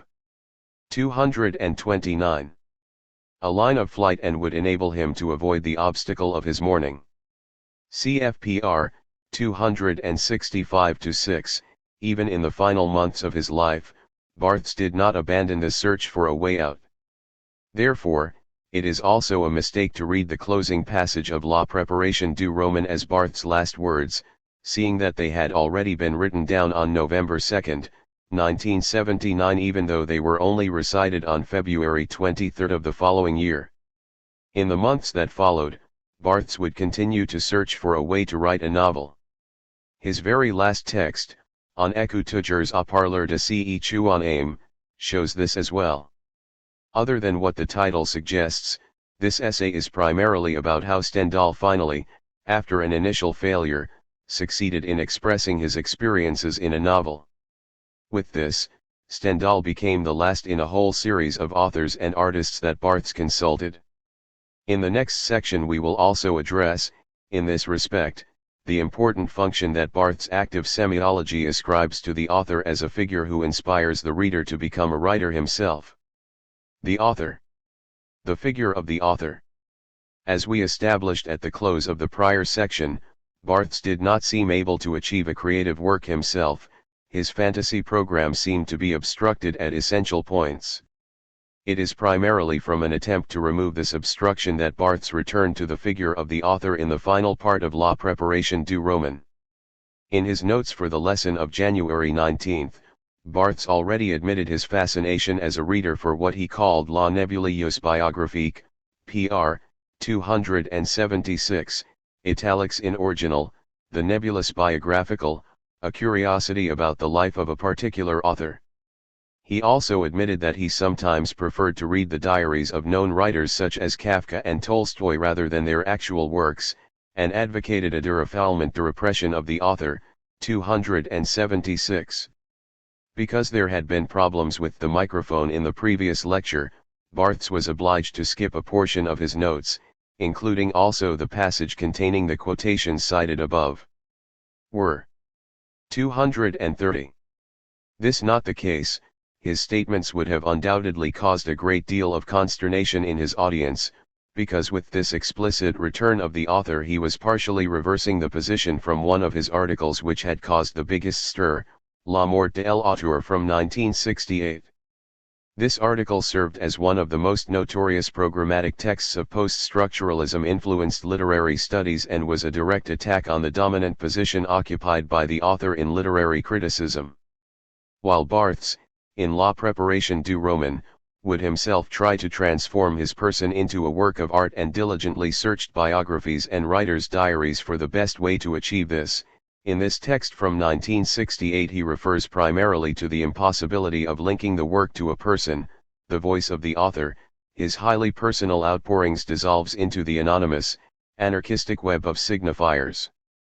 Just as with the reality effect, which Barthes initially gave a negative connotation, but later came to revalue as an important, even essential quality of the literary experience, Barthes' changing view on the author can again only be understood if we take into account the shift in his way of thinking from the text to the reader. The author whose death is required in order to make possible the birth of the reader, as we heard in the famous closing line of La Mort de l'Auteur, can thus be resurrected again immediately in the same reader. It is the point where the reader, via one's own fantasy, feels oneself addressed by the imaginary figure of the author.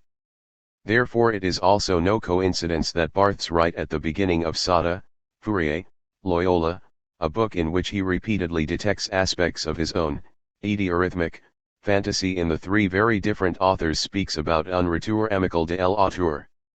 OC 3, 705, The Amicable Return of the Author, Barthes 1997, 8. At the same time, Barthes emphasized that this author should not be confused with the author as it had functioned in literary criticism to that point. L'auteur qui revient n'est certes pas celui qui a identifié par nos institutions, histoire et enseignement de la littérature, de la philosophie, discours de l'Église, cen même pas les héros d'une biographie. L'auteur qui vient de son texte et va dans notre vie n'a pas d'unité, il est un simple pluriel de charmes, l'élu de quelques détails tennis, source cependant de vives lueurs romanesques, un chant discontinu d'amabilités, OC 3, 705. 231. Of course, the author who returns is not the one identified by our institutions, history and courses in literature, philosophy, church discourse. He is not even the biographical hero. The author who leaves his text and comes into our life has no unity. He is a mere plural of charms, the site of a few tenuous details, yet the source of vivid novelistic glimmerings, a discontinuous chant of amiabilities. Barthes 1997, 9. In other words, the roles are reversed. The author who here returns is no longer the authority at the source of the text, but rather a character created by the reader. This entails that the evaluation of the figure of the author in the reading process is independent of the position that the reader ascribes to this figure during the course of reading. Expressed in Nietzschean terminology, the author can thereby be the manifestation of a reactive power, an obstacle that prevents the reader from escaping the meaning imposed on the text by the supposed intention of the author.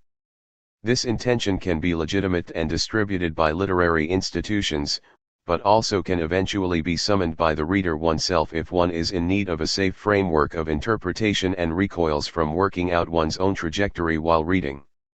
On the other hand, the author can also become an active force, a figure whose desire for writing is expressed in the text, and thus also incites in the reader the desire to relinquish its position as a pure consumer, to turn one's reading into writing. One who does not take enough into account this determinative role of the reader sees nothing in Barthes' theoretical approach with respect to the author other than a troubling inconsistency. Schonberg, for instance, in his Death and Return of the Author, 1998, criticizes what in his view is the utterly capricious way in which Barthes first does, and then does not recognize the author of a text. Why is it that he will allow full authorial rights to some authors, a class to which belong, beyond the Logothetes, Michelet, Proust, Baudelaire, Solers, and so on, and deny them to others, most notably Balzac? Burke 1998, 41. What seems to escape Burke here is that the authors to whom Barthes, in his opinion, does ascribe full authorial rights only borrow this right from the effective response that they provoke in him as a reader. For Barthes, the author functions as an exceptional character whose becoming is the line of flight of writing itself.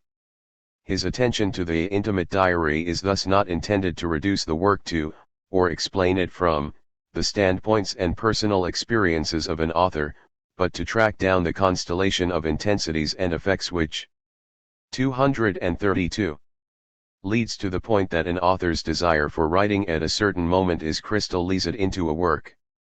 It is via the character of the author that Barthes, in La Préparation, can encounter the demon that encouraged him to realize his fantasy and become a writer. Je me pose comme écrivain, dans tout l'ampleur Dans tout le sacre du rôle, pour aimer à le devenir. Pr. 295-6, italics in original, I pose myself as a writer in all its fullness, in all the sanctity of the role, in order to help me to become one. It is precisely because Barthes was incapable of presenting himself as a literary author that he borrowed from classical authors who were driven by the same demon, a demon he no longer found in contemporary authors. Much like the character of Werther in the Fragments, the figure of the admired author appears here as a virtual object. As we have seen, such a virtual object provides no comfortable imaginary calibration point with which the subject can identify. The double always remains in a certain sense uncanny because it can never coincide completely with the one it doubles. In the delusion process of becoming, the object changes together with the subject, and therefore the desire to write may not be confused with the desire to copy the beloved author and become, for instance, the new Proust or the new Tolstoy. Opposite the notion of the copy, Barthes also places with a term he borrowed from Severo Sartre the pulsion de simulation, drive for simulation. Cette pulsion poussée non pas à être un autre, mais à être autre.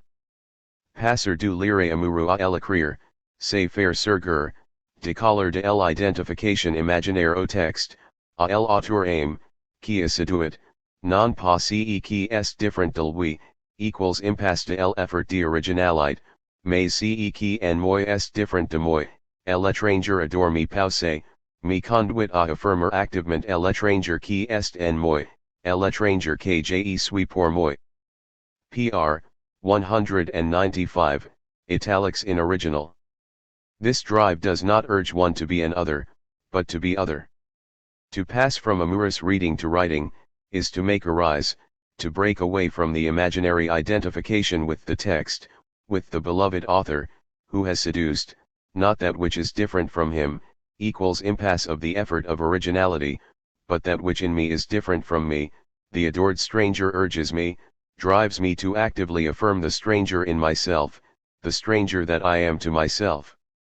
Here it is thus not about a mimetic rivalry with the mirror image offered by a certain author, but rather about an expedient with which a 233 new position can be assumed with respect to the fantasy, a position from which one can avoid reactive forces. In Barthes' active semiology, the figure of the author is thus used in the same perverse manner as space, the detail, the untimely. It is removed from its original context and applied as a useful element in the program of the reader. Yet there is an important difference with the earlier elements of Barthes' active semiology. Namely, an author is no en soi, to use Sartre's terminology, but is rather a pour soi. Like the reader, he has a subjectivity which comes to expression unmistakably in his work. In other words, the reader also encounters the fantasy of an other in the figure of the author, whose relationship to his own body, to the bêtise, continually withdraws from the symbolic but nevertheless insists in his writing.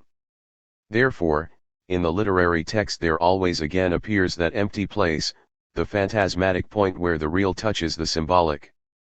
This unattainable final destination at which the writer's desire takes aim in effect overlaps the ultimate goal of a text, namely, the reader. Thus we see the latter, while reading, is positioned precisely in this open space as the writer's object of desire. This primarily has to do with the fact that the reader does not have any clear function for a literary text. If I read an instruction manual for one or another household appliance, I know that the intention is that after having read it I know how to use the appliance. If I read a political pamphlet, I know that the author is trying to convince me of a particular standpoint. But when reading literature, I am principally the passive witness of someone else's desire to imagine something. In other words, precisely because the literary discourse has, strictly speaking, no practical function, it manifests the fantasy of writing much more directly. Furthermore, it is precisely the author's phantasmatic involvement in the fictional universe that one creates, and one's desire to communicate this universe to the reader, that arouses our interest as readers. The author's desire is thus the necessary precondition for me as reader to feel involved in the text, as Barthes writes in Le Plaisir du Texte, Le texte que vous écrivez doit me donner la preuve que il me desire. OC4, 221, italics in original, the text you write must prove to me that it desires me. Barthes 1975, 6. Now, it is a classical postulate of Lacanian psychoanalysis that our desire is always the desire of the other. At a certain moment the discourse of the other hands the subject, albeit not consciously, a. 234. Desire that the subject can then make its own. This also holds true for the desire to write, which transfers to the reader as soon as one no longer identifies with the desires of the literary characters, but rather with the desire of their creator. In this way the reader becomes a writer because one answers the author's desire with one's own desire. Although it comes from the other, the desire to write is directed toward a work which as such can only be created by me. Accordingly, Barthes remarks that tout bel oeuvre, ou même tout oeuvre impressive, fonction comme un oeuvre désiré, mais incomplete et comme perdu, parce que genelai pas fait moi-même et tu il faut la retrouvre en la refaisant, écrire c'est vouloir réécrire, j'ver imagiter activement aussi qui est beau et cependant me manque, me faut. Pr. 189, italics in original. A very beautiful work, or even every impressive work, functions like a desired work, but incomplete and as if lost, because I did not write it myself and because it must be rediscovered and rewritten. To write is to want to rewrite. I want to add myself actively to that which is beautiful and which, however, I am lacking, I need. In what follows we will examine, with reference to a few authors who were very significant to Barthes, the way in which he tried to integrate their desire for writing in his own quest for the novel. Gide's Journal. The first author we will discuss is André Gide, who inspired Barthes to choose for a life of writing, or at least he claims as much in Roland Barthes par Roland Barthes, CFOC 4, 677/Barthes 1994, 99. What primarily attracted Barthes to Gide was his aura as a writer, which Barthes calls l'écrivain comme fantasme, 655, the writer as fantasy, 77. Gide's actual novels and stories play a subordinate role in this fantasy, insofar as they are not absent altogether. The aspiring author thus only assumes the desire to write, not the work itself. This one has to achieve on one's own. Barthes therefore indicates that the research of primary sources places too much emphasis on an author's intertextual influences and thus misses the actual figure of the author who was the stimulus for the subject to begin writing in the first place. Cf 677/99. 235.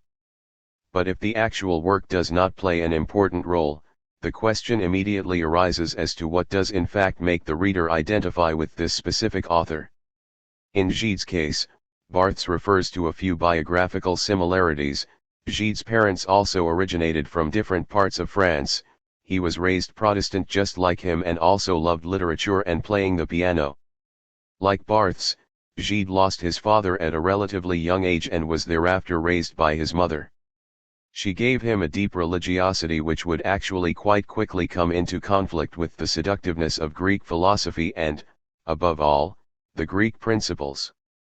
Gide ultimately sought a way out of just this conflict via his writing, more specifically by linking the Protestant tradition of the diary, the written confession which mercilessly dissected one's own weaknesses, with the classical striving to turn one's life into a work of art. Wrestling with the same homosexual inclination and with the same tense relationship with respect to his own family, Barthes too would try to explore this way out. And yet Barthes himself would never succeed in keeping a journal. To be sure, Barthes did include a few personal diary fragments in the article Deliberation, 1979, OCV, 668-81/Barthes 1982, 479-495, but he placed them directly within a comprehensive theoretical discussion. In an interview from 1979, Barthes blames this reservedness to the problems that the genre of the diary raises for a contemporary writer. CFOCV, 750, according to Barthes, the biggest stumbling block is the problem of sincerity when speaking in the first person, a problem Gide has not dealt with.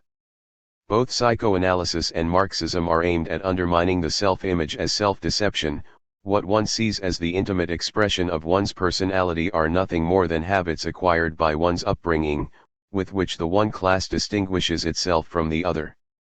Its outpourings are in reality a narcissistic parade which is primarily aimed at assuming, via the mirror of the reader, the imago of a writer whose behavior reveals something of the mystery of his genius. Gide was ultimately unusable as a source of inspiration, not only because the Gideon intimate diary was a problematic genre for Barthes due to its appeal to authenticity, but also because Barthes, certainly in Le Nutter, was primarily attracted by the figure of the old Gide who described himself as un nu qui se dégonfle, LN 43, attire that flattens, Barthes 2005, 16. It was an image in which Barthes saw reflected his own exhaustion and apathy after the death of his mother, just as he recognized himself in Gide's notorious hesitant. 236. Character. Even if, according to Barthes, something of the glimmering of the neutral was perceptible in the weariness of the old Gide, what he recognized of himself in Gide were anything but those elements he could use to transform his life into a work of art. It is for this reason that Barthes, in the second part of La Préparation du Roman, turned to another author whom, just like André Gide, had always been one of the most significant literary references throughout his work, Marcel Proust. Proust's miracle. As we also saw with Gide, the desire to write is often an attempt to find a way out of a situation deemed intolerable, an attempt to crystallize a certain problem in writing and thereby to reformulate it into a program. In Proust's case the problem was mourning. At the outset of his recherche, Proust found himself in a crisis comparable to Barthes after the death of his mother.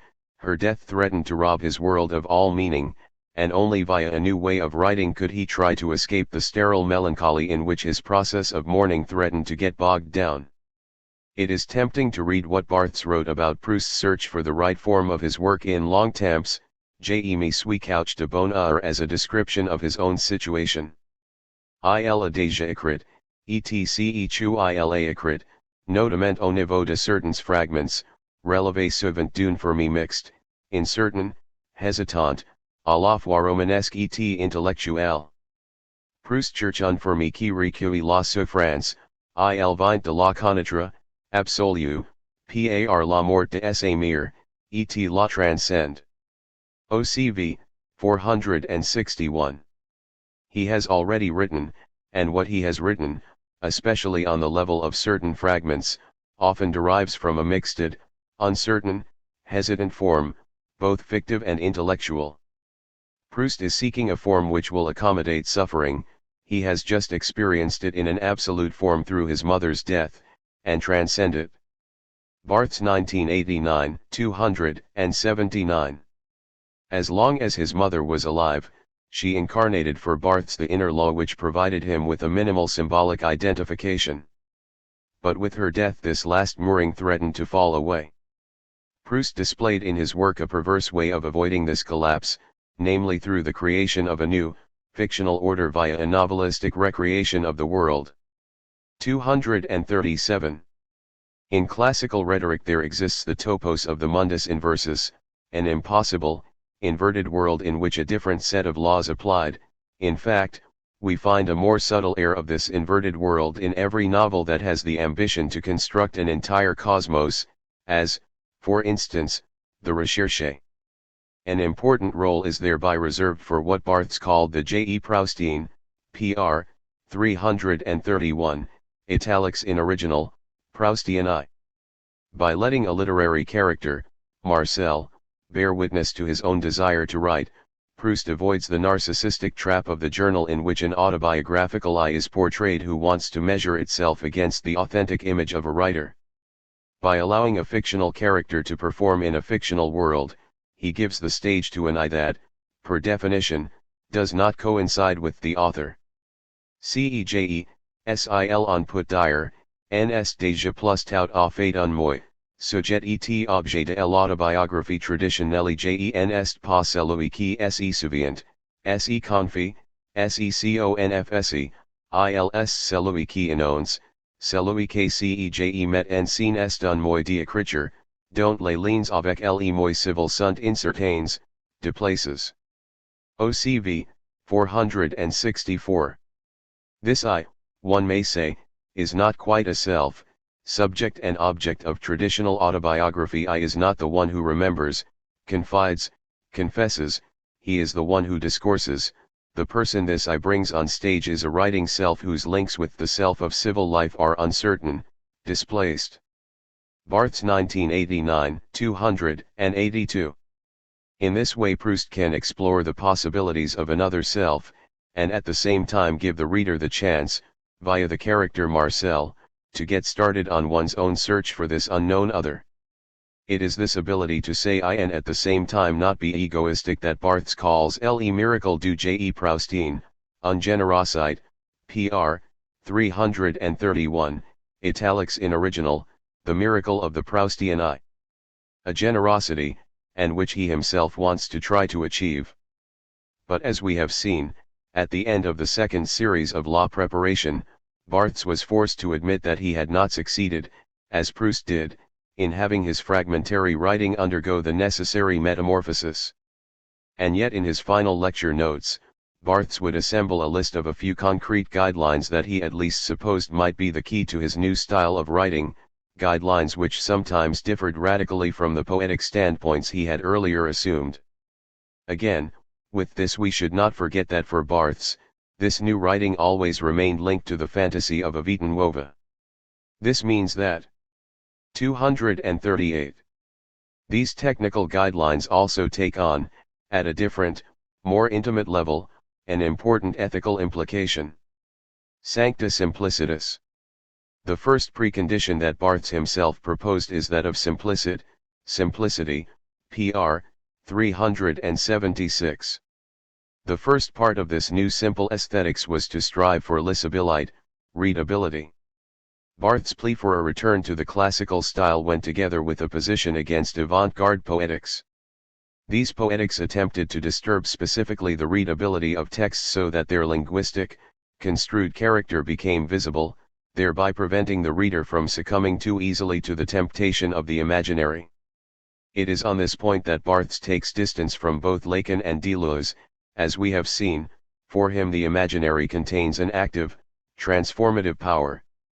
The self-image that I develop as a reader via the other of literature is not a mirror image affirming my identity, but a demon, a figure in which I recognize myself, but which nevertheless continues to differ from me.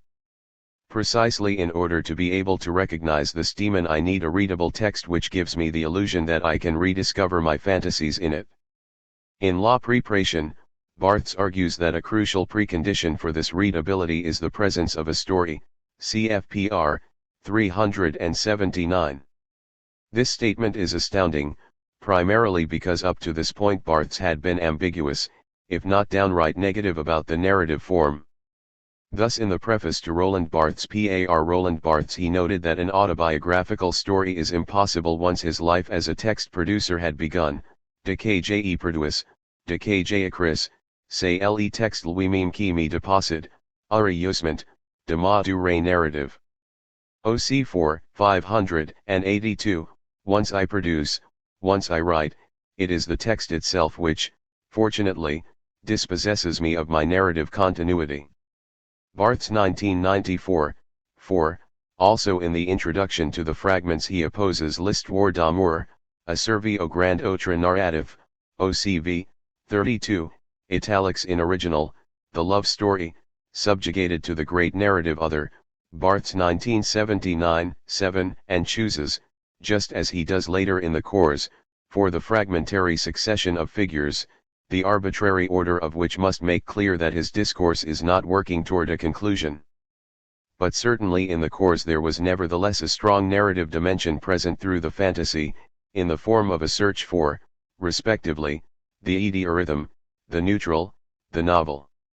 239.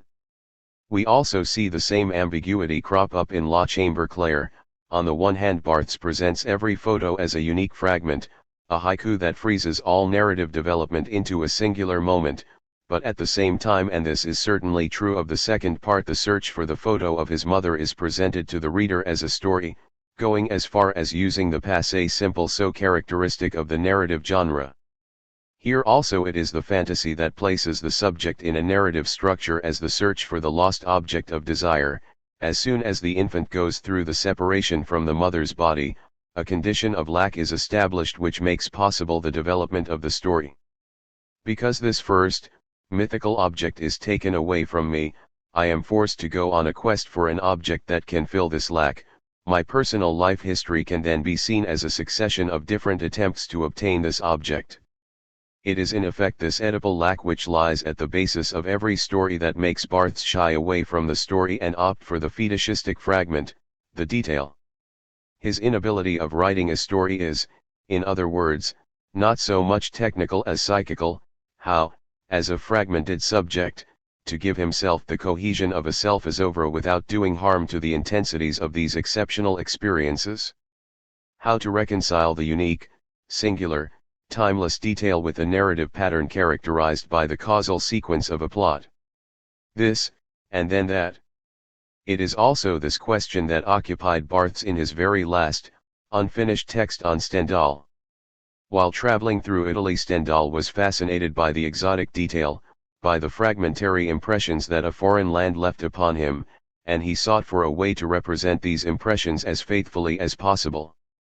Barthes concluded from Stendhal's travel diaries that he was not able to communicate the original intensity of these impressions to his readers. According to Barthes, the reason for this failure was inherent to Stendhal's striving to represent the real, actual Italy directly in language. The haste to express the sensation immediately in fact led only to trivial clichés quickly scribbled down, which ultimately made these diaries displeasurable to read, if not altogether unreadable. CFOCV, 910/Barthes 1989, 300. It is not surprising that Barthes gave so much attention in his text to Stendhal's failed attempts to express his experience of Italy because he, to a certain extent, could also recognize in it the fiasco of his own work. Was he himself not running the danger of getting caught in? 240. A. Melancholic aphasia in his attempts to get around the essence of the symbolic system, the paradigm. The meaningless reaction of the reader to the reality effect, that is to say, to the corporeal affect that overcomes one while reading, threatens to remain just as inexpressible as Stendhal's description of the Italian effect. In a similar way, the affect evoked in the reader by a text remains imprisoned in that one, unique moment of reading, and yet disappears in that moment as well. Reading then becomes a succession of different affects which cannot be transcribed, and thus also remain unreadable. The virtual self which arises while reading is thus fragmentary, reduced to pieces. To arrive at a work, the different affects must be able to be welded together into an overarching program and thus must be detached from the one fleeting stimulus that caused them. Applied to Stendhal, to preserve his Italian experience, he thus had no choice but to call upon the symbolic for help. The symbolic separates the subject from its corporeal affects and establishes the distance required for the subject to express them verbally. In order to come to a successful expression of Italy, Stendhal must thus in fact pass through a variant of the Oedipus complex.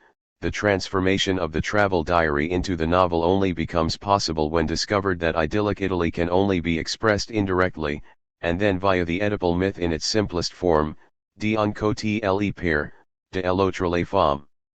914, on the one side, the father, on the other, women. 304, to be able to describe Italy as a mythical, pre-Oedipal region, Stendhal thus needed precisely those paradigms which are no longer viable in that region. We encountered the same paradox earlier in Barthes' lecture series on the neutral.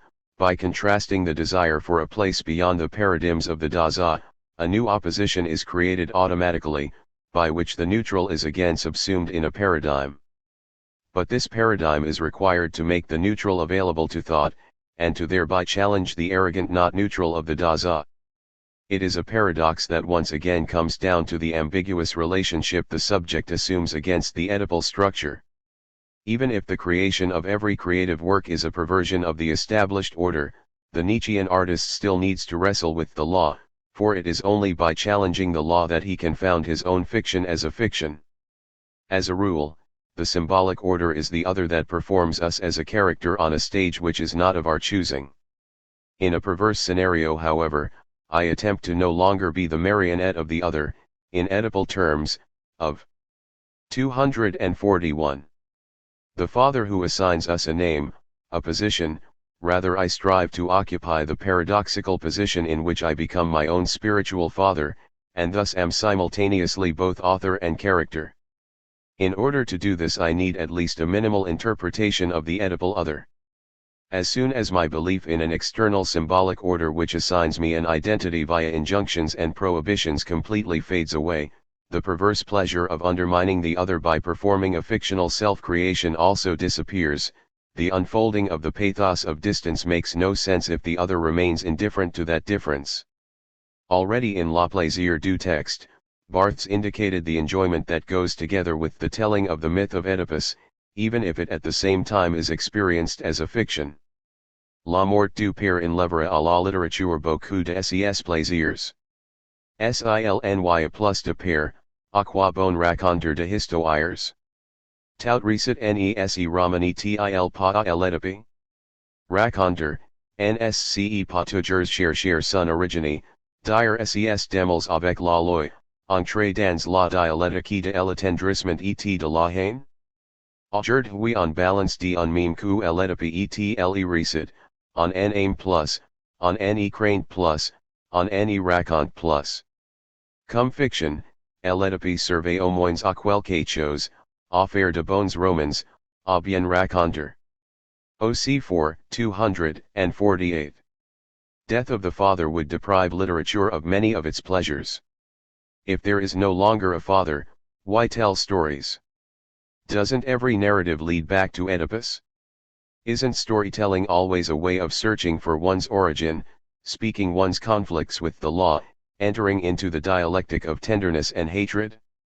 Today, we dismiss Oedipus and narrative at one and the same time. We no longer love, we no longer fear, we no longer narrate. As fiction, Oedipus was at least good for something, to make good novels, to tell good stories. Barthes 1975, 47. The pleasure caused by the fiction of Oedipus is of the same order as the pleasure the subject obtains from inventing a fictive identity, cf 258/62, therefore, the nihilism which levels everything out, everything has the same value, everyone is equal, there is no norm, is unbearable for the Nietzschean philosopher-artist. That principle of being of the elected is the core of the artist's narrative. It is precisely this continual battle with the world, the narrative in which the work is wrenched away from a hostile other, as is clearly noticeable in Proust and Gide, but also and perhaps best in Kafka's diaries, that finally gives to their respective works their persuasiveness. Of course this story, the myth of the heroes littéraires, pr. 357, as Barthes calls it. 242. Is easily deflated. From the perspective of the history of literature, it can be interpreted as an air of romantic poetry, and via the know-it-alls of psychoanalysis and Marxism so irritating to Barthes we can easily reduce the investment in the work to a narcissistic autoeroticism or the creation of a surplus in symbolic and economic capital. To create a work of art in spite all of this, I must subject these sociological and psychological commentators to the Nietzschean art of forgetting and allow myself, as a subject who desires to write, a certain naivete, a certain directness. This is why, alongside readability, Barthes also referred to another factor which must guarantee the simplicity of the work, namely, que l'œuvre cesse d'être, une soit que discrètement, un discours de l'œuvre sur l'œuvre, pr. 379, italics in original, that the work ceases to be, or would only discreetly be, a discourse of the work on the work. The continual reflection on the work itself is a typical aspect of postmodern writing, whereby the author above all wants to make clear the extent to which he does not want to get taken for a ride by his own creation, and so constantly stresses the fact that he is only playing an intertextual game with genre codes, archetypical characters, quotations, and with the role he thereby fulfills as an author. Aujourd'hui, nous, donc je suis parfois, passons notre temps à mettre à notre texte un système complexe de guillemets, en fait visibles de nous sols, mais dont nous croyons qu'ils vont nous protéger. Monter au lecteur que nous ne sommes pas dupes de nous mêmes, de ce que nous écrivons, de la littérature, etc. Pr. 380. Today, we, myself sometimes included, spend our time to provide our text with a complex system of quotations, in fact only visible to ourselves, but of which we believe that they will protect us, to show the reader judge that we are not fooling ourselves with that which we write, with literature, etc. The work as Barthes envisions it is, on the contrary, aimed precisely at relinquishing this false security of ironic quotation marks.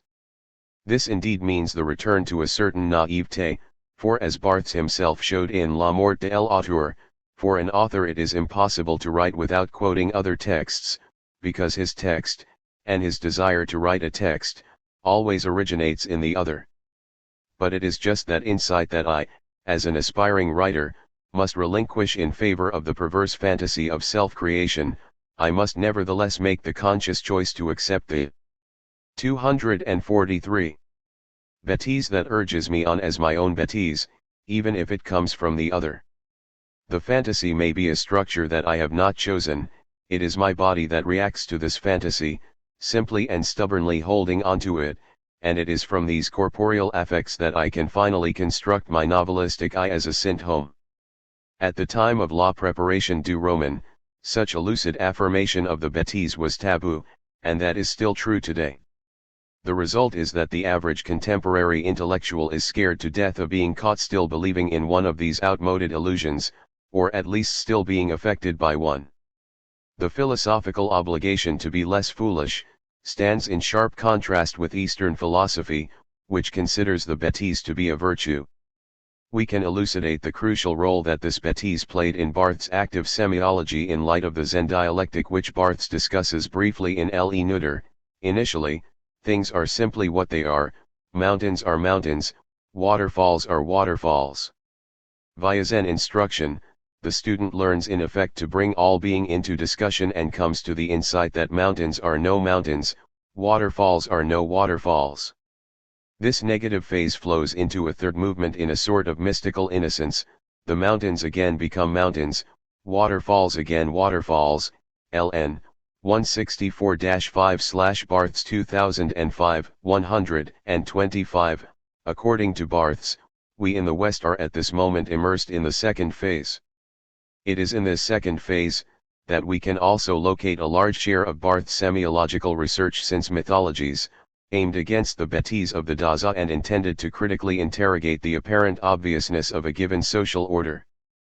But the definition Barthes gave of active semiology in his inaugural lecture, namely les cours d'opérations les langues duquel il est possible, voire escompte, de jouer du signe comme d'un voile peint, ou encore, d'une fiction, OCV, 443, the course of operations during which it is possible even called for to play with the sign as with a painted veil, or again, with a fiction. Barthes 1982, 475, again refers to the desire to push through to the final dialectical step, whereby the preceding critical distance is certainly not forgotten, but in which the bêtise does again receive a place. With this, the question of course arises concerning how we can distinguish this latter bêtise from the initial bêtise. A first important difference is that the bêtise of the Dasein obviously does not recognize itself as bêtise because it arrogantly, and with self-certainty, believes that it is supported by a transcendental signified nature. 244. God, enlightenment, postmodernism, that legitimizes the discourse, protecting it from the inside out against eventual criticism. The action of the bêtise as brought to light in active semiology transports me as a reader back to the fantasy that I encounter in my reading, a fantasy which I realize has no foundation outside of my reading body. This bêtise is a source of uncertainty because I am aware that it continually traverses my reading without me being able to separate it entirely from the text that has evoked it. My fantasy determines the singularity of my reading experience and is responsible for the fact that a different reader can never have the same experience with the same text, but at the same time I cannot invoke myself as a source of legitimacy, as a sort of literary expert, because the fantasy always escapes me, and I can never determine completely on which line of flight it has placed me. All that is left for me to do is to accept my reading, and the writing that emerges from it, as a Nietzschean fiction. My bêtise cannot invoke some transcendental signified which will protect me by transforming stupidity into wisdom. Only through a subtle but insistent pathos of distance can I affirm what drives me against every form of Dasein that tries to reduce, judge and objectify it. The inability to lie. The same Zen dialectic also makes clear, as we have seen in the chapter on time, why Barthes, in his active semiology, develops a preference for old discourses, now that their original doxical bêtise Werther's romantic approach to life, the Athos monk's belief, the literary heroism of authors such as Proust and Kafka has been stripped of its obviousness by a prior critical phase. The bêtise of the reader can assume the place that has opened up and replace the transcendental signified in the reading with the creative possibilities of the fantasy. This is why Barthes, alongside simplicit, puts forward filiation as the second requirement for being able to achieve the work. Ilnes agit pas de reconduire, de recopier, d'imiter, de conserver, ils agit de recourir à une sorte d'hérédité de valeurs nobles, comme un aristocrate sans argent, sans héritage, put rester un aristocrate, une écriture a besoin d'une hérédité. Pr. 381, italics in original. 245. It is not a question of revisiting, copying, imitating, conserving, it is a question of resorting to a sort of legacy of noble values, like a penniless aristocrat without inheritance does. In order to remain an aristocrat, writing needs a legacy. In the previous chapter we saw how Barthes' writing program got stuck on this point because he did not succeed in transposing the inheritance of classical literature into a concrete writing praxis. We attributed this obstruction to Barthes' inability to accept the passage of time and the experience of lack that goes along with it.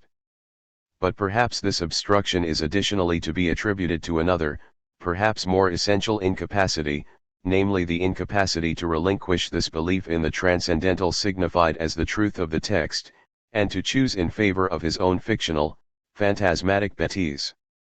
Barthes ran up against an unexpected barrier precisely in the necessity to accept the bêtise as the only foundation of both his reading and his writing. Despite his theoretical praise for the body of the reader, for the strategy of the Nietzschean artist who turns appearance into a work of art, and for Eastern philosophy which takes its own bêtise as the founding principle of its thinking, Barthes did not appear capable of applying to himself that which he subscribed to theoretically. We can perhaps attribute this failure of Barthes' perverse reading strategy to the conflicting intertexts that Barthes used in his course. As a Nietzschean, he certainly knew, and acknowledged, that the truth that the other guarantees is nothing more than a fiction provided with external legitimacy, and that every individual must create one's own, unique fiction. But from his psychoanalytic reading he realized this self-created fiction was also a phantasmatic misunderstanding which must be traversed in favor of the truth of pure desire.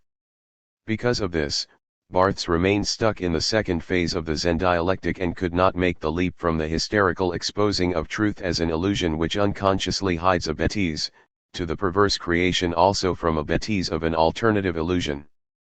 Parvenir à faire un roman, c'est au fond accepter de mentir, parvenir à mentir, mentir de ce mensonge second et perverse qui consiste à mêler l'ivre et le faux en définitive, alors, la résistance au roman, l'impuissance au roman, à sa pratique, serait une résistance morale. Pr. 161, italics in original. 246. To succeed in creating a novel, boils down to agreeing to lie, to succeed in lying, lying this secondary and perverse lie which consists in blending the true and the false finally, then, the resistance to the novel, the inability to produce the novel, to write it, would be a moral resistance. We are now in a position to better understand what is at stake in Barthes' final text on Stendhal. He is also unable initially to take distance from the moments de vérité which he had experienced during his trip to Italy, and which he tried to represent as faithfully as possible in his journals. Barthes claimed that Stendhal only appeared able to summarize his fascination for Italy in a work once he had learned the art of lying, or more precisely, once he exchanged the diary for the novel. Quand il était Stendhal pouvait écrire, quand je mens, je suis comme Degury, je m'ennuie, il ne savait pas encore qu'il existait un mensonge, le mensonge romanesque, qui serait à la fois, au miracle, l'éditeur de la vérité et l'expression enfin triomphante de sa passion italienne. OCV, 914. When he was young, Stendhal could write, "When I tell lies, I am like Degury, I am bored." He did not know that there existed a lie, the lie of novels, which would be miraculously both the dictator of truth and the finally triumphant expression of his Italian passion. Barthes 1989, 305. It was precisely this turning point, the apparently absurd leap into the novelistic lie that Barthes, despite all his attempts, was unable to make. This seems clear, for example, from the fragments d'Un discours amoureux. The reader soon realizes that the fragments has not become a 20th century Werther, an amorous subject is speaking who, to be sure, is speaking in the first person, but at no point does it exude the seductiveness of a character from a novel. Here we are also far removed from the generosity, the miracle of the Proustian eye. The reader of the fragments is invited to project one's desire onto the subject in love, but at the same time this projection is immediately thwarted. The amorous bêtise is still kept at a critical distance because the lover's statements clearly remain citations, brought together in an alphabetical succession of figures, each of which are again accompanied by what Barthes calls an argumentum, a succinct description which serves as an Brechtian instrument of distancing, CFOCV, 30/Barthes 1979, 5, so Barthes' own relationship with the admired. 247. Readerly texts remained primarily a question of quotations and fragments, because Barthes in fact presented them via a writerly text. One only needs to compare the reading of Goethe's Werther with the fragments to conclude that the latter is anything but notable for its simplicity. When reading Goethe I can eventually let myself get swept up passively in the tragic love of the protagonist, but with Barthes' own text I am continually forced to reflect, to interpret, to combine the disconnected characters into a personal reading pattern. The same can be said of Barthes' method of working in the cours. He explored his fantasies there as well primarily through reflection on fragments from novels, anecdotes, and concepts. In this way Barthes continually hid behind the voices of others who speak in his place about the bêtise of his fantasy.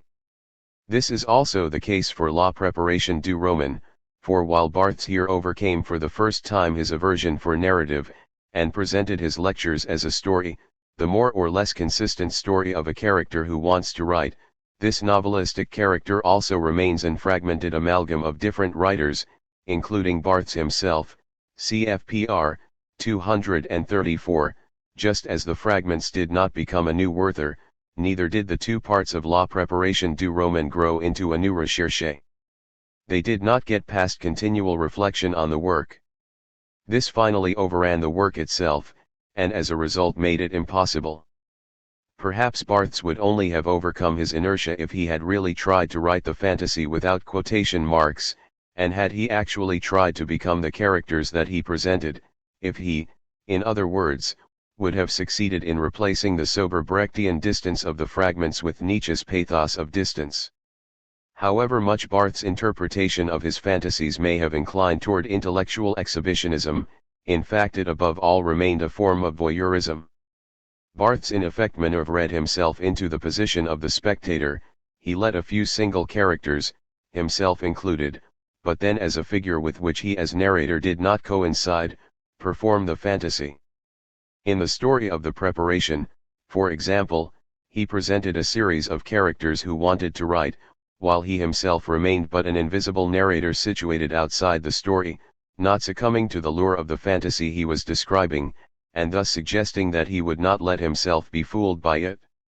Nevertheless, as we saw in our psychoanalytic discussion of the fantasy, this is only apparently a position outside the fantasy. The role of the 248 spectator is in fact also one of the imaginary positions that the I in the fantasy can occupy. His fascinated gaze betrays that he is just as involved in the phantasmatic scene. The extensive discussion of the fantasy in his lectures thus becomes for Barthes perhaps the most subtle, ingenious manner of resistance against concrete changes made possible by the fantasy.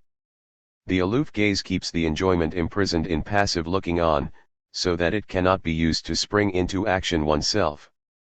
Naturally, it remains an open question whether Barthes, had he lived longer, would have ever found the solution to overcome his resistance and to at last transform his long theoretical obsession for literary discourse into the creation of a literary work. His very last, unfinished text on Stendhal proves in any case that even in his final moments he continued to pursue this fantasy of writing a novel. Who knows if Barthes may have had a flash of insight while retyping his manuscript, enabling him to take a different, more productive position within his fantasy and allowing him, like Stendhal, to create a novelistic lie. On that fatal 25th of February, fate decided otherwise. Barthes had just placed a second sheet of paper in his typewriter when he was forced to set the manuscript aside for a lunchtime appointment with Jack Lang and François Mitterrand, among others. It was while walking home after the meal that he was run over by a delivery van as he was crossing the street. His injuries in themselves were far from fatal, but complications with his lungs as a result of earlier tuberculosis, and a weakened will to live due to his mourning for his mother, conspired to end his life on March 26 in the hospital to which he had been taken a month and a day before. Cf. Calvet 1990/1994, 294 ff/248 ff. The desire to die. Barthes' sudden death provides his search for the vita nuova with a bitter anticlimax and confronts us with the death of the author, this time literally. How should we consider this death from the perspective of the fantasy of the novel? It is this question that we will try to answer via the third precondition that Barthes imposed on the work he wanted to write, the necessity of desire. With this third and last precondition, desire, Barthes did not aim so much at the content or the 249 form of the work, as at its function. A book needs to arouse desire. CFPR 382. This applies in the first place to the writer himself to the extent that he feels trapped in a certain lifestyle which no longer sparks his desire. He thus lands in attitude of indifference, for which Barthes, in Comment Vivre Ensemble, uses the Greek term akidia. It is the feeling of being completely trapped in an undesirable situation, and at the same time lacking the energy to do something about it, to imagine how it could be different. This is why Barthes also describes akidia as douille non de l'image, mais de l'imaginaire. CVE 55, mourning not for the image, but for the imaginary. The distinction between the image and the imagination to which Barthes alludes here becomes clearer if we return for a moment to Foucault's discussion of Binswanger. Here the image is summarized as a fixation on the process of imagination which deprives the subject of the possibility to change, and thus to abandon the becoming inherent to the imaginary in favor of a permanent identification. The cause of my mourning is thus in the first place my own apparent death as a desiring subject. I see myself reduced to an inert in itself. The project of the novel is aimed precisely at awakening the desire to escape from this image, thereby creating a new perspective from which I can reorient my life. Roman, pratique pour lutter contre la sécheresse de cœur, Elicidi. Pr. 41, novel, practice for fighting against the shriveling of the heart, Elicidia. Via the work I can once again activate my imaginary and destroy the image that I have become for myself, and for others. Barthes calls this moment of rupture, with a nod to the famous opening verse of the Divina Commedia, Le milieu de la vie, Barthes OCV, 467, Middle of Life, Barthes 1989, 285. In Longtemps je me suis couch, he defines this as ce moment oul on découvrir que la mort est réelle, et non plus seulement redoutable. In z keminent, ilse prodet tout d'un coup cette evidence, genai plus le temps d'essayer plus ers vis, il faut que je coisis ma dernière vie, ma vie nouvelle, vita nova, 467. The moment when you discover that death is real, and no longer merely dreadful. Journeying thus, there occurs all of a sudden this obvious situation: I no longer have time to try several lives, I must choose my last life, my new life, vita nova. 285. 250. As we have seen with Foucault's discussion of Stoic philosophy, this contemplation of death is not a paralyzing, negative force confronting the human being with an irremovable lack, but is more of an ultimate confrontation with one's possibilities. Like a compelling appeal, it demands an answer to Epictetus' question, and you, in the midst of what occupation do you want to be taken? My own mortality thus becomes the final horizon against which my existence is outlined in all sharpness. It proposes the problem which forces me into an individual response, the vita nuova. Only by becoming aware of one's own mortality can the subject arrive at the insight that one does not have an eternity to create the work. This middle of life was revealed to Barthes with the death of his mother.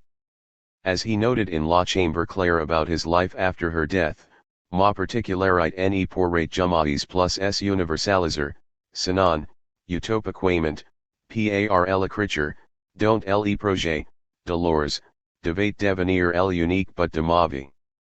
Je pouvais plus tu attendre ma mort totale, indialétique. OCV, 848, my particularity could never again universalize itself, unless, utopically, by writing, whose project henceforth would become the unique goal of my life. From now on I could do no more than await my total, undialectical death. Barthes 1981, 72. What is important here is that which Barthes places between parentheses, it not only again clarifies the extent to which his search for a new project in his life remained bound to the necessity of writing, but it also points to the important function this project has, namely, granting the particularity of my existence a universality which also makes it worthwhile in light of my eventual absence. This is simultaneously the paradox of the work, as Foucault emphasized. The self as a completed work is a condition the subject can never attain. As long as I live, the work can never appear as a real object, but remains an eternally virtual point of escape. As soon as a writer completes a book starting from this desire, it loses, at least for the writer, the magical aura of the work. While writing, it stimulates an imaginary which brought the subject into process, but once completed it again clots into an image, a lifeless statue with which I at the moment that I have written my last sentence and made my final corrections no longer coincide. C'est quand l'écrivain fait l'ouverture est pour le vivant, fait, le déviant mort, au moment où le déviant vivant pour d'autres. Pr. 315, it is while the writer is writing the work. 251. That it is alive for him, written, it becomes dead, at the moment when it becomes alive for others. As soon as I die, the texts that I leave behind are, as incomplete realizations of the work, the only tangible part that remains of my desire for that work, and they become, in the eyes of the other, the actual work. This work can only stay alive for the reader if his desire focuses on the open place in the text and comes to identify with the author's desire, incorporating it into one's own program and thereby transcending the death of the author. The fantasy of the novel in this way obtains an intersubjective dimension. The arousing of desire which initially had to do with the author is now directed at the reader. Le problème, me semble-t-il, pour un écrivain, n'est pas d'être éternel, définition mythologique du grand écrivain, mais d'être désirable après sa mort. Pr. 382-3, the problem for a writer, it seems to me, is not to be eternal, mythological definition of the great writer, but to be desirable after his death. Of course, this survival of the work must not be taken in the classical sense of a monument which eternalizes my singular existence for future generations. If Barthes chose de la vie à l'œuvre, from life to work, as the title for the first part of La Préparation du Roman, we must also keep in mind the title of one of Barthes' earlier articles, De l'œuvre au texte, From Work to Text, from 1971, OC 3, 908-17, Barthes 1989, 56-64.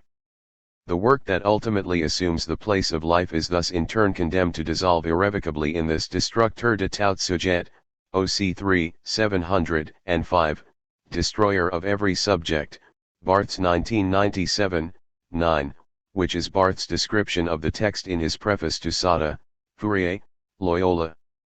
If there nevertheless still remains, beyond this destruction, un sujet à aimer, a subject to love in the text, the figure of the author, then this is purely as a sujet disperse, un peu comme les cendres qu'elle en jette au vent après la mort, au thème de l'éternité de la style, objets forts, firms, instituteurs du destin, et opposeriant les éclats du souvenir, l'érosion qui en est de la vie passée que quelques please.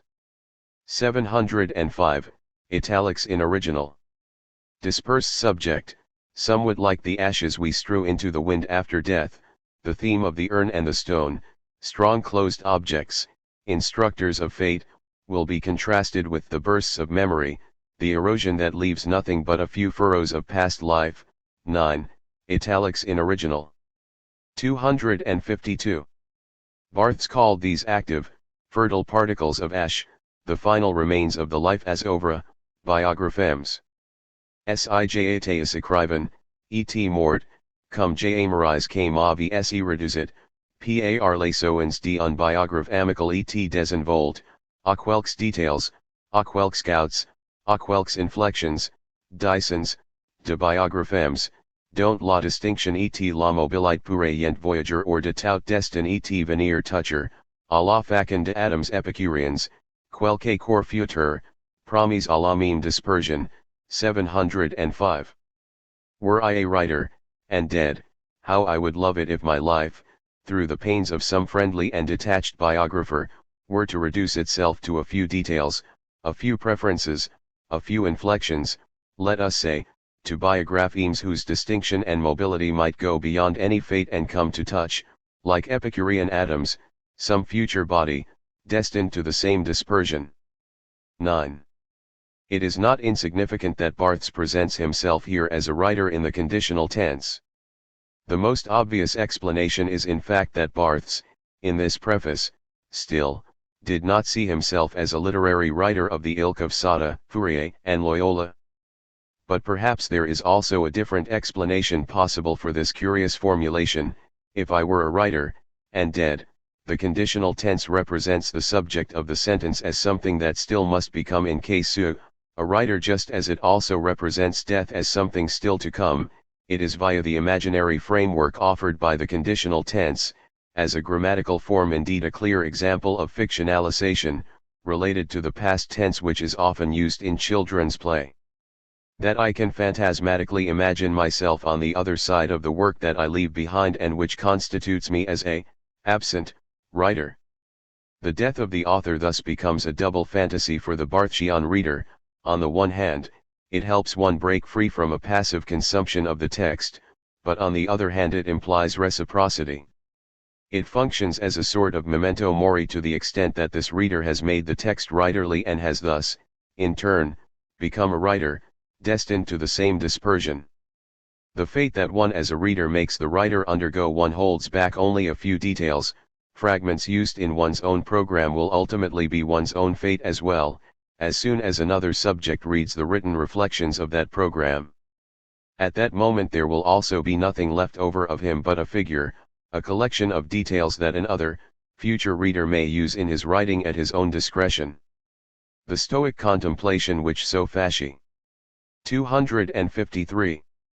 Nate Foucault in that case means that the subject who wants to write anticipates the situation by presenting oneself as a dead writer in the presence of the other. In 1964, in his introduction to the first essay's critiques, Barthes remarks that écrire n'est pas sans se taire, écrire, c'est, d'une certaine façon, se faire silencieuse comme un mort, devenir l'homme à qui est refusé la dernière réplique, écrire, c'est offrir de le premier moment cette dernière réplique à l'autre. OC2 273, italics in original, W writing must go hand in hand with silence. To write is in a sense to become still as death, to become someone to whom the last word is denied. To write is to offer others, from the start, that last word. Barthes 2011, italics in original. However altruistic this definition of writing may sound, if we consider it from the track of the work, this deathly silence is only a final step in the contract that the perverse subject enters into with the text. In a perverse strategy one initially instrumentalises myself as the object of desire of a virtual other, a demonic doubling of myself which wants to let me become what I am. I hereby put myself completely in service of a becoming which in the course of the process slowly destroys my old identity in favor of a still unknown self which must be expressed in the work. But yet another new figure looms beyond that work, namely, the figure of an other reader.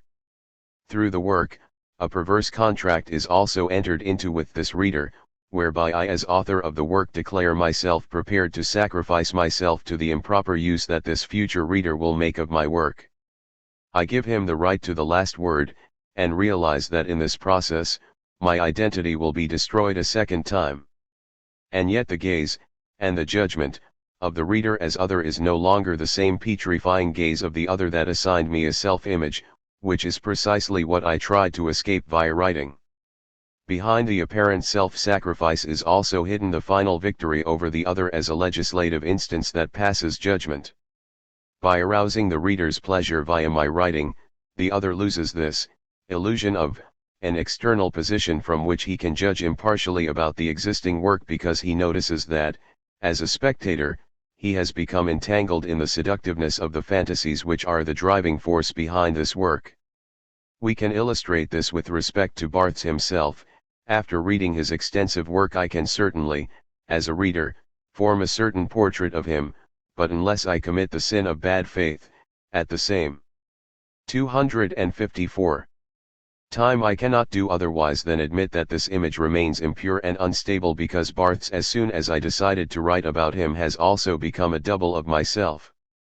That is to say, something of my own bêtise has become attached to his texts, something of his figure receives the uncertainty of my own becoming.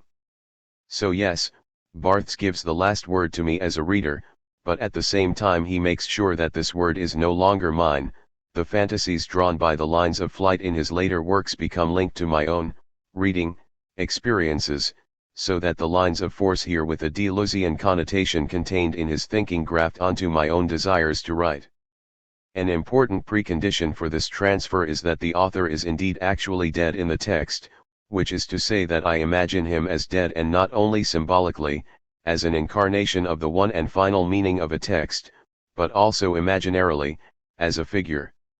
Lire l'auteur mort est, pour moi, vivant, car je suis trouble, de qui par la conscience de la contradiction entre la vie intense de son texte et la tristesse de savoir qu'il est mort, je suis toujours triste de la mort d'un auteur, ému par le récit de morts d'auteur, Tolstoy, Gide.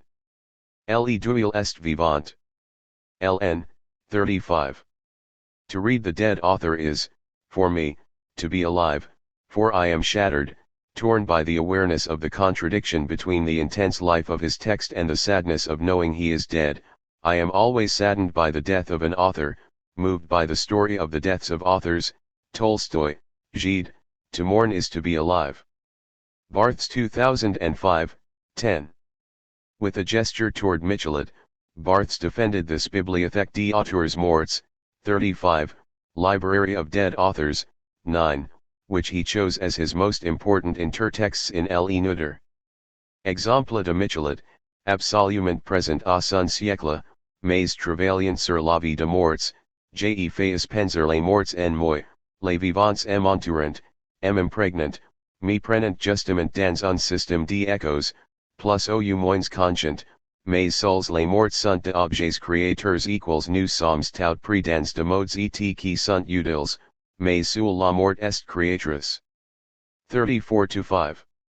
Michelet's example, absolutely present to his century, but working on the life of the dead, I make the dead think in myself, the living surround me, penetrate me, lock me up precisely in an echo chamber of which I am more or less conscious, but only the dead are creative objects equals we all are caught up in fashions, and they are useful, but only death is creative. 9-10. 255. It is the same position that I assume as a reader with respect to Barthes' work, only to the extent that Barthes' texts are literally and figuratively dated does his work receive the active force of anachronism, and it perhaps becomes for the contemporary reader just as inspiring as the works by Gide or Proust were for Barthes. At the close of this chapter on the author, there is still another important consideration to make. With respect to the intersubjective dimension of the fantasy, we have limited ourselves to the dialectic between author and reader. We should not forget here that Barthes developed his phantasmatic reading strategy in lecture notes, which immediately suggests that there is still another relationship which played an important role in Barthes' active semiology, namely, that between professor and student. However much the individualistic self-education, the paideia of the reader was central to the course, just like the classical hypomemata, they still had an unmistakably pedagogic component which went further than individual reading and writing. To this point we have primarily assumed the fantasy as an important aspect of a reading strategy. In the final chapter of this book I intend to investigate whether the fantasy can also function as a teaching strategy, and if yes, how are we to consider this relationship between phantasmatic reading and teaching? Synaxis and the reader. As we saw in the previous chapter, Barthes' active semiology assumes that I, as a reader, become conscious of the fantasies that haunt me while I am reading, so that I can then use them to turn the text leasable into a text scriptable. It is uncertain, however, whether this reading method transcends the hyper-individual level. In other words, does Barthes' appeal to write what one is reading on the basis of fantasy also mean that when I speak about this reading to others, that I should do it based upon the same fantasies of reading? Seeing that the fantasy, according to psychoanalysis, is the product of a personal history, and the program, according to Deleuze, is aimed at a singular line of flight, the question arises immediately whether or not this actual fantasy can be utilized by someone else, someone with a different history and a different becoming. At the conclusion of the previous chapter we suggested that this transference was possible via the detour of writing, provided that the author surrenders the direct link with the cause of his affects and is prepared, via mediation of the symbolic, to give the last word to the reader as Stendhal did when he exchanged his journals for the novel, so that he could convey to the reader his affective bond with Italy. In other words, phantasmatic involvement is, in the best case scenario, writable, but it can never be presented or demonstrated directly. It was for this reason that Barthes abandoned his intention to provide a concrete description of his idiorhythmic utopia at the end of Comment Vivre Ensemble. Sur l'écriture pour recueillir l'extrême subjectivité, car dans l'écriture il y a accord entre l'indirect et l'expression et la vérité du sujet, accord impossible au plan de la parole, dans deux corps, qui est toujours, quoi tu en veilles, à la fois direct et théâtral. CVE, 178. Only writing can gather together the full depth of subjectivity, for in writing there is an agreement between indirect expression and the 258. Truth of the subject, an agreement impossible on the level of speaking, thus of lecturing, which is always, regardless of what you wish, at once direct and theatrical. One of the most important motivations for Barthes to eventually choose for the explicit formulation of a fantasy as the yearly starting point for his seminars was the scruples he had concerning the position of power he enjoyed as a professor. He realized that from this point forward he would teach before a significantly larger audience than in the École pratique de hautes études. Furthermore, he would be part of an institution that, even if it occupied a marginal position within the French educational system and did not award any diplomas, nevertheless had a very prestigious reputation which in any case bestowed upon the teachers considerable authority. Additionally, for Barthes, teaching could never be disassociated entirely from the exercise of power for the simple reason that it occurred via language. And language, as Barthes formulated hyperbolically in his inaugural lecture, is always fascist. To get around this power he chose literary discourse as the theme of his chair.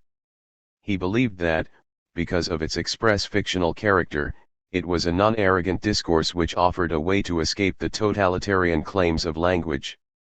Barthes tried to extend to his public the perverse freedom that he himself enjoyed as a reader by presenting his material via traits ordered arbitrarily. These traits were to dispel the illusion of a discourse heading toward an unequivocal conclusion. In the closing remarks of his first lecture series he compared them with the loose pieces of a puzzle, with the audience as the players who should make the final picture as they like. CFCVE 181. In practice, however, this ideal ran up against two important obstacles. First, while this final picture may very well be formed by those following the course, Barthes remained the only one who selected the different traits and determined the final corpus of the lecture series. The second obstacle arose from the prior difficulty: even if the selection was subjective, the audience still assumed that Barthes, considering the fact that he had indeed selected precisely these texts rather than others, could speak with authority about that corpus, and that the views he developed during his discussion of them was also immediately accepted as the most relevant and exciting. But here as well Barthes attempted to undermine the audience's assumptions about him. And so, in Le Neuter, at the beginning of a lecture he had 259. Dressed publicly a remark by a listener who informed him concerning an earlier lecture that his commentary on an anecdote about the Buddha was not at all in agreement with the meaning this anecdote has in Buddhist teaching.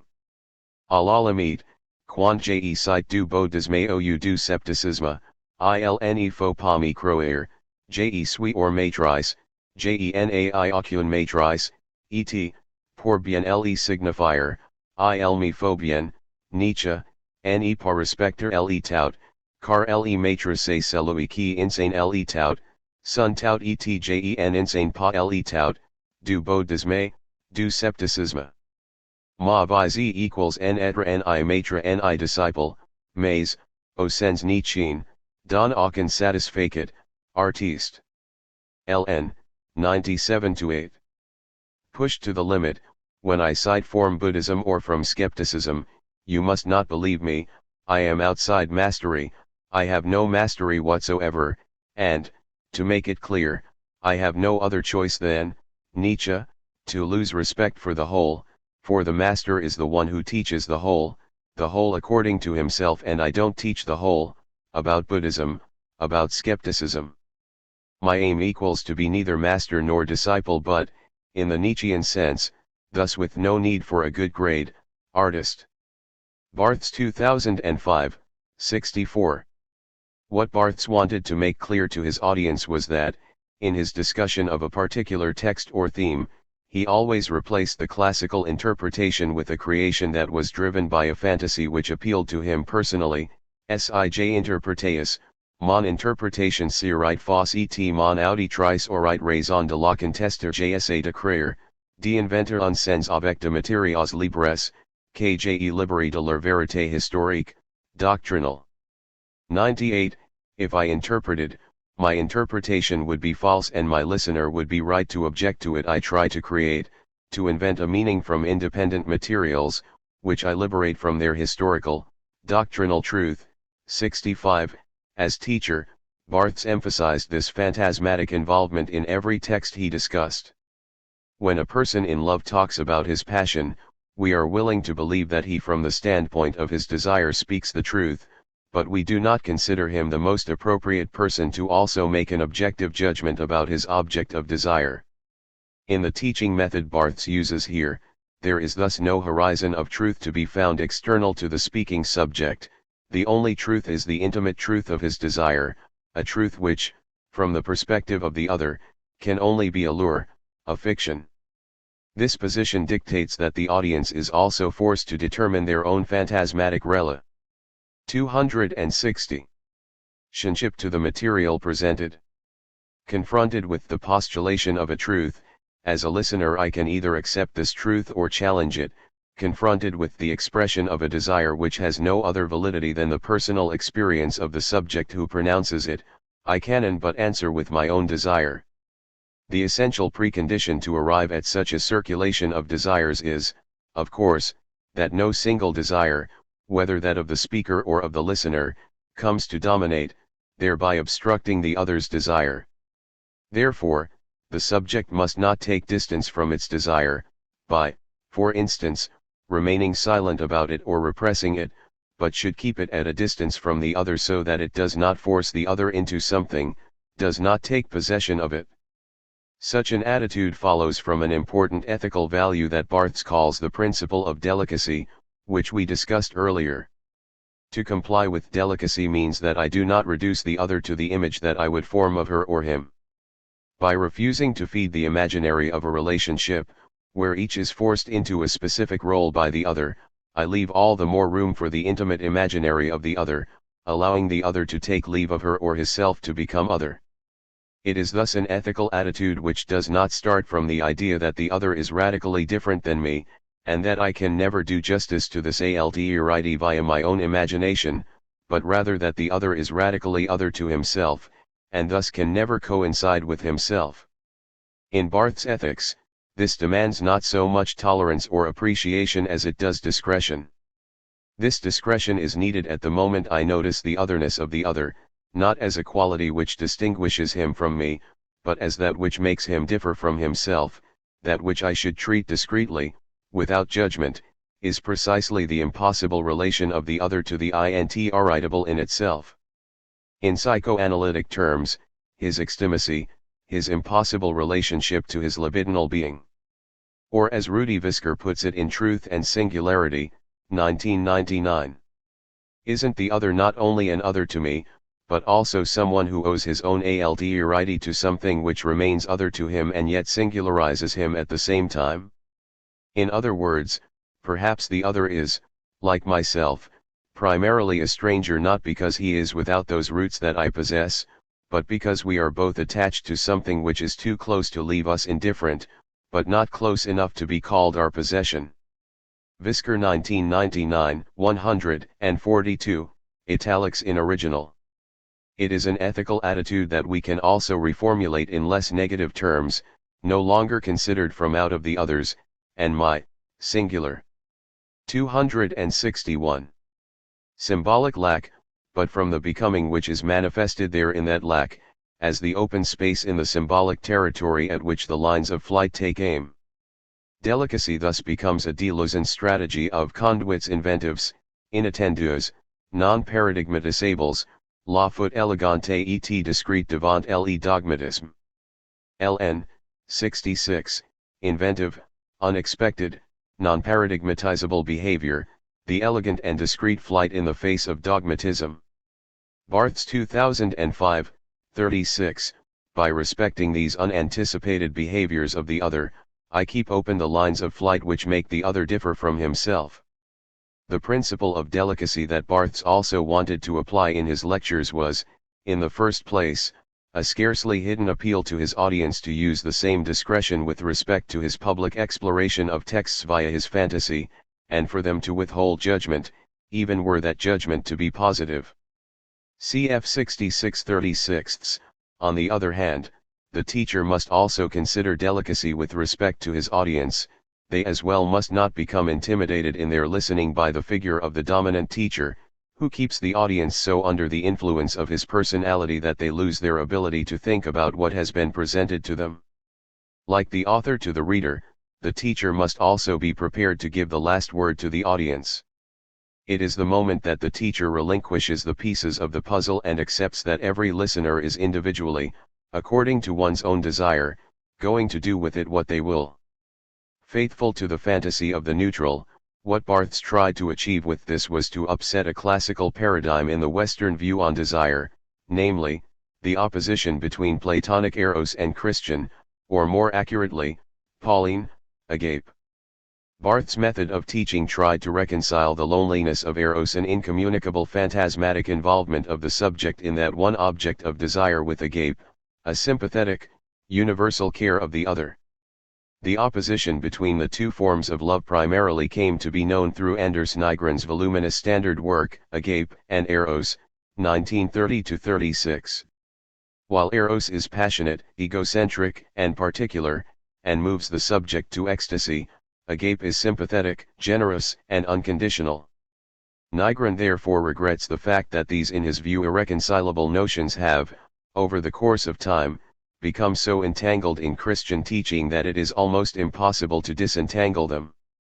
Nygren 1953-55. 262.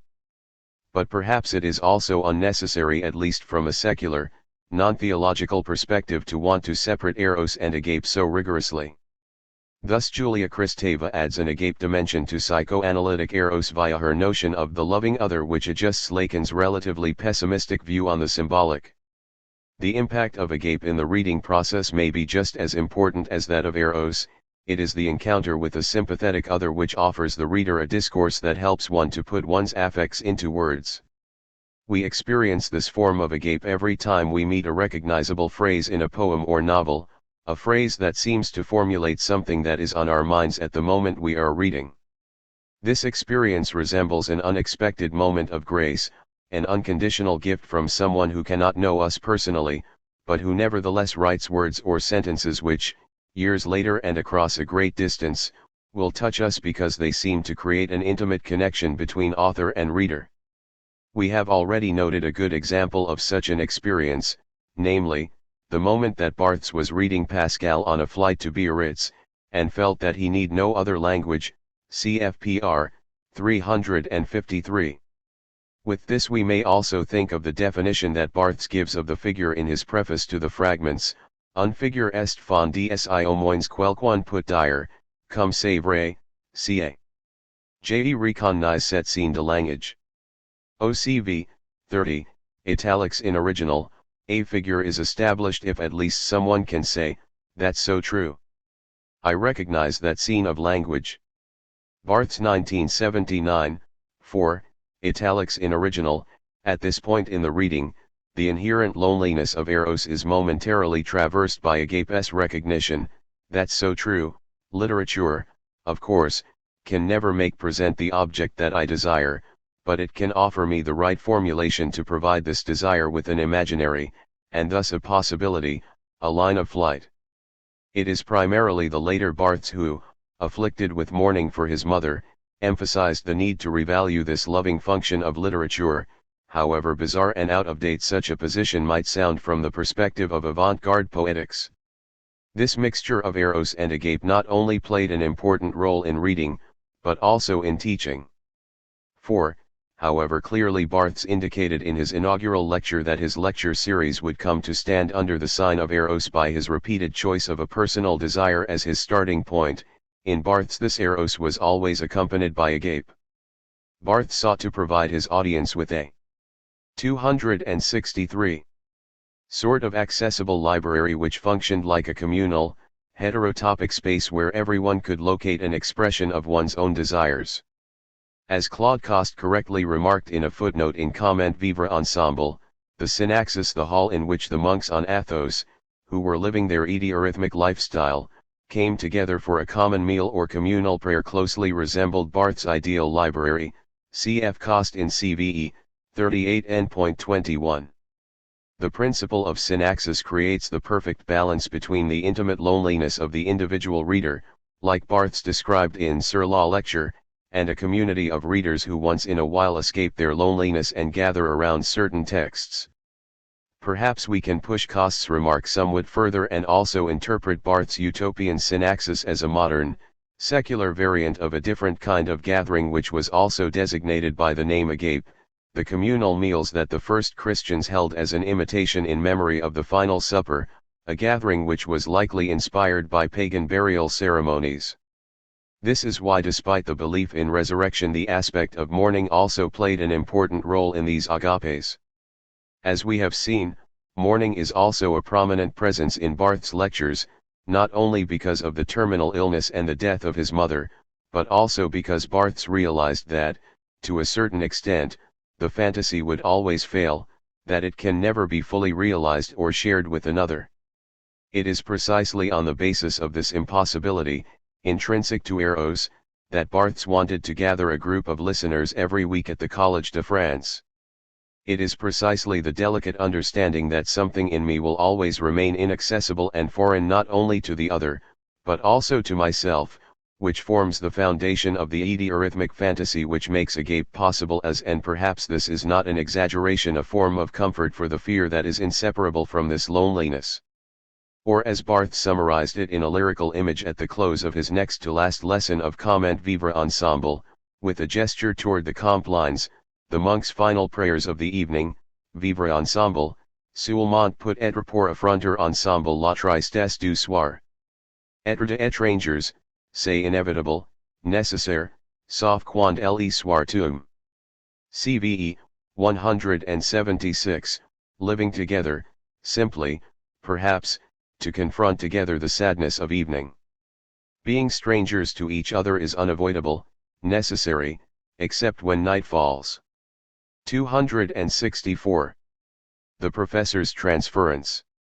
However valuable we might find this attempt to achieve a method of eurythmic instruction according to the principle of delicacy, in doing so Barthes again overlooks the aggressive, uncontrollable side hidden in every fantasy. As soon as it appears, desire can effectively be nothing other than a violation of the delicacy Barthes values so highly. Someone who desires, makes a choice which cannot but fail to do justice to everything that is not desired. This also applies to the teaching situation, for, by speaking about a desire, the teacher exerts an influence on the desires of his listeners who in turn transform their own desires. Furthermore, it is not the case that a desire made explicit is by definition capable of undermining the power that is controlling the discourse, as Barthes still seemed to believe in his inaugural lecture. Perhaps just the opposite is the case, as the psychoanalytic notion of transference makes evident, authority and power become possible at the moment they are supported by desire. In the specific context of a psychoanalytic session, transference happens when the analysand's desire puts the analyst in the position of the so-called subject supposed to know. The analysand thinks that the other, in the form of the psychoanalyst, possesses secret knowledge about the analysand, so that even the silent moments of a session always seem loaded with unspoken significance. The analyst's desire is thus a desire for knowledge, and this desire inevitably gives the analyst a certain authority over the analysand on the sofa. C.F. Evans 2001, 211 ff. Barthes' active semiology places the reader in the position of the analysand. At first glance this seems counterintuitive. The critic is normally the one who assumes the position of the analyst with respect to the text, and who is assumed to reveal those things which the text does not divulge directly, such as certain structures or genre codes, the unconscious influence of a particular ideology, patriarchal, colonial, Eurocentrism, or, in a strict psychoanalytic reading, the author's unconscious obsessions. But for Barthes, the real subject supposed to know during the act of reading is literature itself.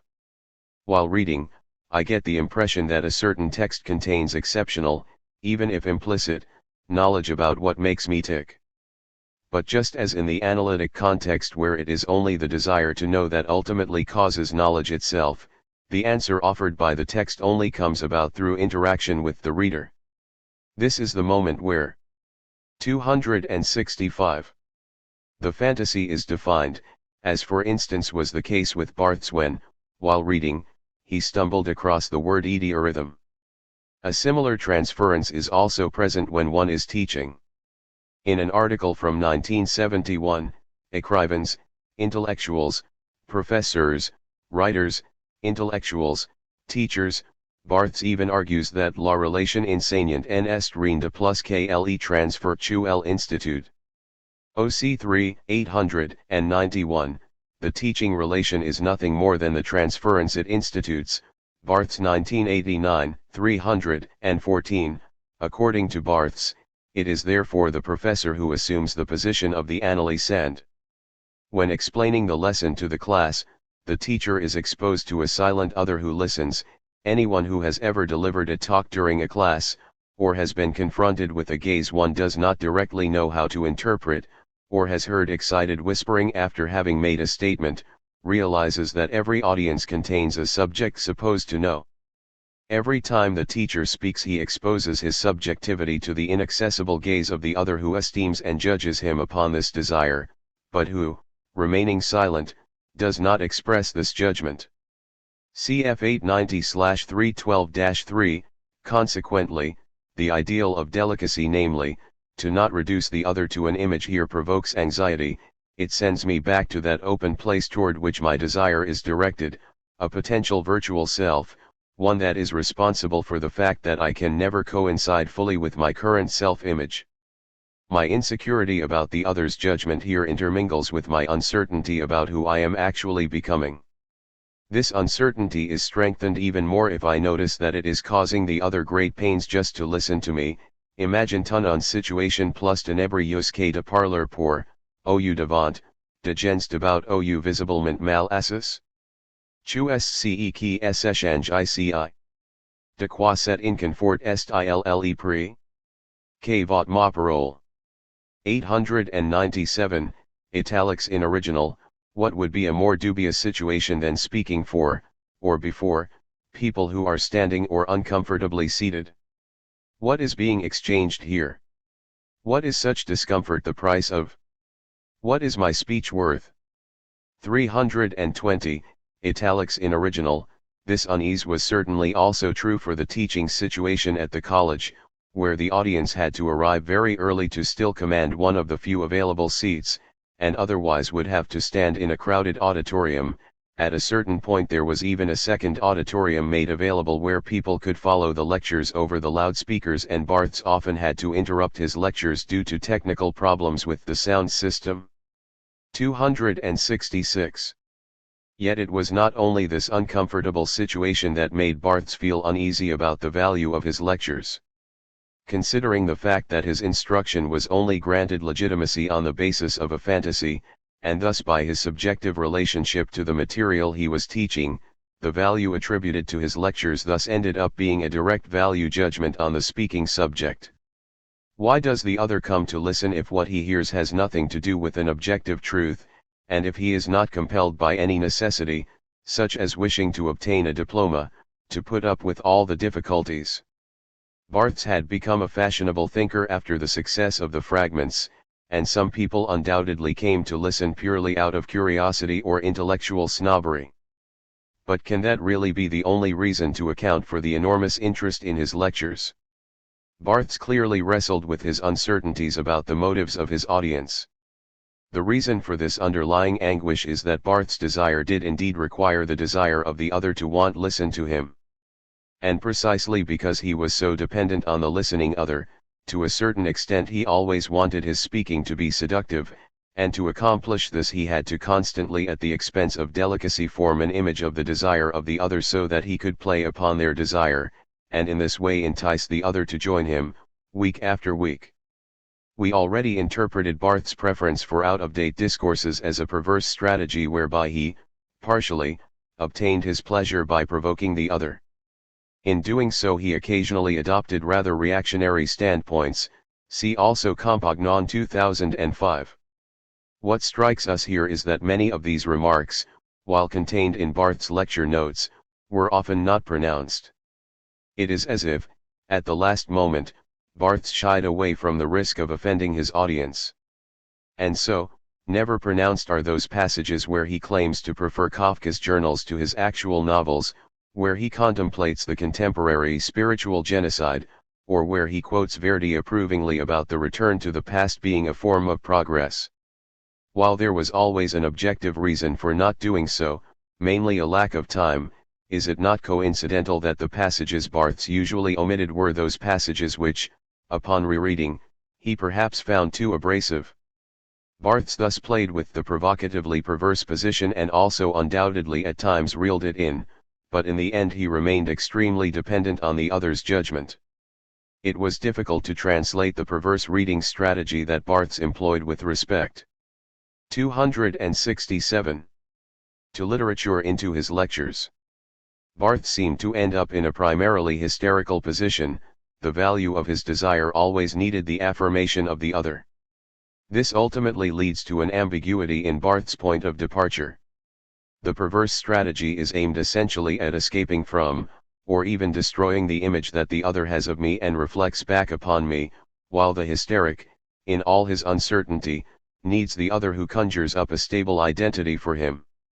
This perhaps also explains Barthes' half-hearted attitude with respect to speaking in the course, a speaking that turned him irrevocably into a theatrical subject, that exposed him corporeally to the direct gaze of the other, thereby imprisoning him in a particular imago, with the result being that his imaginary coalesced into the one hysterical question: which image do I give to the other, what am I in their eyes? On the one hand, Barthes tried everything in his power to nullify this theatricality. This can be seen in his aversion from the moment that the audience broke their silence and began asking questions. In principle, the teacher is, for the person who asks a question, only a medium by which to arrive at a certain knowledge which he assumes that the teacher possesses, but which has not been expressed thoroughly in the lectures. But considering that the encyclopedic knowledge involved in Barthes' course ultimately derived from a personal fantasy, Barthes always interpreted questions as having to do with him personally.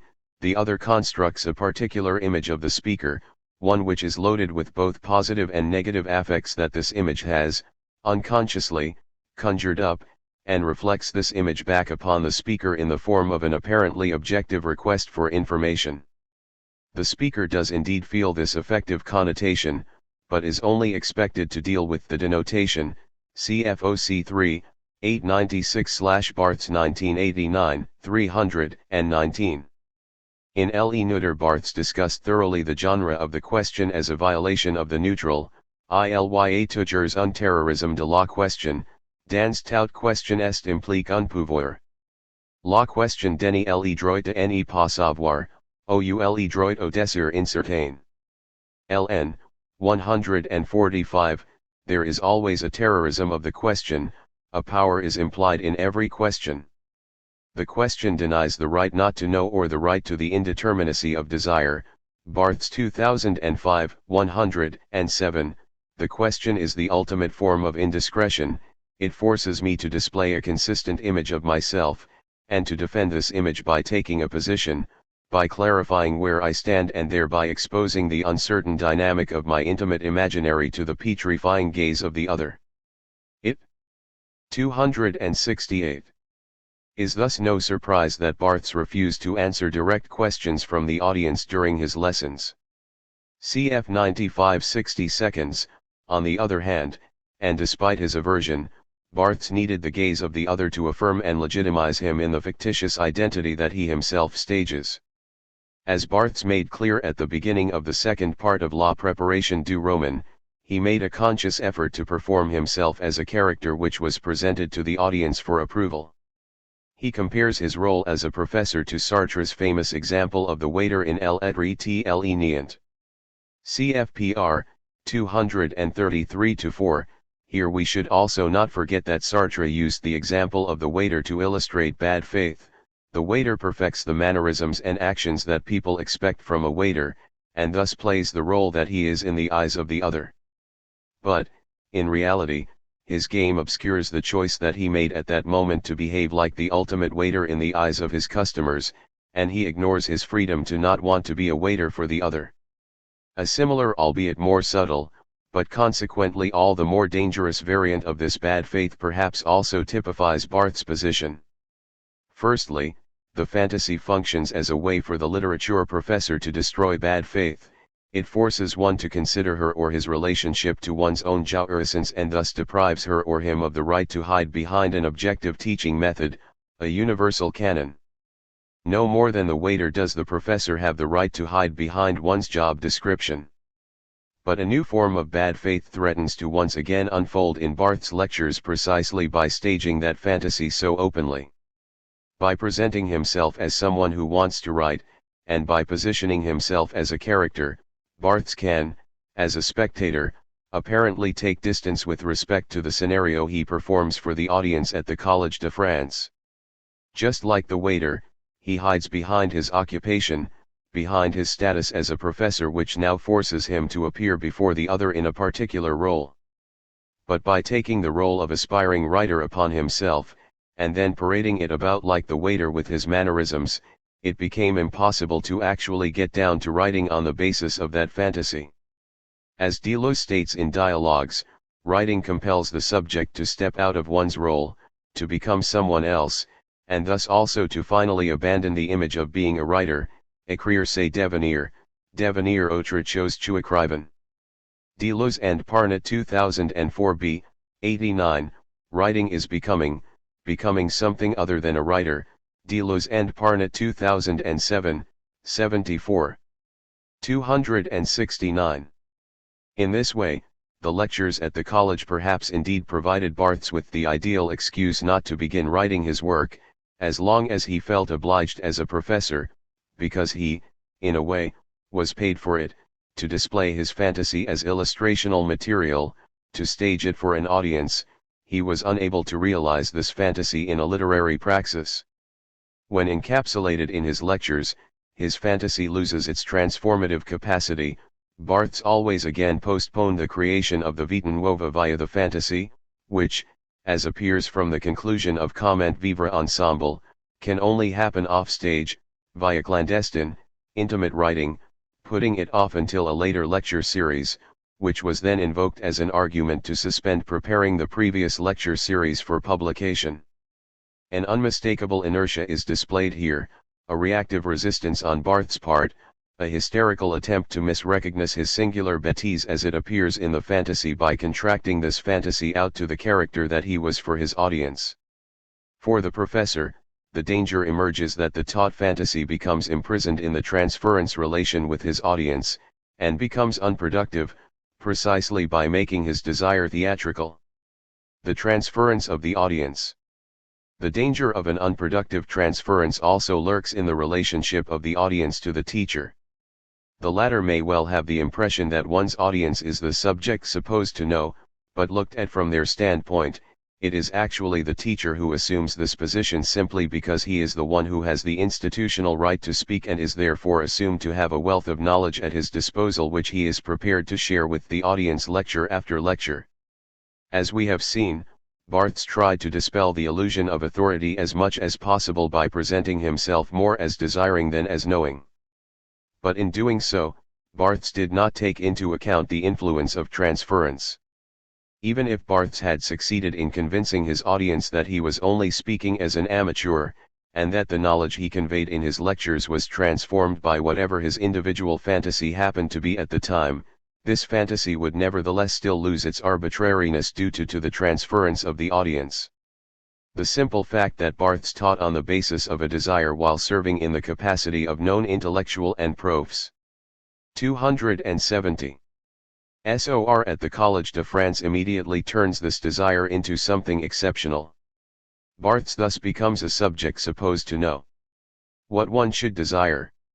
In a letter to Barthes on the occasion of his lectures about the neutral, Hervé Dubourgel referred to the following paradox in Barthes' cours, et Roland Barthes et dire je desire le neutre en impose rien, mais une partie importante de l'auditoire dira, il faut désirer le neutre. LN, 100, to be Roland Barthes and to say, I desire the neutral may not impose anything except that a large part of the audience will say, one must desire the neutral. Barthes 2005, 67. Barthes read this fragment from the letter aloud in his lesson and admitted that the person who wrote the letter had indeed revealed an important aporia which, in his opinion, was impossible to remove. Whoever speaks of his desire, in order to avoid becoming an intellectual guru, ironically enough always runs the risk of becoming the guru of desire.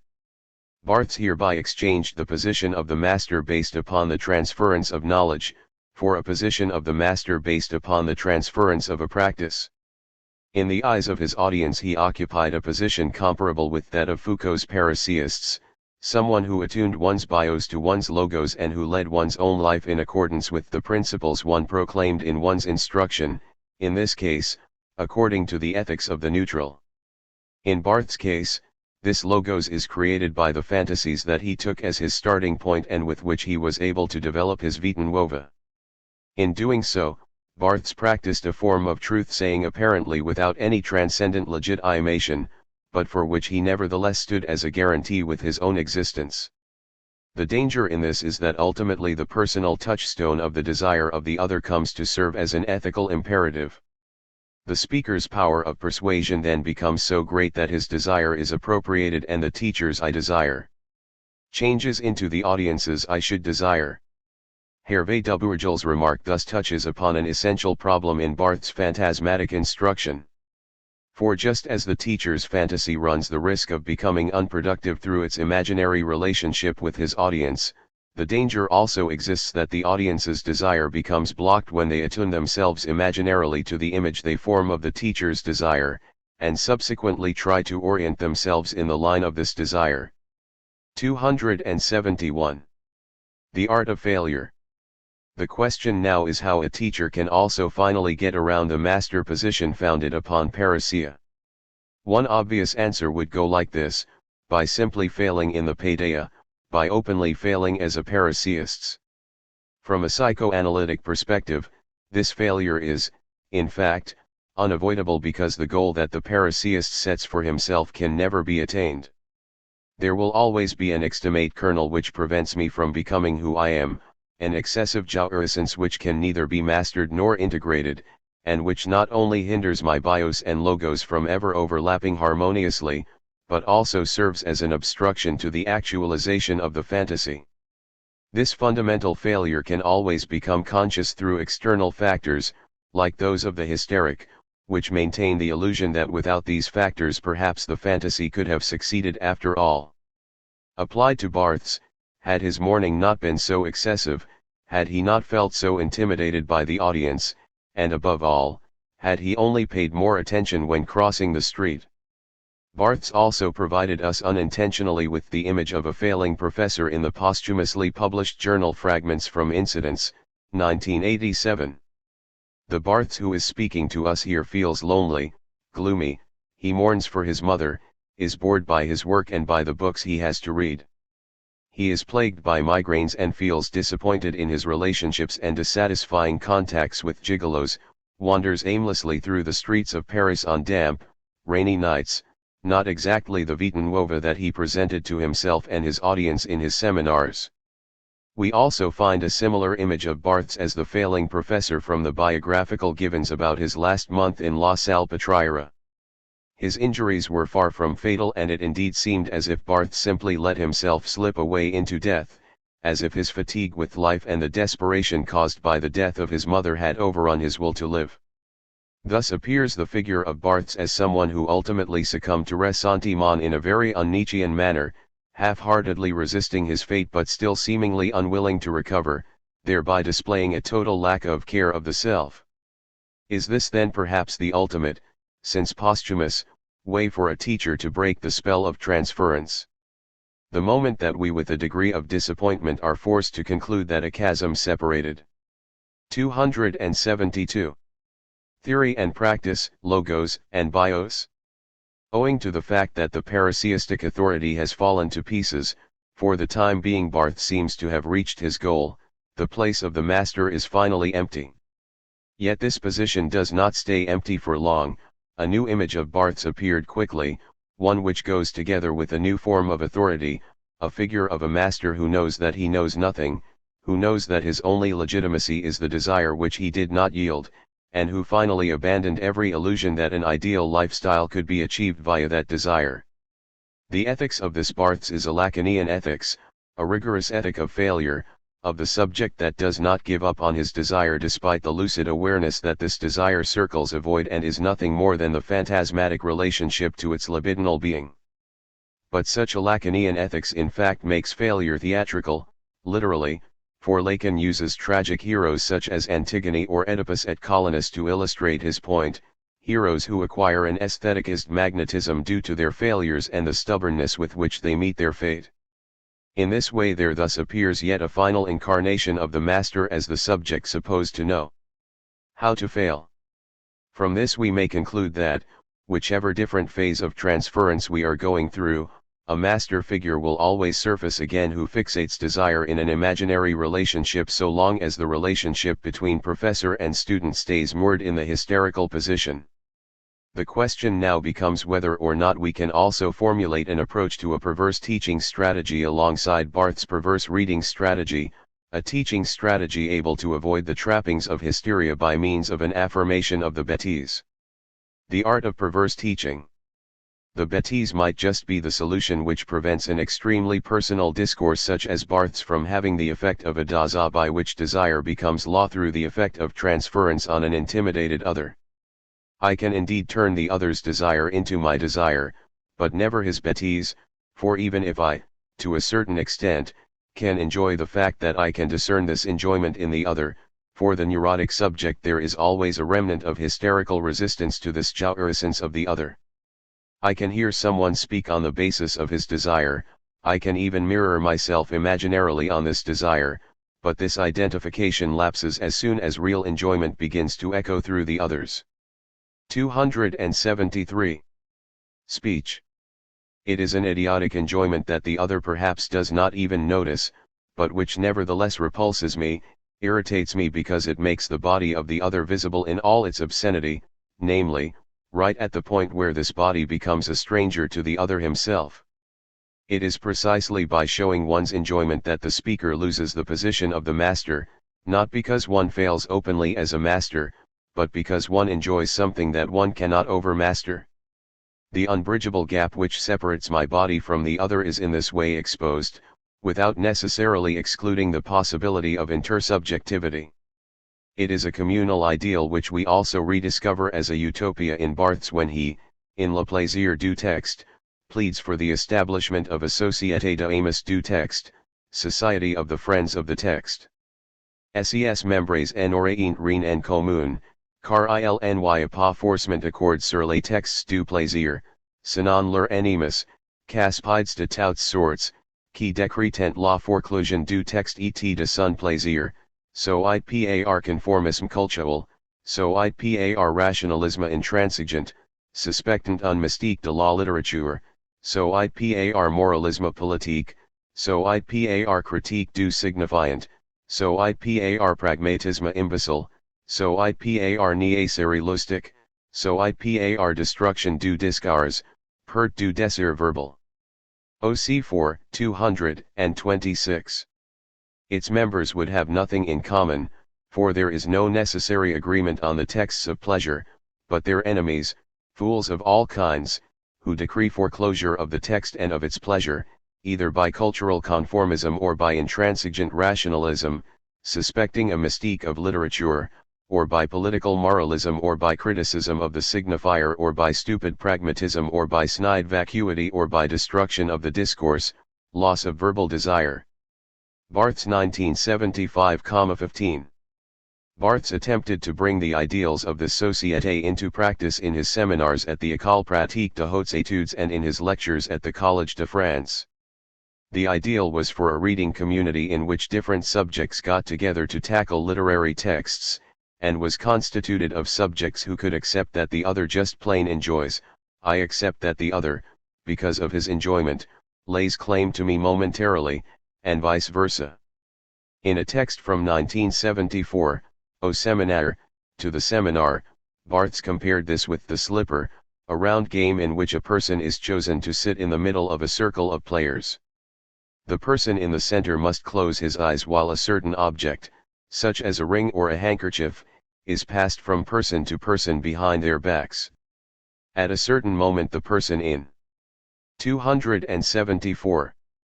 The middle opens his or her eyes and has to choose who is holding the object at that moment.